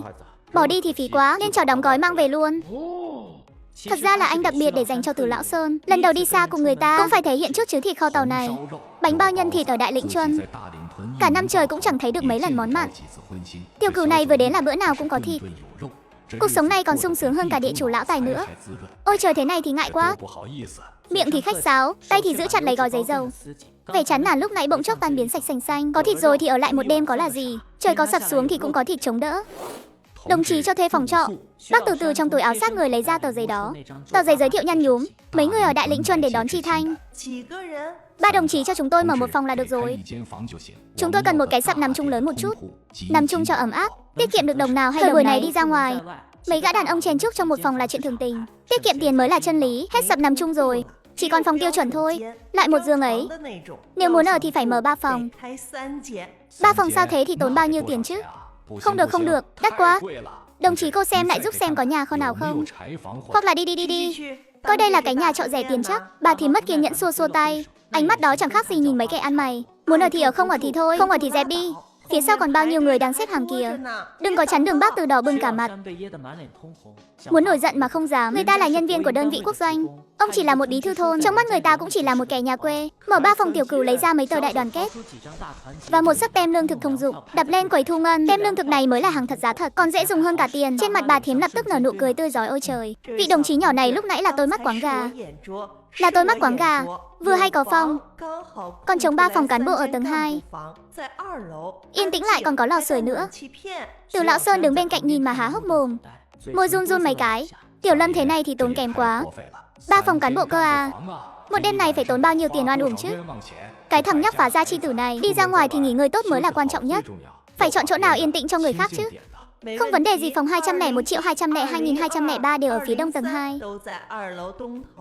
Ngoài cửa sổ chính là con phố sau, tuyệt đối yên tĩnh. Bác Từ, bác ở phòng 201 nhé. Thật là tạo nghiệp mà xa hoa quá đi mất. Em ở phòng 202, anh Tiểu Cửu em không ở cùng anh sao? Nơi đất khách quê người này mà lại ở một mình một phòng. Trong lòng cô thấy hơi sợ, không được nam nữ thủ thụ bất thân sao ở chung phòng được. Đó là đang tự tìm rắc rối cho mình đấy. Quan trọng hơn là đêm nay anh có hành động. Mang theo một cái đuôi nhỏ thì không tiện, tự mình chú ý vào phòng thì khóa cửa cho kỹ. Nhớ kỹ vào phòng là phải chốt cửa ngay. Bất kể là ai gõ cửa, chỉ cần không phải là anh gọi thì đều không được mở. Nghe rõ chưa? Vâng, em rõ rồi. Bác Tử gõ cửa cũng không mở sao? Không mở thế nếu bác ấy mang đồ ăn ngon đến thì sao? Cũng không mở luôn nhé. Đợi Thất Thất vào phòng vang lên tiếng chốt cửa. Tiểu Cửu mới vào phòng 203. Đợi đến khi màn đêm buông xuống, Tiểu Cửu mới lấy ra chiếc mặt nạ che mặt kia. Hoàn Hảo nhìn cái bộ dạng này, cứ như là một kẻ lăn lộn lâu năm vừa mới ra tù vậy. Xuất phát đi chợ đen thôi. Video ghi ở trang chủ còn mấy tập nữa nhé. Tiểu Cửu vì muốn đi chợ đen xả hàng, từ trong không gian lấy ra mặt nạ che mặt để thay hình đổi dạng, lại lấy ra một cuộn dây thừng, đem một đầu buộc thật chặt vào khung cửa sổ. Sau đó động tác vụng về trèo ra khỏi cửa sổ nhà khách. Sau khi rẽ trái rẽ phải đi sâu vào trong chợ đen, đường đi thẳng đến trước cửa căn nhà treo lồng đèn đỏ ở phía trong cùng. Trước cửa đứng 4 gã đại hán vạm vỡ. Bạn Hữu, phía trước là phòng khách quý, phải có đủ tư cách mới vào được. Tiểu Cửu đưa tay vào trong lòng áo, tay của 4 gã đại hán lập tức sờ ra sau hông. Bầu không khí bỗng chốc căng thẳng đến tột độ. Tiểu Cửu từ từ lấy từ trong lòng áo ra, cho xem một thỏi vàng nhỏ. Cái này đủ nặng chưa? Có thể mời Tiểu Cửu vào trong nhà. Trong nhà rất nóng, trên chiếc ghế bành ở chính giữa là một gã đầu chọc mặt đầy thịt ngang ngược, trên má trái có một vết sẹo do dụng cụ để lại như con trông cực kỳ hung ác và đáng sợ. Người này chính là kẻ cầm đầu chợ đen Hắc Hùng. Người anh em trông lạ mặt quá nhỉ. Người anh em cậu có thể vào được đây. Xem ra trên người có hàng cứng đấy. Lấy ra cho tôi xem thử đi. Tiểu Cửu từ từ đưa tay vào trong lòng áo. Cơ bắp của Hắc Hùng lập tức căng cứng nhìn chằm chằm Tiểu Cửu. Tuy nhiên giây tiếp theo, tay của Tiểu Cửu rút ra khỏi lòng áo. Trong tay là một món đồ chơi có kiểu dáng kỳ lạ, tỏa ra ánh xanh lam của món đồ chơi kiểu 14. Thứ này cũng đại diện cho bối cảnh của chủ nhân, nó không hề tầm thường. Tiểu Cửu đập mạnh món đồ chơi lên bàn không nói lời nào. Kẻ dám đưa đồ chơi ra trước mặt Hắc Hùng tôi, cỏ trên mộ chắc đã cao bằng cậu rồi đấy, thằng nhóc này khá lắm. Ha ha ha, người anh em quả là người sảng khoái. Lại đây ngồi đi. Tiểu Cửu cũng không khách sáo mà ngồi xuống. Từ trong lòng lấy ra một cái bọc vải chống nước, từ từ mở ra. Bên trong là 10 thỏi vàng nhỏ. Hắc Hùng nuốt nước bọt cái ực. Cả đời này hắn đã thấy không ít vàng, nhưng loại vàng có màu sắc tuyệt hảo thế này lại không có một chút tạp chất nào như hàng cực phẩm này. Thì đây là lần đầu tiên hắn thấy. Cậu ta vừa ra tay đã là 10 thỏi. Hắn đưa bàn tay hơi run rẩy ra, cầm lấy một thỏi cắn thử một cái. Màu sắc rất chuẩn. Người anh em chỗ hàng này tôi lấy hết. Sự tham lam trong mắt Hắc Hùng là không thể che giấu được. Cậu cũng biết bây giờ tình hình đang căng thẳng. Thứ này không dễ đẩy đi đâu. Phía trên kiểm tra rất gắt gao. Đừng có than nghèo kể khổ với tôi. Gấp 1 đấy, 2 lần giá thị trường, tôi muốn tiền mặt. Còn phải có tem phiếu hoặc là vật tư. Ông có bao nhiêu tôi lấy bấy nhiêu. Gấp 1 đó, 2 lần sau người anh em cậu ra giá hơi cao đấy. Tôi cũng phải gánh chịu rủi ro. Còn phải nuôi sống đám anh em dưới trướng này nữa. Cái giá này tôi không đưa nổi. Vừa dứt lời, 4 gã đại hán vạm vỡ ở cửa lúc nãy từng người một đặt tay lên hông, vây quanh Tiểu Cửu ở giữa. Tiểu Cửu đến đầu cũng chẳng thèm quay lại nhìn Hắc Hùng, cứ như là đang nhìn một con hề đang biểu diễn vậy. Ngay lúc nãy, các bậc thần y thuật cảm nhận đã quét qua người Hắc Hùng một lượt. Phổi trái dưới nách 3 thốn có vết thương xuyên thấu. Người anh em cơm có thể ăn bừa, bắt lời thì không thể nói bậy được đâu. Cơ thể tôi đang rất khỏe mạnh. Không biết cậu đang nói lời mê sảng gì nữa. Khóe miệng Tiểu Cửu nhếch lên một nụ cười giễu cợt. Khỏe mạnh sao mỗi khi trời mưa gió, trước ngực lại đau như lửa đốt. Hít một hơi thôi cũng thấy như nuốt phải dụng cụ sắc nhọn. Mỗi ngày đúng 3 giờ sáng lại bị tỉnh giấc vì ngột ngạt, chỉ có thể ngồi dậy mà thở, đến nằm cũng không nằm xuống được. Nửa năm nay ông đã tìm không ít đại phu, uống không ít thuốc rồi, có tác dụng không. Vết thương này của ông là năm xưa đi đánh nhau với người ta, bị vật nhỏ bắn xuyên qua phổi. Chuyện này chỉ có mấy thuộc hạ thân tín nhất của tôi là biết thôi. Sao thằng nhóc này có thể mới nhìn một cái đã nhận ra được chứ? Tôi là người bán vàng, cũng là một đại phu. Vết thương này của ông làm tổn thương phổi, hàn khí tích tụ, đã làm tổn thương đến tâm mạch rồi. Nếu không chữa trị, tối đa là 3 năm nữa. Thần tiên cũng khó cứu. Giỏi thật, vừa có hàng cứng lại vừa có đồ chơi xịn, lại còn có thể nhìn thấu căn bệnh ngầm của mình chỉ bằng một cái nhìn. Loại người này tuyệt đối không thể đắc tội được. Còn phải cung phụng nữa là đằng khác. Cút hết ra ngoài cho tao. Một lũ không có mắt nhìn người gì cả. Đám vệ sĩ nhìn nhau, lùi thủi đi ra ngoài. Hắc Hùng đi đến trước mặt Tiểu Cửu, hai tay ôm quyền, cúi người xuống 90 độ, tư thế khiêm tốn đến mức thấp hèn. Lúc nãy là Hắc Hùng tôi có mắt mà không thấy Thái Sơn, đã mạo phạm đến tiên sinh rồi. Số vàng này tôi thu với giá gấp 1 ở 2 lần, không thiếu một xu. Chỉ cần có thể cứu mạng, đừng nói là 1 ở 2 lần, kể cả là gấp đôi hắn cũng sẵn lòng. Hắc Hùng quay người đi đến trước két sắt ở góc tường, từ bên trong bê ra từng sấp đại đoàn kết mới tinh. Còn có một sấp tem phiếu dày cộp nữa, đây là 2,0 tệ. Còn có 500 tờ tem phiếu các loại. Số dư ra coi như là quà tạ lỗi của tôi dành cho tiên sinh. Đợi lát nữa tôi sẽ đích thân đưa tiên sinh đến kho hàng. Chỉ cần tiên sinh yêu mắt cái gì thì cứ việc lấy, coi như là lòng hiếu kính của tôi. Tiểu Cửu liếc nhìn đống đại đoàn kết kia một cái, cổ tay khẽ lật, giữa các ngón tay xuất hiện một cây kim bạc. Ngồi xuống đi. Hắc Hùng trong lòng mừng rỡ khôn xiết, lập tức ngồi xuống, nhịn một chút đi. Lời còn chưa dứt, kim bạc đã đâm chính xác không sai lệch chút nào vào huyệt công phu của Hắc Hùng. Ngay sau đó, ngón tay của Tiểu Cửu khẽ búng vào đôi kim, một luồng nội lực yếu ớt theo kim bạc len lỏi vào trong cơ thể Hắc Hùng. Hắc Hùng rên khẽ một tiếng, sắc mặt lập tức đỏ bừng như gan lợn. Trong cổ họng thấy hơi ngứa. Giây tiếp theo một ngụm đờn đặc màu đen lẫn với xi dâu nhổ vào trong ống nhổ, thật thoải mái và thông suốt. Cảm giác nặng nề đè nén trước ngực mấy năm nay đã biến mất rồi. Thần y rồi tiên sinh ơi, ngài đúng là cha mẹ tái sinh của tôi. Cái mạng này của tôi sau này là của ngài. Hắc Hùng vội vàng từ trong ngăn kéo lấy ra 2 cây thuốc lá đặc cung, còn có 2 chai mao đài nhét vào lòng Tiểu Cửu. Tiên sinh chút tấm lòng này ngài hãy nhận lấy. Sau này ở huyện Tùng Giang, bất kể có chuyện gì cứ nhắc đến tên Hắc Hùng tôi là được. Tiểu Cửu không từ chối, ngón tay khẽ vẫy một cái, đồ vật trong tay cùng với đống tiền và tem phiếu trên bàn lập tức biến mất không chút dấu vết. Hắc Hùng dụi dụi mắt, ngỡ là mình nhìn nhầm rồi. Bắt hắn không dám hỏi, càng không dám nói nhiều. Cao nhân mà phải có chút thủ đoạn thì mới gọi là cao nhân chứ. Điều này càng khẳng định bối cảnh thâm sâu khôn lường của Tiểu Cửu. Đi thôi, đến kho hàng đi. Tôi có không ít thứ cần mua sắm đây. Mời ngài đi lối này.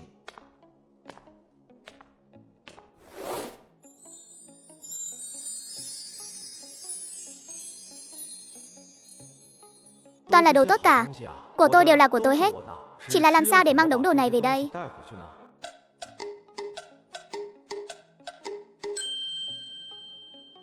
Chỗ lương thực này không cần nữa không thành vấn đề. Tiên sinh yêu cái gì thì cứ lấy. Tôi cho người khuân ra ngoài cho ngài ngay. Khuân ra ngoài thì dễ, nhưng vận chuyển vào trong thôn thì khó. Tôi là một chi thanh, đang hạ hương ở Đại Lĩnh Chuân. Nhiều đồ thế này, nếu tôi cứ thế vác về, ngày mai công xã sẽ cho người đến điều tra tôi ngay. Hắc Hùng sững người một lúc, hắn là một kẻ thô kệch. Bình thường chỉ biết ăn đen thu phí bảo kê, đâu có nghĩ đến mấy chuyện lắt léo này. Nhưng hắn không ngốc. Ý của tiên sinh là mượn xe của ông dùng một chút. Chợ đen của các ông đưa hàng ra ngoài chắc chắn phải có đường dây chứ. Tìm một chiếc xe tải, ghi tên dưới danh nghĩa đội vận tải huyện hoặc là công xã mua bán. Cứ nửa tháng một lần vận chuyển hàng đến Đại Lĩnh Chuân.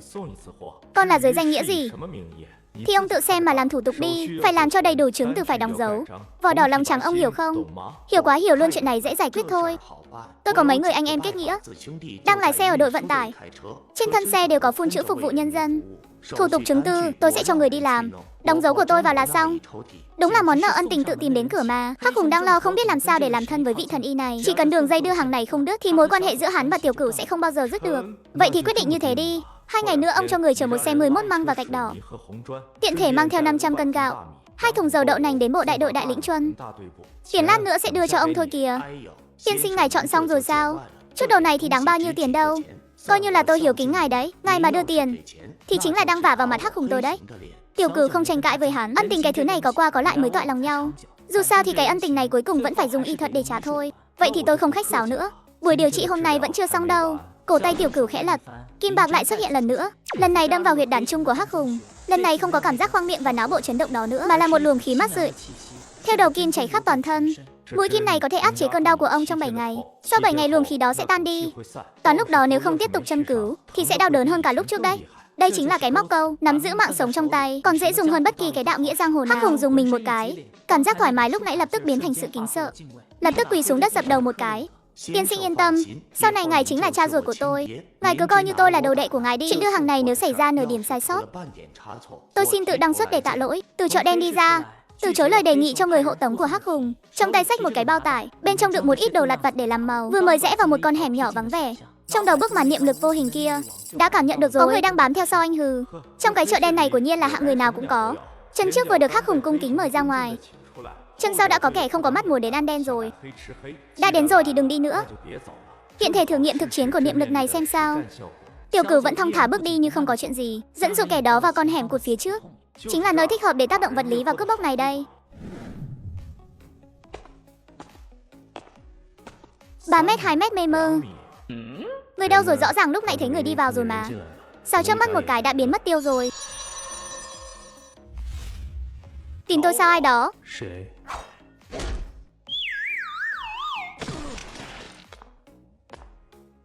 Có trình độ thế này mà cũng đòi học người ta đi ăn đen sao?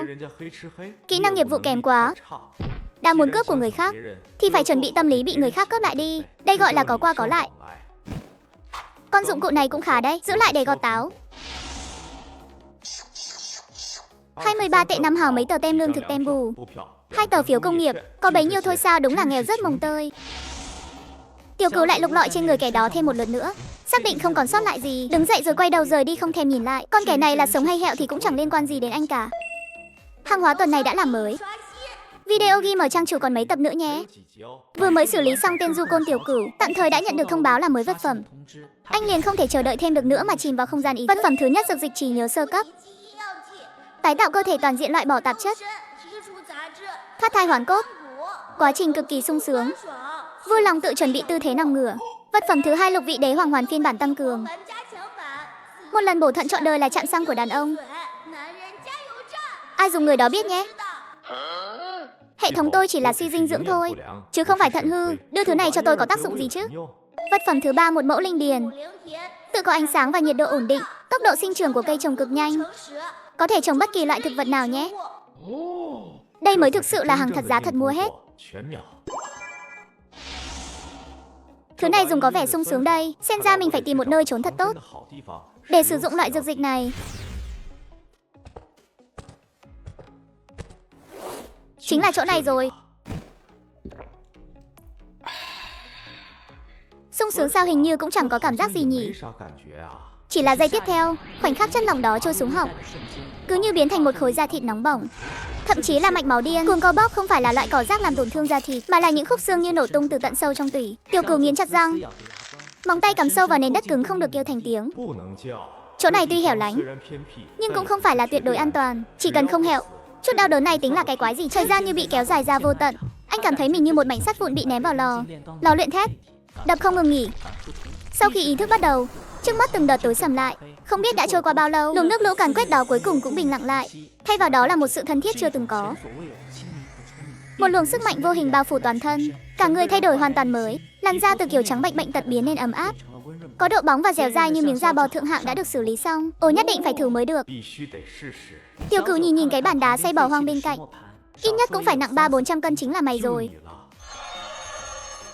Đi.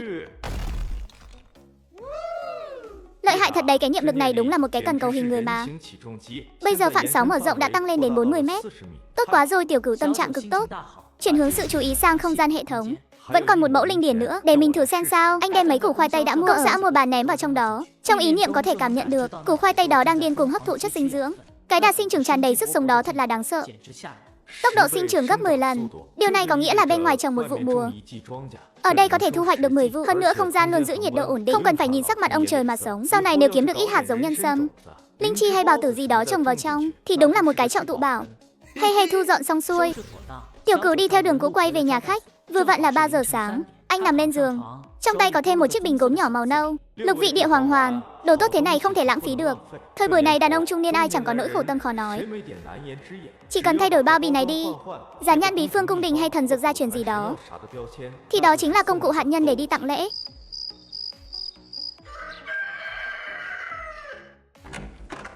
Tiểu Lâm mà đêm qua ngủ ngon chứ? Sao cảm thấy cậu sau khi ngủ dậy một giấc, tinh thần và khí chất đều khác hẳn rồi, cứ như là thay đổi thành người khác vậy. Hi hi, lò sưởi ở nhà khách đủ ấm nên ngủ rất ngon giấc. Lúc này Thất Thất cũng mơ mơ màng màng từ phòng 202 đi ra. Anh Tiểu Cửu chào buổi sáng. Cô trợn tròn mắt, cứ như là nhìn thấy vật gì quý hiếm lắm vậy. Anh Tiểu Cửu, sao anh lại trở nên đẹp trai hơn thế này? Da còn trắng hơn cả em nữa, cứ như trứng gà bóc vỏ ấy. Đó là vì Lâm đại phu vốn dĩ đã khôi ngô rồi, chỉnh trang lại một chút là trông còn phong độ hơn người trên họa báo. Đi thôi, về thôn thôi.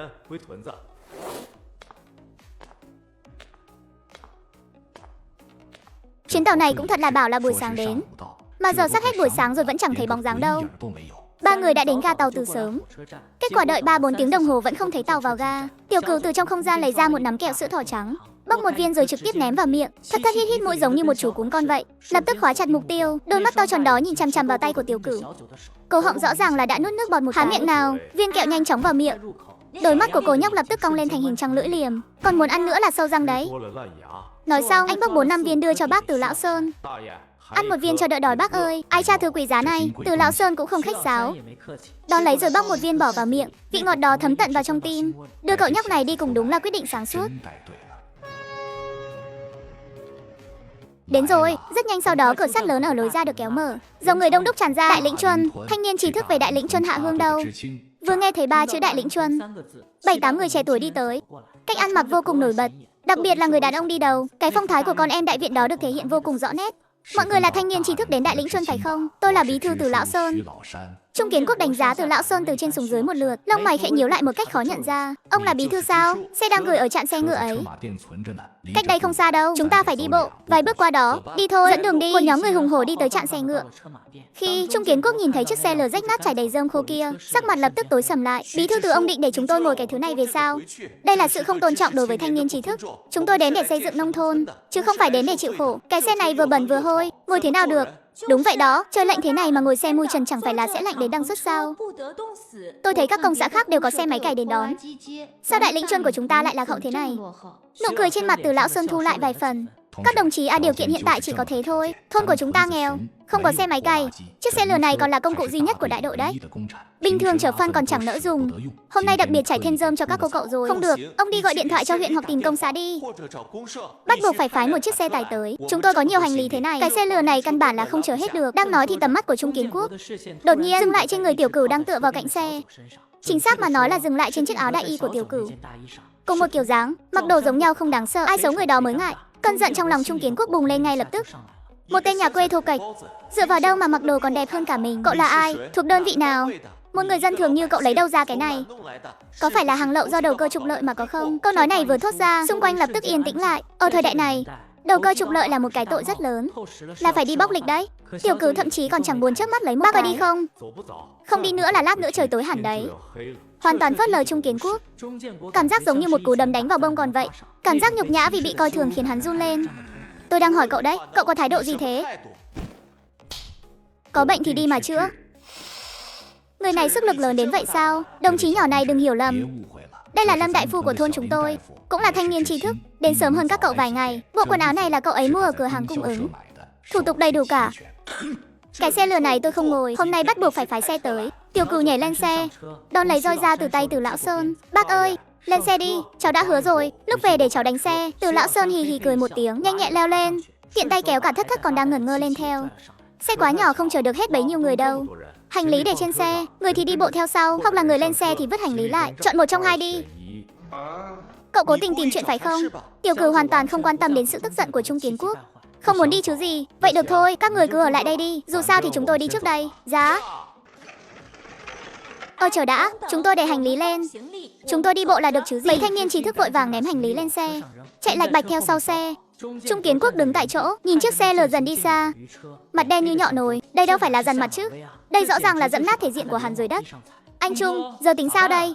Trung Kiến Quốc nghiến răng nghiến lợi, ném cái vali ra nặng trịch lên xe. Hai tay không đuổi theo phía sau.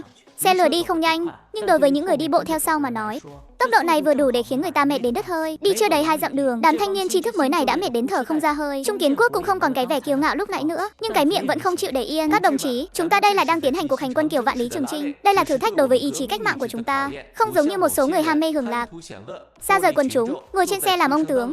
Mấy nữ thanh niên trí thức mệt đến sắp quỵ xuống nghe thấy lời này, nhìn Tiểu Cửu với ánh mắt cũng mang theo vài phần oán hận. Muốn cô lập tôi sao? Muốn kéo thù hận à? Tầm nhìn hẹp hòi quá rồi. Tiểu Cửu từ trong lòng lấy ra gói giấy dầu đó. Bên trong là con gà quay tiện tay mua ở tiệm cơm hôm qua, lúc này vẫn còn nóng hôi hổi. Xé một cái đùi gà béo ngậy đưa cho Thất Thất.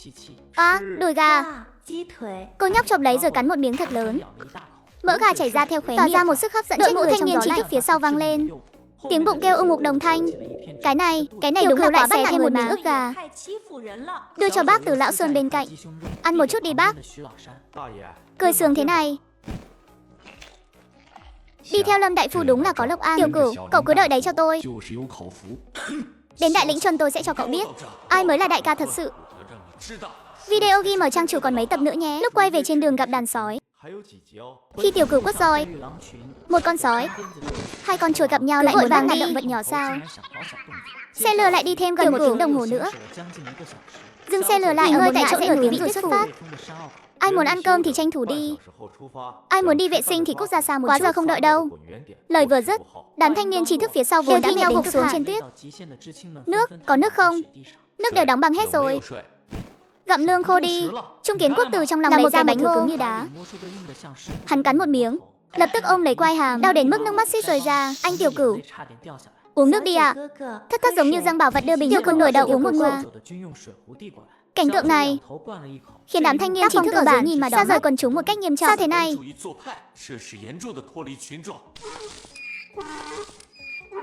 Sói, là sói, đừng có kêu. Từ Lão Sơn quát lên một tiếng. Từ dưới chỗ ngồi rút ra chiếc đồ chơi săn bắn, đừng có chạy loạn. Chạy về phía xe này, Từ Lão Sơn cầm dụng cụ săn bắn, đôi mắt già nua đục ngầu lóe lên tia sáng, nhìn chằm chằm vào bụi cây rậm rạp bên trái. Đám thanh niên trí thức lăn lộn chạy về phía xe lừa. Trong đó Trung Kiến Quốc chạy nhanh nhất. Cứu mạng, bí thư Từ. Cứu mạng với, niệm lực của Tiểu Cửu làm ứng được 4 cái bóng xám đang hạ thấp người. Mượn sự che chắn của bụi cây, bao vây tới là 4 con sói trưởng thành. Trung Kiến Quốc vô thức kêu lên một tiếng.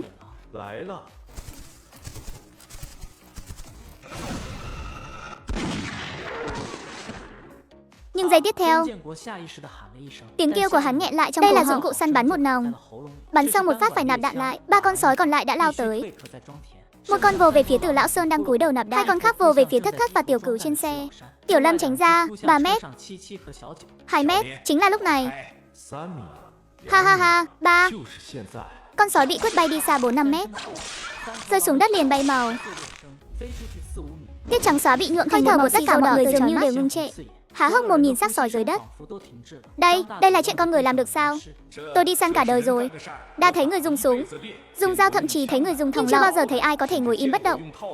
Dùng một chiếc roi đánh lừa mà khiến 3 con sói đói bị quát cho đằng xuất luôn. Đây là lực đạo gì thế này? Đây là độ chính xác gì thế này? Nếu như lúc trước là coi trọng, bây giờ chính là sự phục tùng tuyệt đối đối với kẻ mạnh. Xử lý giọng điệu của Tiểu Cửu bình thản như thể vừa rồi chỉ là đập chết 3 con ruồi. Quay đầu lại, liếc qua những thanh niên trí thức còn đang bết bát dưới đất, ánh mắt dừng lại, miệng nhếch lên một nụ cười giễu cợt. Mảng quần, đây chính là ý chí cách mạng của các người sao? Cái này quá mạnh rồi. Lúc này, chút kiêu ngạo gọi là đã bị bà nhát giò này quất cho nát vụn. Bác Từ, bộ da này cũng khá đấy, lột da có thể làm được vài đôi bò gối. Chỗ thịt còn lại thì hầm lên cho mọi người tầm bổ. Được thôi, đừng có ngẩn ra đó nữa. Ai không muốn bị lạnh đến hẹo thì lại đây giúp kéo sói đi. Tối nay về đến thôn chúng ta ăn thịt sói. Tiểu Cửu ngồi lại lên xe. Ba nhát roi này không chỉ đánh sói, mà chính là đánh ra quy tắc tương lai cho Đại Lĩnh Chuân. Ở đây sau này anh chính là quy tắc. Xe lừa quay về Đại Lĩnh Chuân, dân làng liền vây quanh lấy. Mẹ kiếp ơi, đây mà là sói sao? Đây là con bê con thì có, cái này phải hơn 50 cân ấy chứ. Đây là hốt trọn cả ổ sói rồi à? Mọi người nhìn đi, mở to mắt ra mà nhìn. Đây chính là loài súc sinh ăn thịt người đó. Lâm đại phu của chúng ta cầm cái roi ra đó quất 3 phát, trực tiếp tiễn lũ súc sinh này đi luôn. Đó đúng là thần tiên quất roi. Dân làng nghèo túng bỗng xôn xao như nổi trào. 3 roi quất bay màu 3 con sói. Đây đâu phải là đại phu nữa, rõ ràng là cấp bậc của Diêm Vương rồi. Nhưng người ở đây thế này là một cơ hội tốt, một cơ hội để Gia Uy đồng thời cũng có thể lấp đầy bụng. 3 con lồi xóm, các đồng chí. Trung Kiến Quốc bày ra bộ dạng như đang đọc báo cáo, giọng điệu ra vẻ vô cùng chuyên nghiệp. Chúng ta là những thanh niên tri thức hưởng ứng lời đến Đại Lĩnh Chuân để xây dựng nông thôn mới. Tuy rằng đường xá gian khổ, nhưng trái tim chúng ta luôn rực cháy. Những con sói này được xử lý trên địa giới Đại Lĩnh Chuân, đó chính là tài sản tập thể, là của cải chung của toàn thể xã viên trong đại đội chúng ta. Để thể hiện sự công bằng, tôi đề nghị nộp chỗ thịt này cho công quy, do nhà ăn đại đội thống nhất phân phối, ai cũng có phần, để chúng ta trong tình hữu nghị cùng chia sẻ thành của thắng lợi này. Những lời này nói ra vô cùng hào hùng và phấn chấn. Bầu không khí tại hiện trường lập tức trở nên tế nhị. Đúng vậy, có phần cho người thấy mà. Nhiều thịt thế này, một mình Lâm đại phu cũng chẳng ăn hết, phí quá. Thanh niên trí thức mới đến nói cũng có lý, dù sao cũng là trên địa giới của tập thể. Nghe thấy những tiếng bàn tán xung quanh, khóe miệng Trung Kiến Quốc nhếch lên, đầy khiêu khích nhìn về phía Tiểu Cửu. Đấu với tôi à? Tôi dùng cái mũ đại nghĩa này để chết. Chỉ cần cậu dám nói một chữ không thì chính là phá hoại đoàn kết, là một kẻ xấu xa. Bớt nói nhảm đi. Bí thư Từ, sao ông lại chửi người ta thế? Chú ý tố chất một chút. Tố chất cái gì? Tôi nhổ vào. Quy tắc của Đại Lĩnh Chuân, con mồi ai săn được thì thuộc về người đó. Đây là quy luật tổ tiên để lại, ông trời có đến cũng không đổi được. Đây là thứ Lâm đại phu dùng mạng để đổi về, có liên quan gì đến cậu không? Còn đòi nộp công quỹ, còn đòi ai cũng có. Đúng là mơ tưởng hão huyền. Vừa nãy lúc đàn sói lao lên, sao cậu không xông lên giảng chủ nghĩa tập thể với sói? Sao cậu không bàn về sự công hiến với sói? Hừ, lúc trốn sau bánh xe để đái ra quần. Tôi thấy sao cậu không có bản lĩnh lớn như thế này nhỉ? Ha ha ha ha ha, đái ra quần rồi kìa. Một thanh niên lớn tướng thế này mà sợ, thế này mà còn đòi bàn về ý chí cách mạng, còn muốn chia thịt nữa, không thấy xấu hổ à? Tiếng cười của dân làng chất phác mà trói tai, sức sát thương cực lớn. Mặt Trung Kiến Quốc đỏ rực như sắp xỉ máu. Ông đây là tư tưởng cục bộ, là bao che. Tôi sẽ lên công xã kiện ông. Cứ đi mà kiện. Lao đây đợi đấy. Không đi cậu là đồ hèn. Tiểu Cửu thậm chí còn chẳng thèm nhìn Trung Kiến Quốc, cứ như thể hắn chỉ là không khí vậy. Kiến Quân, Tiểu Cửu ca ở đây này, lột ra đi, rồi bắc nồi lớn ở đây mà hầm. Hôm nay vui vẻ. Tất cả già trẻ lớn bé ở đại cả các thanh niên trí thức cũ nữa. Mọi người về nhà để bác tôi mời mọi người ăn. Nói đến đây anh dừng lại một chút. Ánh mắt cuối cùng cũng lướt qua nhóm thanh niên trí thức mới đang mặt như cho tàn. Còn về các đồng chí mới đến, dựa vào giác ngộ cao như vậy của các người thì cứ tiếp tục gặm bánh ngô đi. Dù sao thì ăn thịt là chủ nghĩa hưởng lạc, sẽ làm băng hoại ý chí cách mạng của các người đấy. Giết người không thấy si dâu. Đây chính là sự phân biệt đối xử. Dân làng reo hò nhảy múa. Chút tâm tư nhỏ nhen muốn chiếm lợi lúc lập tức tan thành mây khói. Rất nhanh, một chiếc nồi sắt đẳng thịt sói lớn được bắc vào nồi, thêm các loại gia vị vào nấu sôi sùng sục. Cả ngôi làng đều thơm nước mùi thịt. Quá đáng lắm rồi. Đúng là quá bắt nạt người mà. Đám thanh niên trí thức mới vừa gặm cái bánh ngô quẹt nước cả đá. Trung Kiến Quốc nhìn chằm chằm khô trong tay bị hắn bóp nát. Tiểu Cửu, chuyện này chưa xong đâu. Người anh em muốn xử lý nó không? Hêm. Tôn Hồng từ trong lòng lấy ra nửa cái bánh ghét hắn. Kẻ thù của kẻ thù là bạn. Trung Kiến Quốc nhìn cái bánh bẩn thỉu đó, lại nhìn Tiểu Cửu ở phía xa. Đó lấy cái bánh đó, cắn một miếng thật mạnh. Chà, hai con chuột trốn lại một nhóm đã gặp nhau rồi. Đỡ cho tôi phải xử lý từng đứa một mất công. Cả gia đình phải để cho chỉnh tề tiễn đi. Thế mới gọi là sảng khoái. Đi thôi. Chúng ta đổi chỗ khác nói chuyện. Anh Trung, cơn giận này anh nuốt trôi được sao? Cái thằng họ Lâm đó là cái thá gì chứ? Chẳng qua chỉ là có chút bản lĩnh múa may vài cái thôi. Chúng ta đều là thanh niên trí thức cả, mà còn để nó cưỡi đầu cưỡi cổ được à? Tôi lăn lộn trong đại viện bao nhiêu năm nay, ai thấy tôi mà chẳng phải gọi một tiếng Anh Kiến Quốc. Vậy mà trước mặt bao nhiêu già trẻ lớn bé trong thôn, nó lột sạch mặt mũi của tôi ra mà dẫm súng. Chuyện này mà bỏ qua thì ba chữ Trung Kiến Quốc của tôi sẽ thế mới đúng chứ. Tôi có một chiêu này, để tôi nói cho anh nghe. Của thằng Tiểu Cửu, Từ Lão Sơn nói bên ngoài là xây dựng thêm cho trạm y tế, còn định làm cái phòng trực gì đó nữa, nhưng trong lòng ai chẳng rõ. Đó chẳng phải là nhà riêng xây cho bọn một thanh niên trí thức hạ hương mà không ở, lại cứ muốn tự xây nhà ở riêng. Đây chính là lập vương quốc độc lập, là sao rời tập thể một cách nghiêm trọng, là đặc quyền đặc lợi. Còn nữa, chỗ thịt sói hôm nay chính là tài sản tập thể, lẽ ra phải nộp công quỹ. Dựa vào đâu mà một câu là đem chia hết, lại còn cố tình không chia cho thanh niên trí thức mới. Đây là hành xấu gì? Đây chính là dùng lợi ích nhỏ để làm tha hóa bần cố nông. Đây là kéo bè kết phái, phá hoại uy tín lãnh đạo của chi bộ đảng đại đội. Nói sâu xa hơn nữa, tiền và phiếu mua thịt, mua kẹo của nó từ đâu mà ra? Chúng ta cứ gán cho nó cái tội là thậm chí là tội đầu cơ trục lợi. Thử xem ai còn dám bênh nó nữa. Trung Kiến Quốc đột ngột ngẩng đầu lên, khuôn mặt vì đố kỵ và phẫn nộ mà vặn vẹo đó lại hiện lên vài phần hồng hào hưng phấn. Vương quốc độc lập, phá hoại lãnh đạo chi bộ, đầu cơ trục lợi. Tốt lắm, cậu em khá đấy, cứ thế mà làm. Tối nay về tôi sẽ viết báo cáo ngay lập tức, viết cả đêm liệt kê hết những chuyện này. Còn phải thêm một điều nữa là người này tư tưởng lạc hậu, lợi dụng y thuật để mua chuộc lòng người. Đó là điều chắc chắn rồi. Sáng sớm mai anh đi gửi thư đi. Lá thư này mà đi, Tiểu Cửu có 10 cái miệng cũng không giải thích nổi. Đến lúc đó chiều hướng ở đại lĩnh chúng ta mới là chủ nhân ở đây. Cái lão già lầm cầm Từ Lão Sơn đó mà dám ngăn cản thì xử lý cả lão luôn một thể. Ha ha ha ha. Video ghi mở trang chủ còn mấy tập nữa. Tôn Hồng và Trung Kiến Quốc muốn bàn mưu gây chuyện. Tối nay tôi trực tiếp thêm món quà bất ngờ cho bọn chúng. Trên đường, Tiểu Cửu thông qua niệm lực nghe thấy cuộc trò chuyện của hai người sau, khóe miệng nhếch lên. Tha hóa quần chúng độc lập sao? Cái mũ này to thật đấy. Còn muốn xử lý cả Từ Lão Sơn nữa. Hai cái thứ này không đi viết báo tường thì đúng là uổng phí tài năng. Nhưng cái não này đúng là làm cho người ta lo ngại thật. Ở đại lĩnh Chuân mà đòi đối đầu lại còn muốn kiện cả dân làng nữa. Đúng là chán sống rồi. Để xem ai mới là người bị tiễn đi trước. Không biết cái nơi trời cao hoàng đế xa này, Từ Lão Sơn chính là bá chủ ở đây. Trung đại chi thanh, đây là tự anh đưa cổ vào trong đấy nhé. Tiểu Cửu à, Từ Lão Sơn hạ thấp giọng, dùng cắm hắt về một phía, là phía bên kia của căn phòng. Tối nay ngủ nghe thì tỉnh táo một chút. Tục ngữ nói rất đúng, nghèo sinh gian kế, giàu dưỡng lương tâm. Cậu hôm nay vừa lộ mặt vừa lộ tài, lại còn chẳng nể mặt đám lính mới tơ lơ mơ kia. Hai con thỏ đó mắt đó chưa chắc đã nốt trôi cục tức này đâu. Nếu buổi tối nghe thấy động tĩnh gì thì đừng khách sáo, cứ vung tay tác động vật lý cho xong chuyện. Bác sẽ chống lưng cho cậu. Trên mảnh đất đại lĩnh Chuân này, lão tử là người quyết định. Ông lão này nhìn thì thô lỗ, nhưng lòng dạ thì sáng như gương. Trong lòng Tiểu Cửu thấy ấm áp. Ở cái thời đại phức tạp này, có được một bậc tiền bối bao bọc như vậy, quả thực bớt lo đi rất nhiều. Bác cứ yên tâm để bụng đi.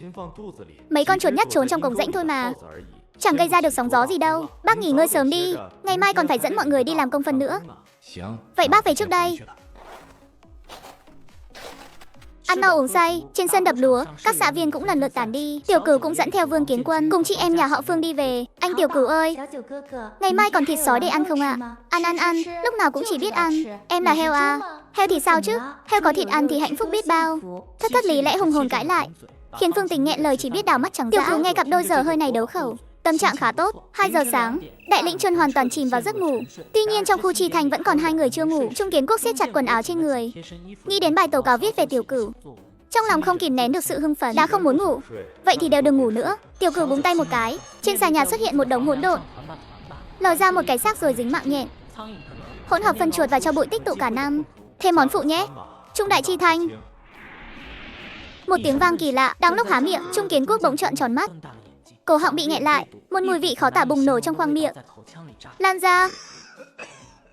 Cái này, động tính dữ dội này lập tức làm những người đang ngủ khác giật mình tỉnh giấc. Làm gì thế? Nửa đêm nửa hôm định đăng xuất à? Có bệnh hả Trung Kiến Quốc? Có để người ta ngủ không? Bị đánh thức, các chi thanh ai nấy đều bừng bừng lửa giận. Mấy chiếc đế giày rách bay thẳng vào lưng Trung Kiến Quốc. Tôi không. Trong mồm tôi có cái gì đó. Trên trời rơi xuống. Tôn Hồng bên cạnh cũng bị đánh thức, nhìn bộ dạng lếch thếch đầy bùn đen trong mồm của Trung Kiến Quốc, vẻ mặt đầy vẻ thiếu kiên nhẫn và chê bai. Anh Trung, có phải anh đói đến mụ mị rồi nằm mơ gặm đất không? Trung Kiến Quốc định mắng người, đột nhiên cảm thấy sống lưng lạnh toát. Không đúng, bên ngoài đâu có mưa, mái nhà cũng không dột, thứ bẩn thỉu đó làm sao có thể rẽ hướng rơi chuẩn vào mồm mình được. Cái đỉnh nối này cũng quá tà môn rồi. Tuy nhiên, Tôn Hồng sau khi mắng xong Trung Kiến Quốc, xoay người định ngủ tiếp. Bỗng nhiên, chiếc chăn bông cũ nát đắp trên người bắt đầu thắt chặt lại, quấn lấy cơ thể, càng thắt càng chặt, siết chặt lấy tứ chi của hắn. Tiếp theo là một luồng sức mạnh vô hình khổng lồ, đè mạnh xuống, đè hắn đến mức không thở nổi. Đã thích chơi trò ném đá giấu tay, vậy thì cho anh chơi cho đã. Chuyện gì thế này? Cổ họng tôi như bị một bàn tay sắt vô hình siết chặt lấy, không phát ra được âm thanh, tay chân cũng như bị đinh thép đóng chặt vào giường, hoàn toàn không nhấc lên nổi. Cảm giác ngạt thở đó chân thực đến mức khiến người ta tuyệt vọng. Trước mắt bắt đầu hoa lên, trong bóng tối dường như có thể thấy vô số người khuất mặt đang cười với hắn. Nỗi sợ hãi tột cùng đã đánh sập phòng tuyến tâm lý của Tôn Hồng. Hắn liều mạng giãy giụa, nhãn cầu lồi ra, sắc mặt đỏ bừng, mồ hôi vã ra như tắm. Cuối cùng một dòng chất lỏng ấm nóng chảy dọc theo đũng quần ra ngoài. Trung Kiến Quốc vừa nôn xong, quay đầu lại vừa vặn nhìn thấy cảnh Tôn Hồng trợn mắt trắng dã. Cút đi. Có ma. Đèn trong phòng vụt sáng, các chi thanh đều ngồi bật dậy, vẻ mặt kinh hoàng nhìn về phía này. Nửa đêm nửa hôm gọi hồn à? Không muốn ngủ thì cút ra ngoài. Tiểu Cửu lúc này mới lặng lẽ thu hồi niệm lực. Tôn Hồng bỗng ngồi bật dậy, thở hồng hộc, mùi nước tiểu nồng nặc bắt đầu lan tỏa khắp phòng. Có ma thật đấy. Làm gì có ma ở đây? Có người bóp cổ tôi, ngay trong chăn này. Tôi thấy anh làm nhiều việc trái lương tâm quá rồi đấy. Trời ạ, lớn tướng rồi còn tè dầm. Không thể xấu hổ à? Cả phòng toàn mùi khai, thật là đen đủi quá đi. Trung Kiến Quốc nhìn bộ dạng thảm hại của Tôn Hồng, lại sờ sờ cổ họng vẫn còn thấy đắng ngắt. Tim đập thình thịch, chẳng lẽ căn phòng này thực sự không sạch sẽ? Mau dọn dẹp sạch đi. Còn làm một nữa là bác ném 2 đứa vào chuồng heo đấy. Cả đêm hôm đó, Trung Kiến Quốc và Tôn Hồng dọn dẹp đến gần sáng. Chỉ cần một chút động tĩnh nhỏ cũng khiến 2 người sợ đến mức run cầm cập. Yên lặng hết cho tôi, bây giờ bắt đầu điểm danh. Trương đại trụ dẫn theo mấy thanh niên khỏe mạnh đi dốc phía bắc sử dụng bậc thang. Đất ở đó đóng băng cứng lắm, tất cả phải bỏ sức ra làm cho tôi. Lý Nhị Cầu dẫn đội phụ nữ đi sân bãi bóc ngô. Tay chân nhanh nhẹn lên, đừng có mà lười biếng. Nghe rõ chưa? Nghe đến đây, Trung Kiến Quốc ưỡn ngực, cố gắng lấy lại vẻ ái phong dù người sắp rã rời. Tiểu Cửu vẫn quy tắc cũ, trực ở trạm y tế. 2 ngày nay, học đại còn phải đi thăm vài nhà bệnh nhân cũ nữa.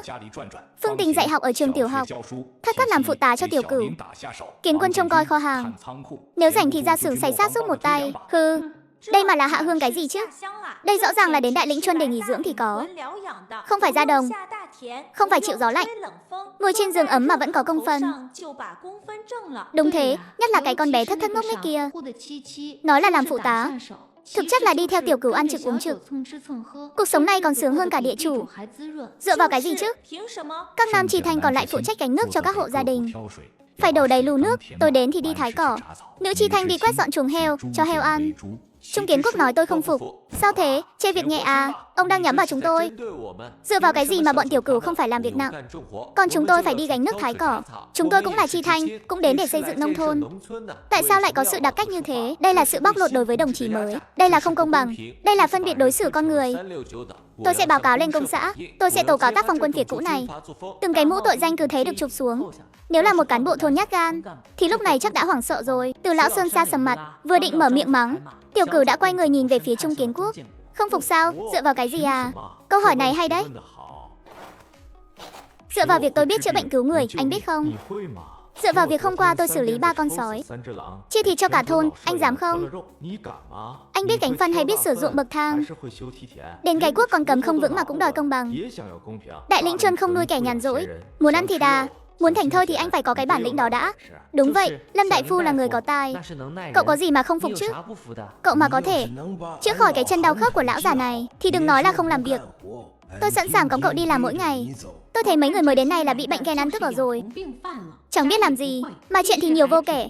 Luồng dư luận lập tức nghiêng hẳn về một phía. Trung Kiến Quốc nhìn những ngón tay đang chỉ trỏ xung quanh. Hắn giống như một tên hề bị cô lập, cảm thấy mặt nóng bừng bừng vì đau rát. Anh đây là ngụy biện. Đây là mua chuộc lòng người. Mua chuộc sao? Hừ. Trung Chi Thanh đừng nóng này thế. Tôi thấy dưới mắt anh thâm quầng, lòng trắng mắt vẩn đục, nói chuyện hụt hơi, đứng còn không vững, hai chân còn run rẩy, cộng thêm tình hình tối qua nữa. Đây là điển hình của thận khí hư tổn nghiêm trọng, kinh hãi tột độ. Tục ngữ gọi là bị dọa cho mất mặt rồi. Cái van nước bên dưới không khóa lại được đâu, ha ha ha. Không khóa được van nước tức là tè dầm rồi. Ôi mẹ ơi, thanh niên lớn tướng rồi mà còn sợ đến mức tè dầm. Thảo nào nãy giờ tôi cứ ngửi thấy mùi khai, cứ tưởng là thùng nước tiểu bị đổ cơ đấy. Ha ha ha ha ha.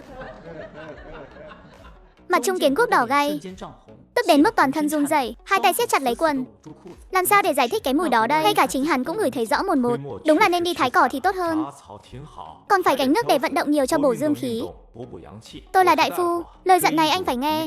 Nếu không tuổi còn trẻ mà đã không xong rồi, sau này sao mà cưới vợ được? Nói xong Tiểu Cửu phủi tay, quay người dẫn chị em nhà họ Phương và Vương Kiến Quân đi thẳng, chỉ để lại một mình Trung Kiến Quốc đứng tại chỗ, ánh mắt đầy oán độc như muốn nhỏ ra nước.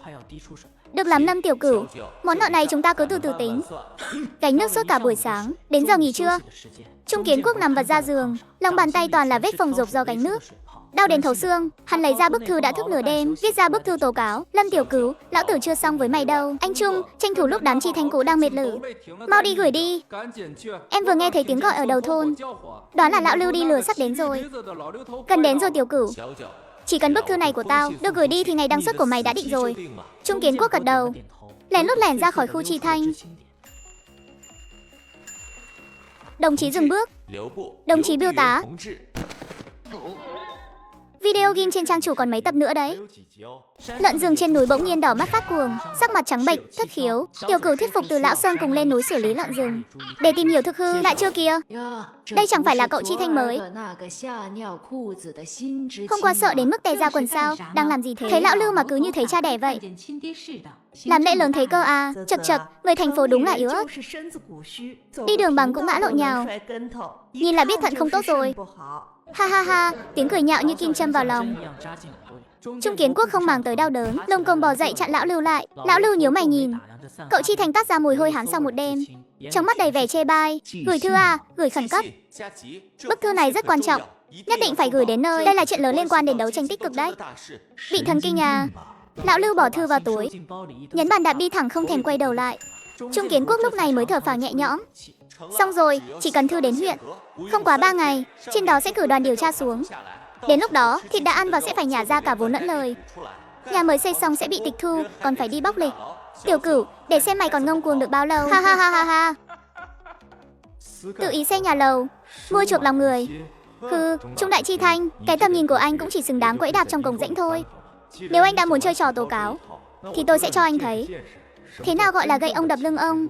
Tiểu Cửu quay người đi đến cạnh bàn ngồi xuống, viết một bản báo cáo về việc một số Chi Thanh trong thời gian hạ hương, tư tưởng lệch lạc, phá hoại đoàn kết, thậm chí âm mưu thông qua tố cáo sai hãm hại người khác để lấy vốn chính trị. Bản giải trình tình hình, đợi đám người đó đến. Đây sẽ là tảng đá cuối cùng đè chết con lạc đà. Kiến Quân có đó không? Anh Tiểu Cửu, đi đưa ít khoai lang nướng cho bác Từ đi. Tiện thể nói với bác ấy, 2 ngày tới có thể có khách quý ghé thăm. Bảo bác chuẩn bị sẵn con dấu của đại đội đi. Được rồi.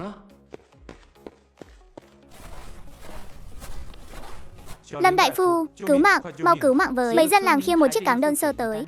Người đàn ông trên cáng hơi thở thoi thóp, phía trong bắp tay có một vết thương sâu thấy xương. Xi dâu không ngừng bắn tung tóe ra ngoài. Sắp không xong rồi. Lâm đại phu, cậu mau giúp xem với. Cái này là bị thương vào mạch máu lớn rồi nhỉ? Đáng sợ quá đi mất. Gửi lên huyện đi, mau mượn máy cày đưa lên bệnh viện huyện đi. Đưa cái gì mà đưa, tuyết rơi dày thế này, đi nửa đường là người đã lạnh ngắt rồi. Nếu không muốn cậu ta ra đi thì im miệng, tránh ra. Tiểu Cửu ngồi xuống liếc nhìn, Đây là động mạch cánh tay bị rách hoàn toàn, mạch máu đã co rút vào sâu trong cơ bắp, đang chảy xì dầu dữ dội. Nếu không cầm xì dầu ngay lập tức, người này không sống quá 3 phút. Kéo, gạc, kim khâu, thất thất dù sợ đến mức mặt tái mét, nhưng vẫn ngay lập tức đưa các dụng cụ đã khử trùng vào tay Tiểu Cửu. Hai ngón tay trái Tiểu Cửu như móc sắt, đột ngột thọc sâu vào vết thương, nhanh chóng rút ra 3 cây kim bạc, châm vào mấy huyệt đạo quanh vết thương. Cùng lúc đó, niệm lực khẽ động, xuyên qua lớp mô và chính xác điểm đứt mạch máu, kẹp chặt lại. Dây trước xì dầu còn đang phun ra như suối, thì ngay khoảnh khắc cây kim bạc thứ 3 hạ xuống, nó đã dừng lại đột ngột. Mấy người trong phòng đều kinh ngạc trợn tròn mắt. Cầm được rồi sao? Thế này mà đã cầm được rồi à? Tiểu Cửu không hề ngẩng đầu, động tác nhanh như chớp xử lý vết thương. 10 phút sau cuối cùng cũng khâu xong, đi đến bên chậu nước rửa sạch vết xì dầu trên tay. Làm sao mà bị thế này? Vết thương này bị đá sắc cửa rách, hơn nữa bề mặt có vết bầm dập, ngã không hề nhẹ. Nhưng mùa này trên núi không có gió, cậu ta không đến mức ngã thành thế này. Cương Tử lúc này đã hồi lại một hơi, đau đến mức nghe răng trợn mắt, yếu ớt mở mắt ra. Lợn rừng, là một con lợn rừng. Tôi đặt bẫy ở dốc phía bắc, vốn định đi thu bẫy thỏ, kết quả là đụng phải lợn rừng. Tôi định xua nó đi, nhưng con lợn đó hung dữ quá, hoàn toàn không sợ người, còn quay lại đuổi theo tôi để chạy thoát thân. Tôi trượt chân một cái, ngã nghiêng người xuống mương, bị một hòn đá nhọn cứa rách. Tôi thế nào, chắc phải 300-400 cân.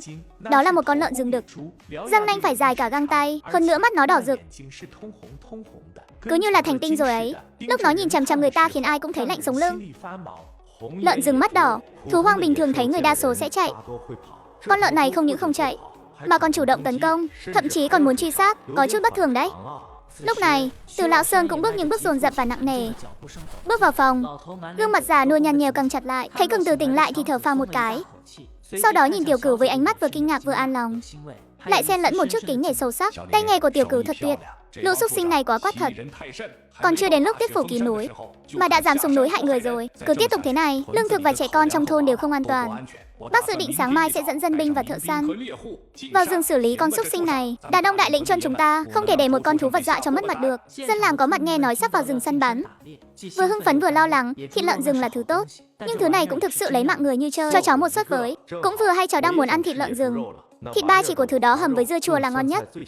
Linh tinh, không được, tuyệt đối không được. Tiểu Cửu, bác biết cậu có võ công, cậu giỏi xử lý sói, nhưng lợn rừng là xe tăng trong rừng đấy. Da dày thịt béo, lại dính đầy nhựa thông, đồ chơi bắn vào còn bị văng ra, thứ đó mà nổi điên lên, ngay cả gấu đen cũng phải tránh đường. Cậu là đại phu, là bảo bối của thôn chúng ta. Tay của cậu là dùng để cứu người, chứ không phải đi liều mạng với xúc sinh. Vạn nhất cậu mà có sức mẹ gì thì Từ Lão Sơn tôi sẽ là tội đồ của đại lĩnh Chuân. Chuyện này không thương lượng gì hết, cậu cứ ở nhà cho bác, lo thay thuốc cho Cương Tử. Nói xong, Từ Lão Sơn phất tay định dẫn người đi ra ngoài. Bác Từ, con lợn rừng này đã dám chủ động thương người, thì chứng tỏ nó không sợ người. Khẩu hàng nóng trong tay bác cũng chỉ là thứ để dọa chim thôi. Bắn thỏ thì còn được, nếu thực sự đụng phải con lợn rừng 300-400 cân đó, thì là nộp mạng cho nó hay là gãy ngứa cho nó đây? Gãy ngứa sao? Ha ha ha. Tôi gãy ngứa cho nó à? Từ Lão Sơn đột ngột quay người lại, phanh chiếc áo da cừu ra, xán ống quần lên, trên người đầy những vết sẹo vặn vẹo. Thất thất bị những vết sẹo đáng sợ này dọa cho giật mình, nép vào sau lưng Tiểu Cửu. Tiểu Cửu, cậu mở to mắt ra mà nhìn. Đây là chuyện của mười mấy năm trước rồi, lúc đó còn chưa có cậu đâu. Năm đó, từ sâu trong núi xông ra một con lợn đen nặng 400 cân. Nó lăn lộn trong nhựa thông mấy chục năm trời, lớp da đó cứng như tấm sắt vậy. Hăng nóng cũ bắn vào chỉ nghe thấy tiếng kêu keng keng.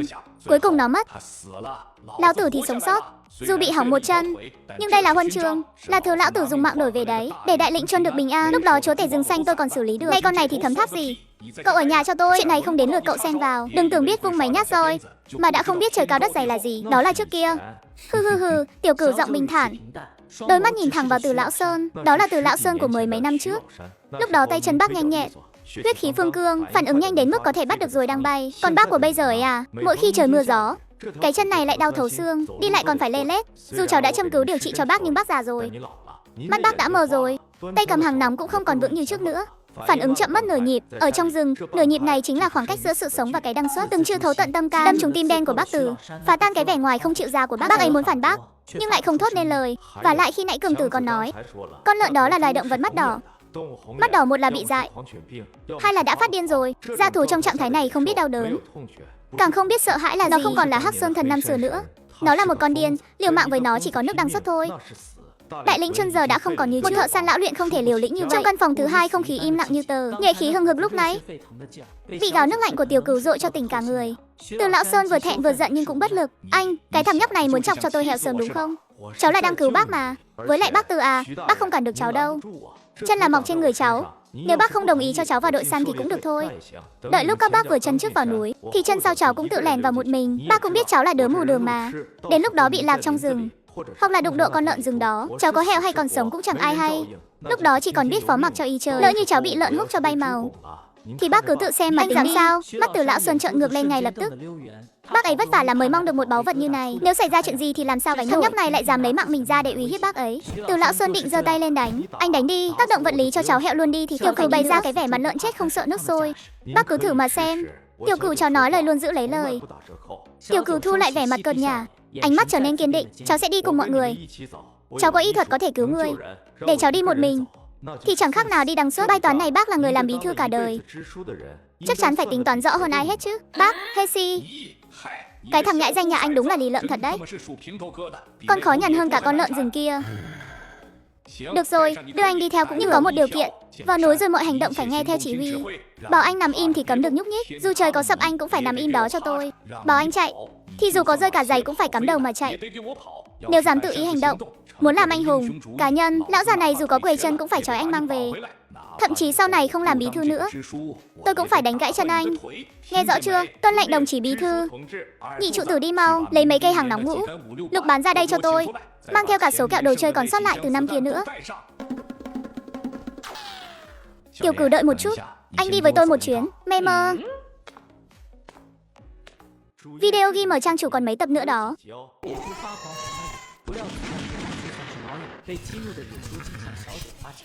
Tiếp tập trước Tiểu Cửu đi cùng Từ Lão Sơn đến một vùng đất chúng đã bị phong tỏa. Đặt một cành cây khô lên. Tiểu Lâm à, cháu nhờ Kiến Quân nhắn lời cho bác, nói vài ngày nữa có khách quý ghé thăm.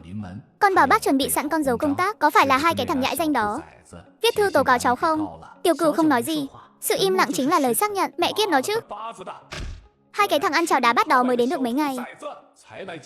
Đi còn chưa ấm chỗ đã định giở trò này ra rồi. Lão đây cho chúng ăn cho chúng uống, giờ quay lại còn định đâm sau lưng à? Đúng là khinh thường đại lĩnh chân chúng ta không có người mà. Bác bớt giận đi. Chỉ là mấy con hề nhảy nhót thôi mà. Bọn chúng ra mặt sớm thì càng tốt. Nếu không làm ầm lên một trận thì sao có thể quét sạch đống rác rưởi này một lần cho xong. Từ Lão Sơn nhìn vào đôi mắt sâu không thấy đáy của Tiểu Cửu, trong lòng bỗng giật thót một cái. Hậu sinh này còn thâm trầm hơn bác tưởng, còn quyết đoán hơn nữa. Được cháu tự biết tính toán là được, nhưng chuyện con lợn rừng này chúng ta tính riêng. Từ Lão Sơn lấy cây đồ chơi săn bắn trên lưng xuống. Cháu nói đúng, bác già thật rồi. Nhưng món đồ chơi này thì chưa già đâu. Lão già giơ tay lên chỉ về phía khu chợ bò hoang cách đó vài chục mét. Ở đó có dựng mấy tấm ván gỗ mục nát, bên trên dùng than vẽ mấy vòng tròn ngoằn ngoèo đen kịt. Chẳng phải cháu cứ nhất quyết muốn mượn món này sao? Cho cháu một cơ hội đấy. Khoảng cách 50 mét, cháu cũng đừng chê đồ chơi này cũ. Cái thứ này độ giật lớn lắm. Mấy đứa tay mơ chưa luyện tập bao giờ, cẩn thận bắn một phát là chật cả khớp vai đấy. Nếu cháu có thể bắn trúng vào cái vòng đó, dù chỉ là chạm mét thôi, thì ngày mai bác sẽ cho cháu đi theo. Còn nếu bắn trượt thì cháu cứ im nhà cho bác, đừng có ra ngoài gây thêm phiền phức nữa. Tiểu Cửu đón lấy món hàng nóng, thành thạo lên nòng, nhét viên kẹo đỏ vào ổ đạn, nâng món đồ chơi lên. Đợi lát nữa thằng nhóc này bị độ giật làm cho ngã nhào, mình sẽ tìm cách an ủi nó sau, vừa không làm tổn thương lòng tự trọng của nó, lại vừa khiến nó từ bỏ ý định. Nhớ khi bắn đồ chơi phải tì thật chặt, nếu không cố giật đó đủ cho cháu ăn hành đấy. Tiểu Cửu không lên tiếng, nét mặt khẽ cử động. Anh ta hoàn toàn không cần ngắm bắn, bởi đã khóa chặt tâm bia rồi. Chúng ngay hồng tâm. Chuyện này sao có thể chứ? Bắn bừa mà cảm giác cũng khá tốt. Bác cho cháu thêm 2 viên kẹo nữa đi. Từ Lão Sơn đờ đẫn đưa thêm 2 viên kẹo nữa. Ngay sau đó là 2 tiếng vang lớn. Từ Lão Sơn hoàn toàn ngây người, nhìn kỹ vào bia bắn. Bác ấy hít một hơi lạnh. 3 lỗ kẹo tạo thành một hình chữ phần tiêu chuẩn. Hay lắm, hay lắm. Đây hoàn toàn là kỹ thuật thực thụ rồi. Bác Từ thấy thế nào? Cách ngắm 3 điểm thẳng hàng bác dạy khá hiệu quả đấy. Từ Lão Sơn quay đầu lại, nhìn Tiểu Cửu như nhìn quái vật. Tôi dạy cái quái gì chứ? Thiên tài, đây đúng là tay chơi đồ chơi bẩm sinh rồi. Năm xưa tôi phải luyện mất 3-4 năm, tốn không biết bao nhiêu kẹo mới luyện được cảm giác này. Thế mà thằng nhóc này vừa cầm vào đã biết ngay. Tay này vững như kìm sắt vậy. Độ giật biến đi đâu hết rồi không biết. Từ Lão Sơn đi quanh Tiểu Cửu 2 vòng, càng nhìn càng thấy ưng ý. Kỹ năng bắn này, cộng thêm cái sức mạnh quái dị kia, đây đâu phải là bác sĩ nữa, đây chính là một món vũ khí hình người di động rồi. Được rồi, món đồ chơi nát này anh đừng dùng nữa, phí hoài tài năng quá. Về trung đội dân quân mà chọn, cây ngũ lục bán tốt nhất sẽ thuộc về anh. Kẹo cho anh dùng thoải mái. Ngày mai vào núi phải cẩn thận một chút. Nếu con lợn rừng đó dám ló mặt ra thì anh cứ tác động mạnh tay vào cho tôi, tác động cho nát đầu con lợn đó luôn. Tuân lệnh. Sáng sớm ngày hôm sau khi trời vừa hửng sáng, Tiểu Cửu thu dọn gọn gàng rồi đi đến trụ sở đại đội. Tôn Hồng nhìn bóng lưng anh đi ra ngoài mà nghiến răng kèn kẹt. Anh Trung, cái thằng họ Lâm kia, nó định đi cùng lão tử lên núi xử lý lợn rừng kìa. Đây đúng là dịp để nó lấy lòng mọi người mà. Lỡ như để nó xử lý được con lợn rừng đó thì trong cái làng này làm gì còn chỗ cho hai đứa mình nữa. Không được, em phải đi ngáng chân bọn họ mới được. Không thể để nó thành công. Trung Kiến Quốc vội kéo Tôn Hồng lại. Cậu muốn đăng xuất hay sao? Bọn họ là đi liều mạng đấy, trong tay đều cầm hàng nóng thực thụ. Giờ cậu qua đó phá đám. Từ lão Sơn, cái lão già đó mà coi cậu là lợn rừng rồi tiễn đi luôn thì lúc đó cậu đừng có kêu để nó đi đi. Tôi nghe ngóng rồi, đó là con lợn rừng mắt đỏ, chính là diêm vương của vùng núi này đấy. Nó chỉ là một thằng lang băm không biết học lò ở đâu, mà thực sự nghĩ rằng múa may vài cái là có thể tung hoành trong núi chắc. Chúng ta cứ ở đây mà chờ xem nó được người ta khiêng xác về hay là chỉ còn vài mẩu xương mang về thôi. Đợi đến lúc đó, người của huyện chắc cũng vừa đến. Ha ha ha ha. Bí thư, cây này thuộc về tôi là đội trưởng dân quân. Hỏa lực mạnh thế này cứ để tôi trấn giữ, hai cây còn lại đưa cho nhị trụ tử và cương tử. Tay nghề của hai đứa nó vững. Triệu Đại Thuyên đưa, tay định lấy cây ngũ lục bán mới nhất kia. Từ lão Sơn liền tát một cái vào lưng hắn, thật không có quy củ gì cả. Triệu Đại Thuyên sững người một lát, vẻ mặt đầy vẻ không hài lòng. Bí thư, không định đưa cái thằng thanh niên trí thức này vào núi thật đấy chứ? Nó là đại phu mà, cái đôi tay chỉ biết cầm kim tiêm đó mà vào núi thì chẳng khác nào mang cái mạng nhỏ này đi đánh cược. Đưa cây hàng nóng tốt như thế cho nó, đúng là lãng phí đồ tốt, lãng phí cả hỏa lực nữa. Vạn nhất đến lúc đó nó sợ đến mức tè ra quần, rồi vứt cả đồ chơi mà chạy hoặc run tay bắn nhầm. Làm đồng đội bị thương thì ai chịu trách nhiệm đây? Mấy tay dân quân xung quanh cũng gật đầu tán thành, rồi bàn tán xôn xao. Cái đồ tay mơ. Triệu Đại Thuyên, anh mở to mắt ra mà nhìn cho kỹ vào. Nếu nó là tay mơ thì các anh chỉ là một lũ vô dụng thôi. Cách xa 50 mét bắn 3 phát trúng một điểm. Anh bắn thử cho tôi xem nào. Triệu Đại Thuyên bị mắng cho ngơ ngác, theo bản năng liếc nhìn về phía khu chợ cũ một cái, nhưng miệng vẫn không chịu thua. Bắn bia là một chuyện, bắn vật sống lại là chuyện khác. Hai chuyện đó hoàn toàn khác nhau. Hừ. Cầm lấy, cây hàng nóng này thuộc về tiểu cửu, kẹo cho dùng thoải mái. Ai không phục thì cứ nhịn đi. Tiểu cửu đón lấy hàng nóng rồi nhanh chóng kiểm tra một lượt, mọi động tác đều cực kỳ thuần thục, khiến Triệu Đại Thuyên và mấy tay dân quân lập tức im bặt không dám ho một tiếng. Sau đó tiểu cửu đi đến bên cạnh Thất Thất đang đứng ngoài rìa đám đông. Về đi, lúc anh không có nhà đừng chạy lung tung, nhớ khóa cửa cho kỹ. Nếu có ai gõ cửa, ngoại trừ Vương Kiến Quân và em gái cô, thì tuyệt đối không được mở. Thất Thất sụt xịt mũi, nước mắt trực trào ra trong hốc mắt to tròn. Cô đưa bàn tay nhỏ bé đã bị lạnh đến đỏ ửng ra, trong lòng bàn tay nắm chặt 5-6 viên kẹo sữa thỏ trắng. Cho anh mang theo ăn cho ngọt này tiểu cửu. Anh nhận lấy rồi đáp một tiếng, nhét hết tất cả vào túi áo sát người, không nói thêm lời thừa thãi nào. Quay người cùng đội ngũ 10 người tiến vào trong núi. Đi trong núi một lúc, bọn họ liền phát hiện trên một cây thông lớn có vết tích của lợn rừng từng cọ sát qua. Từ lão Sơn nhặt vài sợi lông lợn dính trên vỏ cây lên, dùng tay ve thử. Lông lợn rất cứng và dai. Đây là nó dùng nhựa thông để tạo cho mình một lớp áo giáp. Con lợn rừng này em là hơi khó xử lý đây. Có lớp vỏ cứng này cộng thêm lớp da dày của nó, kẹo thông thường bắn chúng chắc cũng chỉ nghe thấy tiếng nổ thôi, chứ hoàn toàn không xuyên qua được lớp phòng thủ đâu. Bí thư nhìn vết tích cọ sát trên da cây này đi. Cái con này chắc chắn phải to lắm. Nhìn dấu chân này đi, chân sau đạp trúng chân trước, bước chân sải rộng như thế này, chứng tỏ cái thứ này chạy nhanh như gió vậy. Lại còn thêm lớp giáp bảo vệ này nữa thì chẳng khác nào một chiếc xe tăng bị hỏng phanh. Mọi người chú ý quan sát kỹ vào, con lợn rừng đó rất có thể đang ở gần đây. Một loạt tiếng lên nòng vang lên, nhịp thở của đội dân quân rõ ràng trở nên dồn dập hơn, lòng bàn tay cầm hàng nóng bắt đầu đổ mồ hôi. Tiểu cửu dùng ý niệm một cái, toàn bộ khu vực trong bán kính hơn 50 mét, mọi cảm biến đều hiện lên rõ ràng trong não bộ anh. Không ổn, yên tĩnh quá mức. Trong phạm 6-50 mét của khu rừng già rộng lớn này, thậm chí không có lấy một sinh vật sống nào. Điều này thật không bình thường, trừ khi ở đây có một kẻ săn mồi đang ở vị trí thống trị mọi sinh vật sống ở khu vực này, hoặc là dọa chúng chạy mất hết ra. Con lợn rừng mắt đỏ này còn bá đạo hơn so với tưởng tượng nhiều. Đội ngũ tiếp tục tiến lên. 2 tiếng sau, Triệu Đại Thuyên ngồi bệt xuống tuyết thở hồng hộc. Bí thư nghỉ một lát đi, chân cháu sắp đóng băng rồi, bụng đói cồn cào, người không phát ra nhiệt được nữa. Vậy thì nghỉ tạm 15 phút, lấy lương khô ra lót dạ đi. Cương tử, nhị trụ tử với cả tiểu cửu nữa, 3 đứa để ý xung quanh thay phiên nhau ăn theo 3 hướng. Mọi người như được đại xá, vội vàng những chiếc bánh ngô đông cứng như đá trong lòng ra, mà cảm thán. Tiểu cửu tìm một cái cây có tầm nhìn thoáng đáng để tựa lưng vào, bóc một viên kẹo sữa cho vào miệng. Hương vị sữa làm xua tan đi phần nào cái lạnh giá. Đúng lúc anh định ăn viên thứ hai thì dây đa nhiệm lực trong đầu chợt rung chuyển dữ dội. Hướng 9 giờ, vị trí cách 48 mét, một bóng đen to lớn đến nghẹt thở, đang với một tốc độ cực nhanh lao thẳng vào vùng cảm biến của anh. Có thứ gì đó đang đến kìa. Cái gì? Ở đâu cơ? Ở đằng kia kìa. Cương tử chỉ vào một bụi cây rậm rạp bên trái hét lớn. Một con vật khổng lồ mang theo luồng gió lạnh thấu xương và sát khí ngùn ngụt xông vào tầm mắt của tất cả mọi người. To như vậy mà còn mắt đỏ nữa. Cái này mà là lợn à? Đây chắc chắn là yêu quái rồi. Triệu Đại Thuyên run rẩy suýt chút nữa không cầm chắc hàng nóng, lập tức khai hỏa, kẹo bay thẳng về phía con lợn rừng. Thế nhưng ngay giây tiếp theo, con lợn rừng đó dường như đã dự đoán trước được nguy hiểm. Nó né được một viên kẹo sượt qua hốc mắt nó. Khốn kiếp, nó còn biết né kẹo nữa sao? Con lợn này chắc thành tinh rồi. Tác động, mau tác động vào nó cho tôi. Tất cả mọi người đều nâng hàng nóng lên. Nhưng cộng thêm lớp giáp nhựa thông đó, những viên kẹo này bắn vào người nó chẳng khác nào ném cát vào tấm thép vậy. Ngoại trừ việc làm nó đau, nó còn gầm lên một tiếng hung tợn, lao thẳng về phía Tiểu Cửu. Tiểu Cửu chạy mau, mau chạy đi tìm chỗ nấp. Hừ, vậy thì tới đây thử xem đầu mày cứng hay là kẹo của tao cứng hơn. Đứng lại cho tao. Mặc dù bây giờ sức mạnh của mình vẫn chưa thể hoàn toàn khống chế được một con lợn rừng nặng mấy trăm cân đang lao tới với tốc độ cao, nhưng chỉ cần có thể khiến nó khựng lại không phải một giây thôi là quá đủ rồi. Video ghi mở trang chủ còn mấy tập nữa đó. Đối mặt với con lợn rừng đang lao tới điên cuồng, Tiểu Cửu khẽ động nét mặt hét lớn một tiếng. Con lợn rừng đang lao tới bỗng khựng lại không phải không một giây. Tiểu Cửu nhanh chóng nổ một phát bắn nát một con mắt của con lợn rừng. Con lợn rừng giống lên thảm thiết, hoàn toàn phát điên, lao loạn xạ vào vị trí bọn họ đang đứng. Đội dân quân đều tản ra né tránh. Tiểu Lâm chạy mau. Tiểu Cửu lăn người một vòng, né ra xa 3-4 mét. Con lợn lao thẳng vào cái cây đại thụ bên cạnh. Cả cái cây to tướng vậy mà bị nó húc đổ ngang. Tuyết rơi mù trời vừa lấp mất nửa thân con lợn rừng. Cú này mà húc trúng người thì chắc chắn là nát bấy mỗi nơi một mảnh mất. Nhân lúc nó đang yếu, lấy mạng nó ngay lại. Đội dân quân đã hoàn hồn. Thang nóng tự chế trên tay và món đồ chơi đi săn cũng đồng loạt nổ súng. Nhưng những viên kẹo này bắn vào lớp giáp nhựa thông vẫn mang lại hiệu quả rất thấp. Con lợn rừng loạn trọn đứng dậy từ đống tuyết. Tiểu Cửu bồi thêm một phát hàng nóng bắn nát con mắt còn lại. Con lợn rừng bị mù cả hai mắt, hoàn toàn biến thành kẻ mù quáng, lao đầu điên cuồng trong rừng. Tản ra, tất cả tản ra, đừng lại gần, cứ để nó phát điên đi. Xì dâu chảy hết là nó sẽ đăng xuất thôi. Mọi người vội vàng rút lui. Người thì trèo cây, người thì nấp sau con vật khổng lồ đó. Sinh vật khổng lồ này vùng vẫy trong tiết suốt nửa tiếng đồng hồ. Cuối cùng gầm lên một tiếng rồi ngã. Mấy tay dân quân bạo gan, rút dụng cụ dắt bên hông ra định tiến lại gần. Khoan đã, có chuyện gì vậy? Nó chẳng phải đã nằm im rồi sao? Cái thứ này mạng lớn lắm, ai biết được nó có đang giả vờ đăng xuất không? Vạn nhất nó phản kháng lúc lâm chung rồi tiễn một người trong chúng ta đi theo thì tổn thất của chúng ta lớn lắm đấy.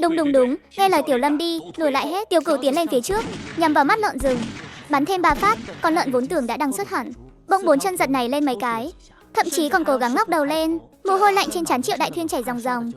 Nếu lúc nãy mà hấp tấp xông lên, nó chỉ cần hất đầu một cái thì cái mạng nhỏ này của mình coi như đi đời nhà ma rồi. Về nhà phải cảm ơn Tiểu Cửu cho thật tốt mới được. Được rồi, thu dọn thôi. Cái thằng nhóc này đúng là sinh ra để làm nghề này mà. Mẹ nói chứ, to thật. Đừng có nói nhảm nữa, mau đi chặt mấy khúc gỗ to mang lại đây, khiêng nó về thôi. Chỗ thịt này đủ cho cả làng ăn Tết linh đình rồi. Cái thứ này sao mà lớn nhanh được như vậy nhỉ? Dù có là lợn rừng chúa thì kích thước này cũng quá vô lý rồi. Lại còn đôi mắt đỏ lòm kia, chắc là do hỏa khí bốc lên đầu dữ quá đây mà. Tiểu Cửu đưa tay cạy cái miệng hôi thối của nó ra. Ở trong kẽ răng sâu nhất bên trong phát hiện một sợi rễ màu nâu vàng. Anh ta khều một ít ra rồi đưa lên mũi ngửi. Có một mùi thuốc rất đặc biệt. Đây là cực phẩm lão xuân sâm trên trăm năm. Cái đồ phá gia chi tử này lại dám đem thứ này ra gặm như gặm củ cải. Hành chi mắt con lợn rừng này đỏ ngầu, toàn thân tràn đầy năng lượng không có chỗ phát tiết. Hóa ra là bị bổ quá mức đây mà. Bác Tử à, con lợn này có thể khoan vận chuyển về trước được không? Sao vậy? Còn chuyện gì nữa à? Cháu muốn đi xem hang ổ của con lợn rừng này một chút. Lúc nãy cháu thấy trong kẽ răng nó dính đồ tốt. Đó là bã của nhân sâm trăm năm đấy. Cái gì? Cháu có chắc là không nhìn nhầm không? Con lợn này chính vì ăn thứ đó nhiều quá nên mới phát điên. Dưới hang núi chắc chắn vẫn còn sót lại. Không được, hôm nay chúng ta gặp may. Đó là được tổ tiên phù hộ rồi. Xử lý được con lợn này là đủ vốn rồi. Giờ mà đi sâu vào rừng già nữa, vạn nhất đụng phải gấu đen hay bầy sói thì tính sao? Tiểu Cửu, anh đừng có được voi đòi tiên. Lúc này anh mạng lớn mới thoát được thôi. Trong rừng này nhiều chuyện quái dị lắm. Nếu lỡ để Tiểu Cửu xảy ra chuyện gì ở trong đó thì dù có đào được núi vàng, từ lão Sơn Bắc đây cũng phải hối hận cả đời. Biết dừng đúng lúc. Đạo lý này anh có hiểu không hả? Bác nghe cháu nói đã. Cả khu rừng này lúc nãy chúng ta đi qua, bác cũng thấy rồi đấy. Đến cả một sợi lông thỏ cũng chẳng thấy đâu. Điều đó chứng tỏ con lợn này là bá vương của vùng này. Các loài dã thú khác đã bị nó dọa chạy mất từ sớm rồi, hoặc là đã bị nó ăn sạch rồi. Bây giờ nó vừa mới đăng xuất. Khu vực này chính là một vùng trống an toàn. Những con lợn rừng khác chưa có gan mò vào đây đâu. Đi bây giờ là an toàn nhất. Đợi vài ngày nữa mùi của vị bá vương này tan đi, các loài dã thú khác đến chiếm địa bàn, lúc đó mới thực sự là liều mạng đấy bác ạ. Thôi được rồi, muốn đi thì cũng được. Tôi đi cùng anh. Khu rừng này tôi thông thạo hơn anh. Có biến động gì tôi còn nghe thấy trước. Triệu Đại Thuyên anh ở lại đây. Mấy người canh chừng chỗ thịt này cho kỹ.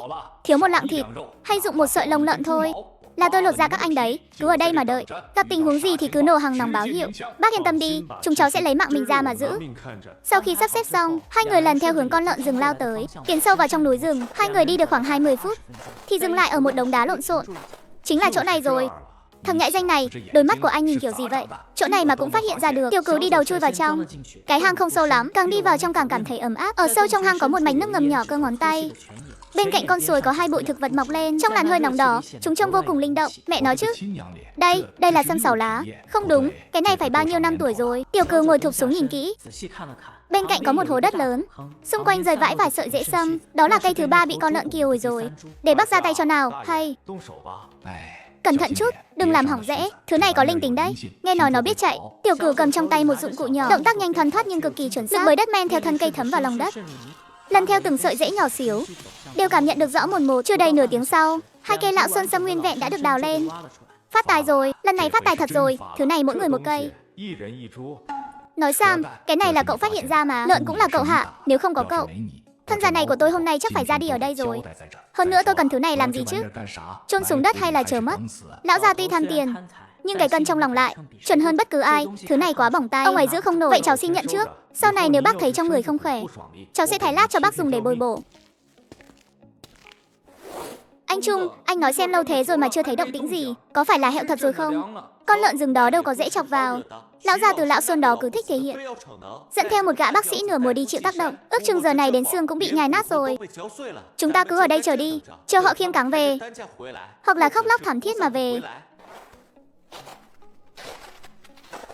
Mau nhìn kìa, về rồi. Tôn Hồng bỗng chỉ tay về phía con đường lớn nơi cửa núi, giọng nói vì phấn khích mà trở nên biến điệu. Sự mong chờ trong mắt Trung Kiến Quốc như muốn trào ra. Nhìn cái bộ dạng kia, đi chậm như vậy, chắc chắn là đang khiêng người đã mất rồi. Khóe miệng Trung Kiến Quốc vừa mới nhếch lên, giây tiếp theo nụ cười liền đông cứng lại. Người đi đầu chính là Tiểu Cửu, dáng đi cực kỳ hiên ngang.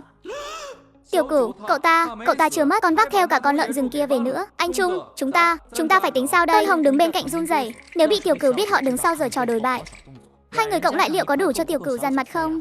Hoảng cái gì, thư đã gửi đi rồi. Đâm lao thì phải theo lao thôi. Tiểu Cửu có bản lĩnh đến đâu cũng không qua được văn bản chính thức, càng không qua được kỷ luật của tổ chức. Võ công giỏi thì có ích gì, thời này kẻ nắm đấm cứng cũng phải sợ kẻ liều mạng. Cậu ta càng thích chơi trội thì càng nhanh bay màu. Chờ ngươi ở trên xuống, mấy chuyện này sẽ là lệnh tiễn cậu ta ra đi. Trời đất ơi, đây mà là lợn sao? Nhìn bộ lông này thôi đã thấy rợn người rồi. Thế này thì được bao nhiêu thịt chứ? Tôi thấy ít nhất cũng phải hơn 400 cân. Thôi buổi này chẳng có gì thực tế bằng một miếng thịt. Cả năm trời chẳng được miếng mỡ nào vào bụng. Dân làng ai nấy đều thèm đến chảy cả nước miếng. Tiểu Cửu bị thương ở đâu rồi? Có bị nó cắn không? Thất thất vừa sờ soạn kiểm tra vừa sụt sùi khóc, nước mắt lem nhem đầy mặt. Tôi không sao, khóc lóc cái gì chứ? Tôi đã mất đâu. Lau nước mũi đi. Dầu quá đi thôi. Lúc này Phương Tình và Vương Kiến Quân cũng chen vào. Vương Kiến Quân nhe răng cười nhưng hốc mắt lại đỏ hoe. Nhìn Tiểu Cửu một lượt từ trên xuống dưới. Nhìn cái điệu bộ kia, nếu Tiểu Cửu mà thiếu mất miếng thịt cậu ta chắc sẽ gào toáng lên mất. Anh Tiểu Cửu, anh không sao là tốt rồi. Tiểu Cửu nháy mắt ra hiệu với mấy người. Ám chỉ đây không phải chỗ để nói chuyện. 4 người hơi lùi ra phía bên cạnh. Còn Tôn Hồng đứng dưới ánh đèn mạnh nhìn cảnh này, ghen tị đến mức run người. Tôi chẳng tin là do cậu ta xử lý đâu. Một con lợn to thế này, da nó còn cứng hơn sắt. Chắc chắn là bí thư từ dẫn theo dân binh cùng nhau nổ đồ chơi mới hạ được nó. Kẻ nào đó chỉ đi theo kẻ chút công lao rồi về thôi. Làm màu cái gì chứ? Chẳng qua là may mắn thôi. Đúng là mèo mù vớ phải cá rán. Bớt nói nhảm đi, cái gì mà cái công lao. Cái miệng anh chỉ để phun phân thôi à? Mở to mắt chó của anh ra mà nhìn vào mắt con lợn kia kìa, xem là ai đã bắn nát nó. Lúc con súc sinh này lao tới, mấy người chúng tôi chân tay bùn rùn cả ra. Là Lâm đại phu đã giữ chân nó lại. Phát đồ chơi đầu tiên bắn nát mắt nó cũng là do cậu ấy làm. Nếu không có Lâm đại phu, mấy thằng tôi hôm nay đều biến thành phân lợn hết rồi. Bị thải ra trên núi rồi, anh còn vác mặt ra đây nói nhảm được sao? Thật hay giả vậy? Tôi lấy danh dự đảng ra đảm bảo, bí thư cũng có mặt ở đó. Không tin mọi người cứ đi hỏi bí thư ấy. Triệu Đại Thuyên nói. Không sai một chữ nào. Hôm nay Tiểu Cửu có công đầu. Ai còn ý kiến gì nữa không? Bây giờ cứ vào núi săn một con về đây cho tôi xem nào. Phen này thực sự bùng nổ rồi. Những dân làng vốn dĩ đối với Tiểu Cửu còn có chút tâm lý đố kỵ, đều tâm phục khẩu phục. Đến cả mấy nữ chi thanh nhìn Tiểu Cửu bằng ánh mắt cũng khác hẳn. Nhìn lại hai chị em nhà họ Phương, trong mắt họ đầy vẻ ghen tị. Được rồi, tất cả im lặng nào. Bây giờ bắt đầu chia thịt. Theo quy định, mỗi người tham gia săn bắn được 5 cân thịt, cộng thêm một bộ lòng. Phần còn lại chia đều cho cả làng theo đầu người. Chi Thanh cũng được chia như vậy. Thế nhưng con lợn này là đồng chí Tiểu Cửu đã liều mạng mới có được. Tôi tuyên bỏ, nào là đầu heo, tim heo, lại thêm thịt ba chỉ loại thượng hạng. Phải để riêng một phần này cho Lâm đại phu, không ai được phép động vào. Ăn đi, ăn nhiều vào. Đây chính là bữa cơm cuối cùng trước khi ra đi. Cho ngươi ở trên xuống đây, để xem cậu còn ai phong được thế này không. Video game trên trang chủ còn mấy tập nữa đó.